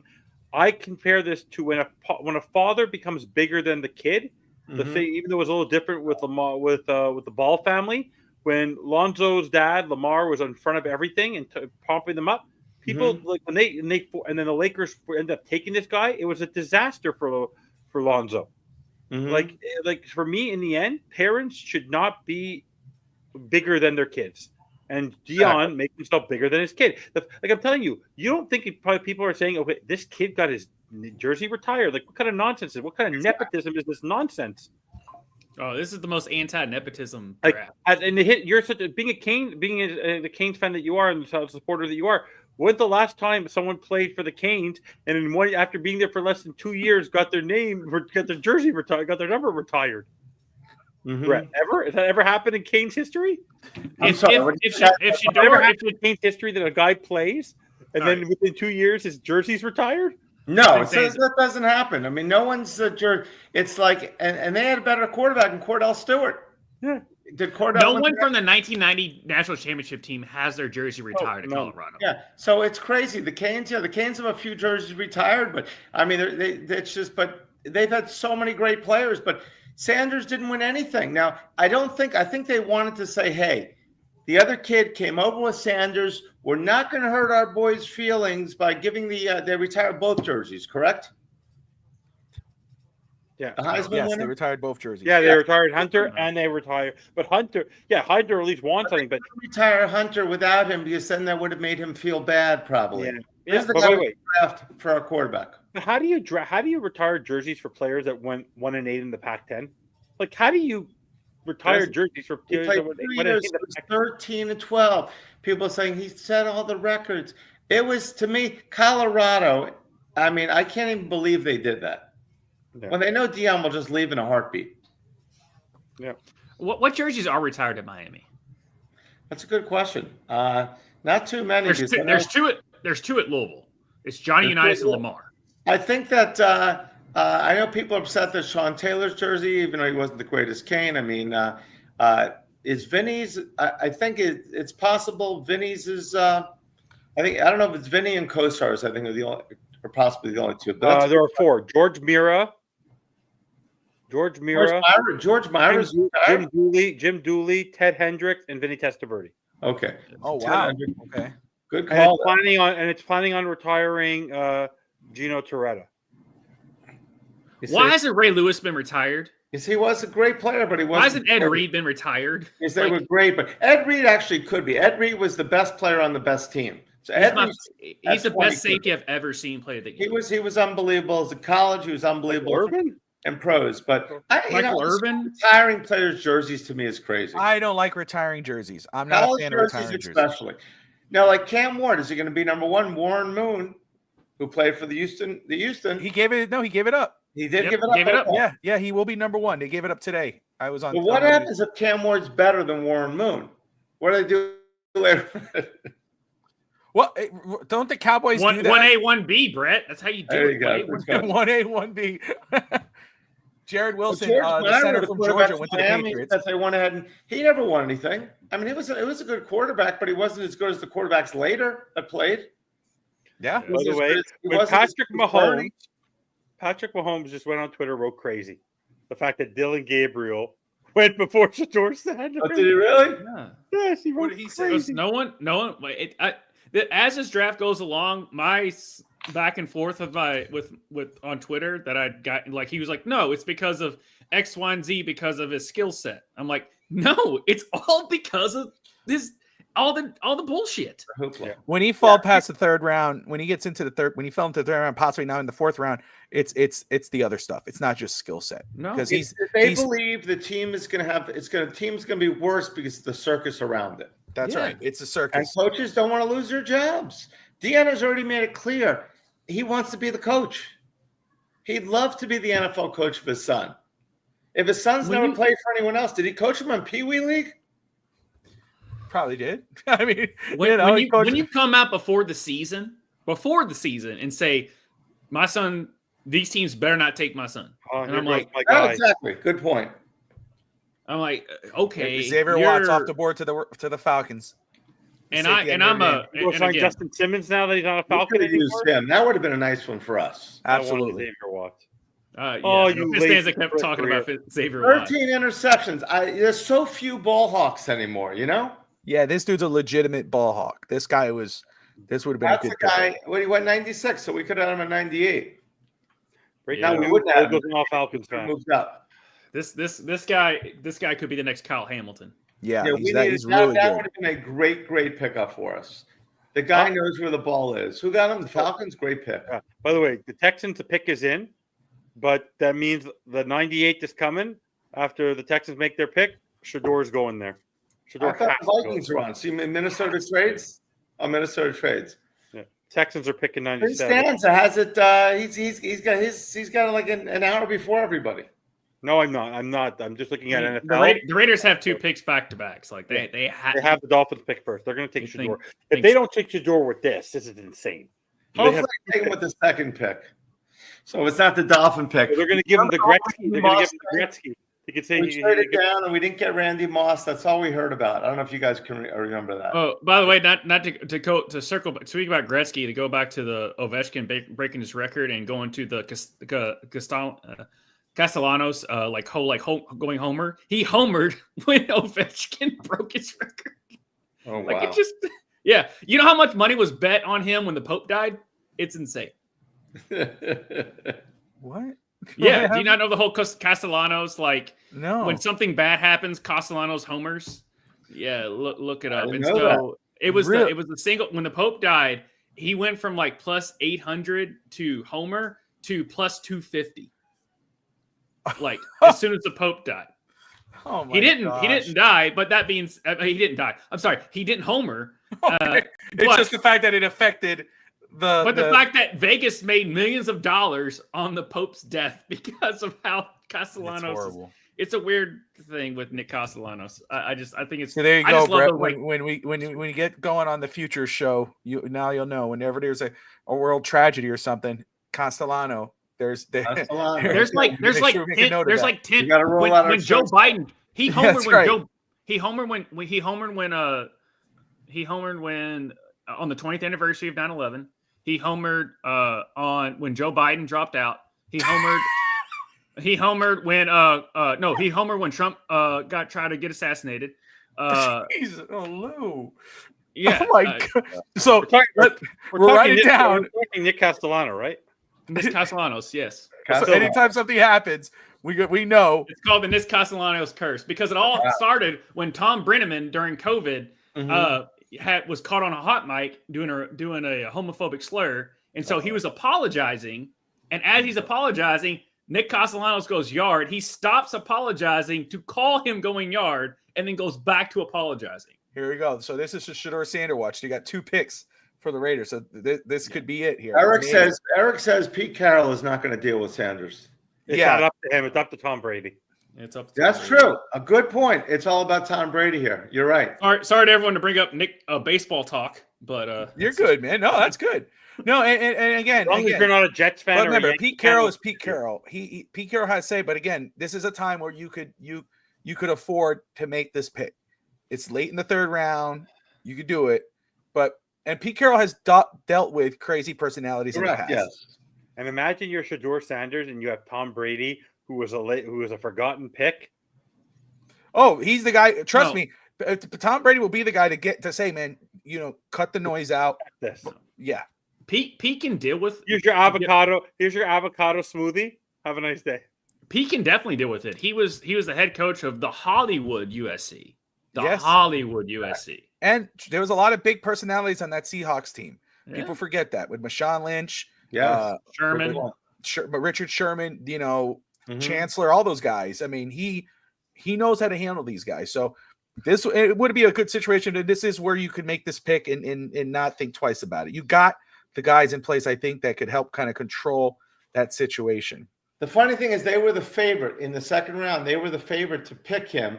They were the favorite before the draft started, the second round, to pick him. But nobody thought they'd pick him like all the way over here if they do pick him. My son just said, "Dad, I feel bad for Sanders. Somebody just called him and prank called him and said he was picked." Oh God. Oh God. That's horrible. If you got his number, okay, then he must be a friend of yours. You're hanging out with the wrong people. That's right. That's not good. That's And bad. I'm a big Dion fan, but man, he is not helping his son. No. Obviously. People were saying that, oh, he was a great teammate. He was this, he was that. He goes, it was all about Dion. It's his personality. Let's see. We'll see what's going to happen. I'm going to stay through these two picks, guys, and then I'm going to leave you. But Yes, we're almost done anyways. Because You're almost done anyway. Look at that. Yeah. He came 102. in and I came in for 30 minutes, but I'm here for 2 hours. welcome to the FinStalk Sports Network. There you go. We love this summer. It's like Christmas. So, do you think you should give out draft grades 2 years after the draft and not right after the draft? Great point. Great point. I wanted to start a website a few years back that was, how did my team do? And every year it gets updated, like a grade point. Like if it's so hard to that's give pretty it, we're giving it an A-. How the heck do you know? exactly. It's going to be an A-. In 3 years, give a thing in 2 years, 3 years, 5 years, 10 years, what happened? But you're right. Every year you can have like an up and down thing. But you're right. Giving these grades, but this is what people love. They love instant gratification. They Yeah, all do. 100% true. I agree. I'm not a big fan of, like, I can understand going, you think of the trade value, you're like, oh, could we have waited? That's personal opinion. But you really have to wait at least 2 seasons before you can say, hey, that draft class sucked. Or, man, they killed it with that draft. There we go. Pick is in. All Is right. this it? Nobody react until we see it. Evan. This guy has to give a speech every damn time. I know. Like, come on, dude. No one will hear all that. Just get to make the pick and move on.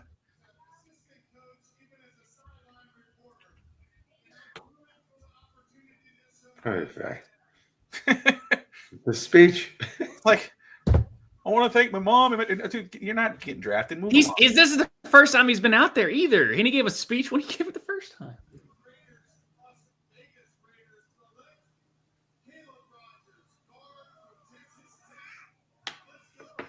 All right, go with pick 99. Just stay there. Don't leave.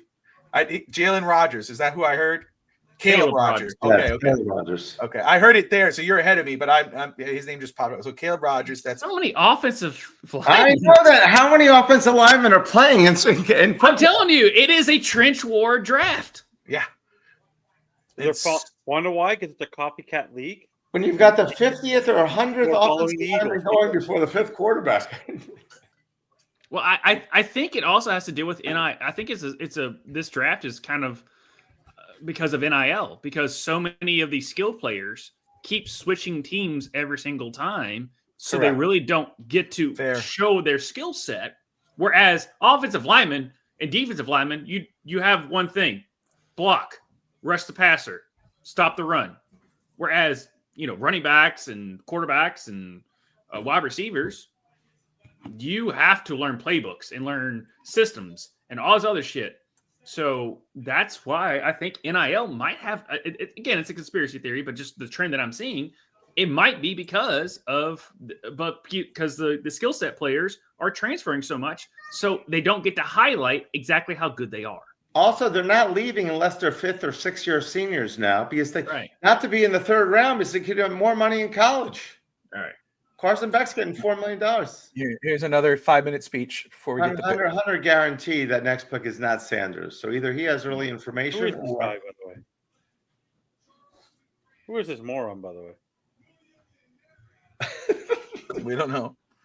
Is he's still talking? Come on. No, he didn't do it either.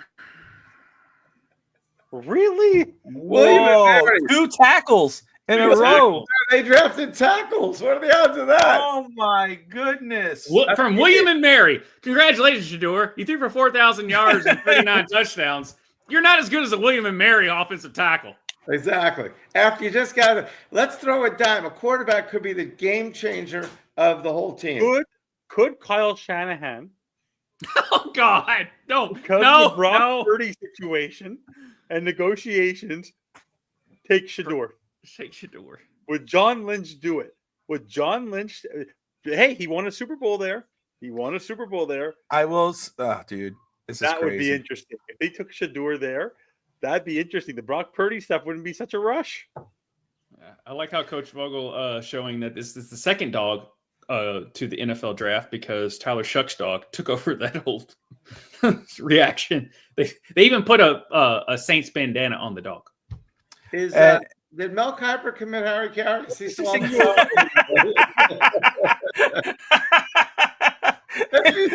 He's probably running his head in the wall. If there's a time for Mel Kiper to retire after a draft, this is it. This is it. Hey, Brett, did you, since you're on, I know you say about, well, we're only a few picks in, but we're about at the end there. But since you're still on, do you want to do the honors and pick a winner for tonight's gift card giveaway?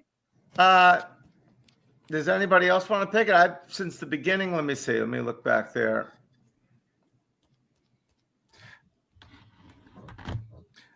Let's see. Let me see. The question is, who is on now that was on at the beginning? That's true. That's true. I guess there's a few recent guys that have gone ahead and posted a lot. So your call, Bobby. I've got a few guys that I could see, but you know the crew better than I do about who's been in and who's not been in. Since I haven't seen them. Well, a lot of the guys that are tuning in right now, they're in the comments, have been here for a little bit. And let me see here.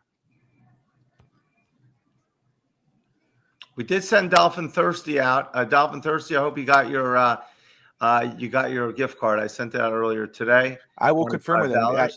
Yes, he was so excited. Right. Yeah, he was very excited for that $25 gift card from Caneswear. Again, awesome. They got everything and if you're, not just Dolphins, they got Hurricanes, they got Marlins, Heat, Inter Miami. They've got it all. Everything Miami. You know what? I'm going to roll with great starter jackets. I see it's cold in Green Bay. We got great Dolphin starter jackets, the reversible black and teal. Awesome. We got the Hurricane reversible starter. We got the Sean Taylor jerseys. We got the Ed Reed. Speaking of Ed Reed, we got the throwback Ed Reed jersey. We got the Cameron Ward jersey, #1. We've got a few of them left. We sold like crazy yesterday. We got Xavier Restrepo will hopefully go soon, but tons of Kane stuff. Panthers stuff. The Panthers Stanley Cup champions going for #3 tomorrow. Going for 3 in a row tomorrow, 3-0. So tons of stuff. Brett, let me ask you this because it's the first time we've even been met. The 2001 Hurricanes team is still, to me, the greatest team of all time. Mm-hmm. Do you have any apparel to reflect that? I think that is the greatest. We've had shirts that are that I don't know if we have any right now that say the best team ever. Probably next year we'll do it again for the 25th anniversary, because next year will be the 25th anniversary, 2026. So we have we try to get things like that all the time. We have a lot of things that say five-time champions. But say what? And actually, in that decade, the Hurricanes played for the national championship like 9 times. Mm-hmm. They're probably 5 and 4 to play for the championship. We know we lost to Ohio State in 2002 when we on the fumble. I think Dan Maurice Colorette. They just threw the fumble. They threw the flag about 30 minutes later. I think everybody already left the stadium. They had to go back. We lost the big game that Vinny Testaverde in 1986 threw 5 interceptions. I think he just threw another one against Penn State. So it's been awesome. So, but that's, if you're still watching Caneswear.com, we got your stuff. Yeah. Oh, look at that. That's pretty neat. I didn't see there. You got and then so okay, see Kevin's in there. You know what? Let's roll with Hunter. Let's get Hunter will win today's $25 Caneswear gift card for day 2 of the NFL draft. Hunter, I will connect with you. Reach me out via Twitter or Instagram. I think you have me on Instagram. Oh. Send me a message. Send me your email, and Brett will get you taken care of to get that $25 gift card for today. And again, guys, tomorrow we got day 3 coverage of the NFL draft 4 through 7. Of course, Miami's gonna be on the clock a lot tomorrow, so we'll be on. You got Steve Malloy. You got a lot of people coming on here. It's gonna be a great show. But for those who are tuning in, commenting throughout the draft, we understand it's a long draft, so you come in, come out as you're watching the draft on TV. Join us, talk Dolphins, talk NFL draft, have a chance to win that $25 gift card, and get some nice gear. It's a great shop, and Brett and his team are awesome. And of course, we got the Caneswear podcast on Wednesday nights at 9:00. I have a Dolphin starter. I got one for Christmas, the teal, the aqua one. I love this. My favorite coat, my favorite jacket I got from Caneswear. The wife surprised me, and I'll tell you what, ships that fast. So, anywho, as we go on now, we got Upton Stout.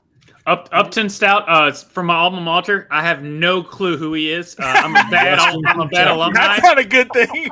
The Hilltopper. Yeah, no, I pay too much attention to Louisville. Can you imagine? You're Shedeur Sanders, and you're sitting there going, I just got outdrafted by a guy named Upton Stout. Yeah, he sounds like a dude from the 1950s. Oh, I just got Upton Stout. Such a good ball player for the 19. What are you gonna say, Brett? I like a good stout. I know why that he's blackballed. I mean, Lamar Jackson. I know where did Lamar Jackson go? What round did he go? Did he go the first or the second round? They traded back up to get Lamar as the 32nd. So this is kind of a crazy stat. 2 Louisville quarterbacks have been taken 32nd overall: Teddy Bridgewater and Lamar Jackson. Because both teams, Minnesota Vikings traded back up to get Teddy, which in that draft, Louisville had 3 first-round draft picks. Mm-hmm. Teddy, Marcus Spears, who did nothing, and the safety, which I can't remember Calvin Pryor, that went to the Jets and then went to the Browns. All that, but yeah, that 2 teams traded up that both have the color purple that drafted Lamar Jackson and Teddy Bridgewater. So, yeah, that's that. But as far as Louisville players that if your team lands them, you will be happy, is Quincy Riley and Ashton Gelati. Because Quincy Riley, for those who don't know, he came back. Ashton and Quincy should have gone pro last year. They came back. Quincy is a cornerback. And if he was the best cornerback on our team a year, like not this past year, but a year before that, and Jarvis Brownlee, who is now on the Titans, which was a 3rd or 4th round pick, who is a solid player, wasn't as good as Quincy. So that's that. And then Ashton Gelati, unfortunately, him coming back, the defensive coordinator for Louisville did not put him in the right positions. I think whoever drafts him will be happy. But Quincy, I think, is going to be a solid cornerback in the NFL. As far as Louisville players, there's other players. Obviously, Ja'Cory Brooks, who was formerly of Alabama, was a transfer to Louisville for 1 year, was our best receiver, but he's just fine as far as an NFL receiver. So there's 2 Sanders in this draft, okay? And Shiloh made a funny comment yesterday. He says, if they're not drafting him, I'll never be drafted. That's what he said after the first round yesterday. But now Shiloh had some problems. Was it at Heritage or so that he beat up the security guard, put him in the hospital? Oh, wow. I think the guy was suing him. Look that up. Shiloh Sanders. He has some off the field issues, but it wasn't because of but also he's fine. He's not that.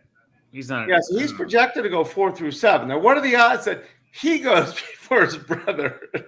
Oh, that would be so bad. And there it is. The final pick of round 3 is not Shedeur Sanders, and it's Ty Felton of Maryland. That's the final pick? Yeah, that's the final pick. A lot of wide receivers. In the third. Xavier Restrepo did not go. Martinez did not go, which is sad. So I hate Martinez for the game he played against Louisville because he just dogged our defense. He bowled over like all of our guys and like some of our best tacklers. And I'm like, who the fuck is Martinez? I want the Dolphins. The Dolphins could use a power fullback. Oh, for sure. No, yeah, they definitely need a power back. But they're going to need, I know they need safety, everyone said, but if I would take a Martinez, I think he is going to be he's going to run over people in the NFL. Yeah, and that's the issue, though. He doesn't have that breakaway speed, but he bowls over people. There's only so many Earl Campbells that come into the league. Correct. And he will fall in the draft to that 6th round, 7th round that they're going to take him because of him just being that bruiser back that only lasts for so long. And they're just not going to invest in that. Well, how many running backs have been drafted in this draft? I've barely seen any running backs. How many? No, and I'll tell you what, 4. Looking at running backs alone right now, I mean, 4. It's been 5. Like, listen, Dylan Sampson's still there, Cam Scatabo, Jordan James, Damian Martinez, Ollie Gordon. You know, there's still some really good Devin Neal, some good backs still on the board. You know, I wouldn't hate it. Gunnar Helm from Texas tight end still on that board. Let's see here. Let me make sure. So 5 running backs out of 103 picks. Is that it? I think so, right? Wow. Genty, the Amari Hampton, Genty, Henderson, both Ohio State guys. Ohio State guys. And who else? Isn't there one more? There's one more. I can't remember. Let me go back to the 2nd round. But I think it is 5. And then again, wide receiver, right? You got Caleb Johnson from Iowa went. There you go. And let me go back to the 2nd round. There might have been 6. They wide receiver wise, there's a guy that I think you probably get later that for Miami wise is the wide receiver out of Tennessee, 6'5", 205. RJ Harvey. So there's been 6. 6 RJ Harvey, UCF. There you go. That's right. 6 running backs. Okay. But there's still a lot of good running backs on the board. Let me just look very quick at corner. Scatabo. Top guy is Quincy Riley. Quincy Riley out of Louisville, which is Josh's guy. Za Frazier out of UTSA. I like him a lot. 6'3", 186. I'm huge on him. I thought Dorian Strong was taken. Am I wrong? I thought he was. So there's a couple of them still on the board. If Miami takes Quincy, the game to go back and watch from him because he was banged up all of last year. The game to go back and watch of Quincy to make sure that like he's the dude. Go back and watch the game from against Notre Dame 2 years ago. Okay, he shut them down. And then in regards of safety, guys that I look at, I mean, Dante Trader out of Maryland. Sebastian Castro is a guy. Obviously, Billy Bowman is another one. Those are guys that intrigue me. Let's see here. I want to make sure. Obviously, University of Miami, Tyler Barron, edge rusher, still on the board. Chris Paul, linebacker. Danny Stutzman. Also, Quincy Riley is Teddy Bridgewater's doppelganger. Look gosh. Oh, really? Yeah, no. If you look up Quincy Riley and you're like, oh, he looks dead up like Teddy Bridgewater. Like that's hilarious. Yeah. And then of course Evans guy, tight end Jackson Haas out of Georgia Tech is still on the board. So that's somebody later on. He'll be one of our 7th rounders. Yeah. Which again, he's a great blocker. He's one of the better blockers in the draft.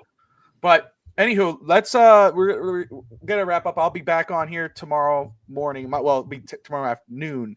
For everyone else, me being Central Time with Josh, I'm here in the morning 11.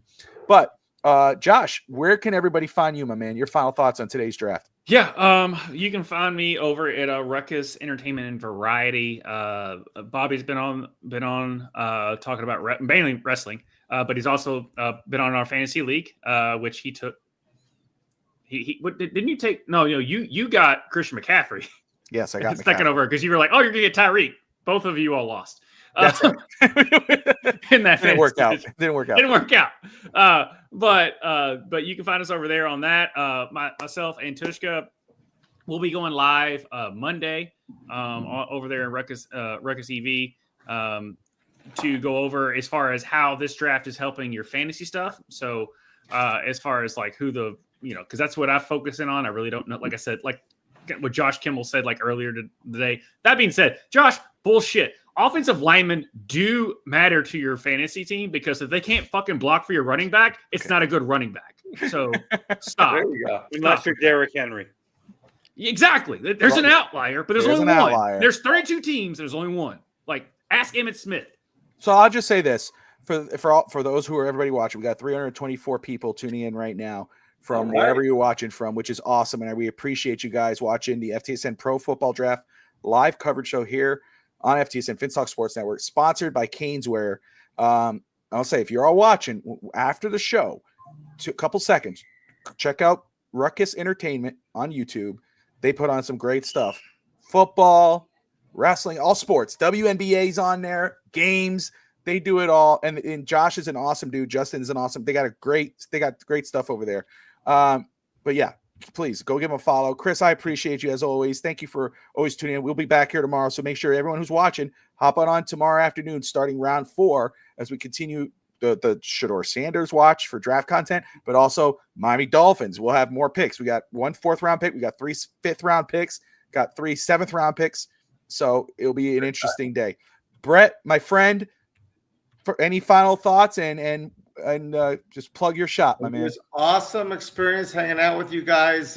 Thank you so much for inviting me. Yes, caneswear.com, or if you're in Davie, come on out and check us out, 2655 South University Drive. We love being part of these shows. We love giving out the gift cards. If you want a gift card, make sure you let us know so we can get you that.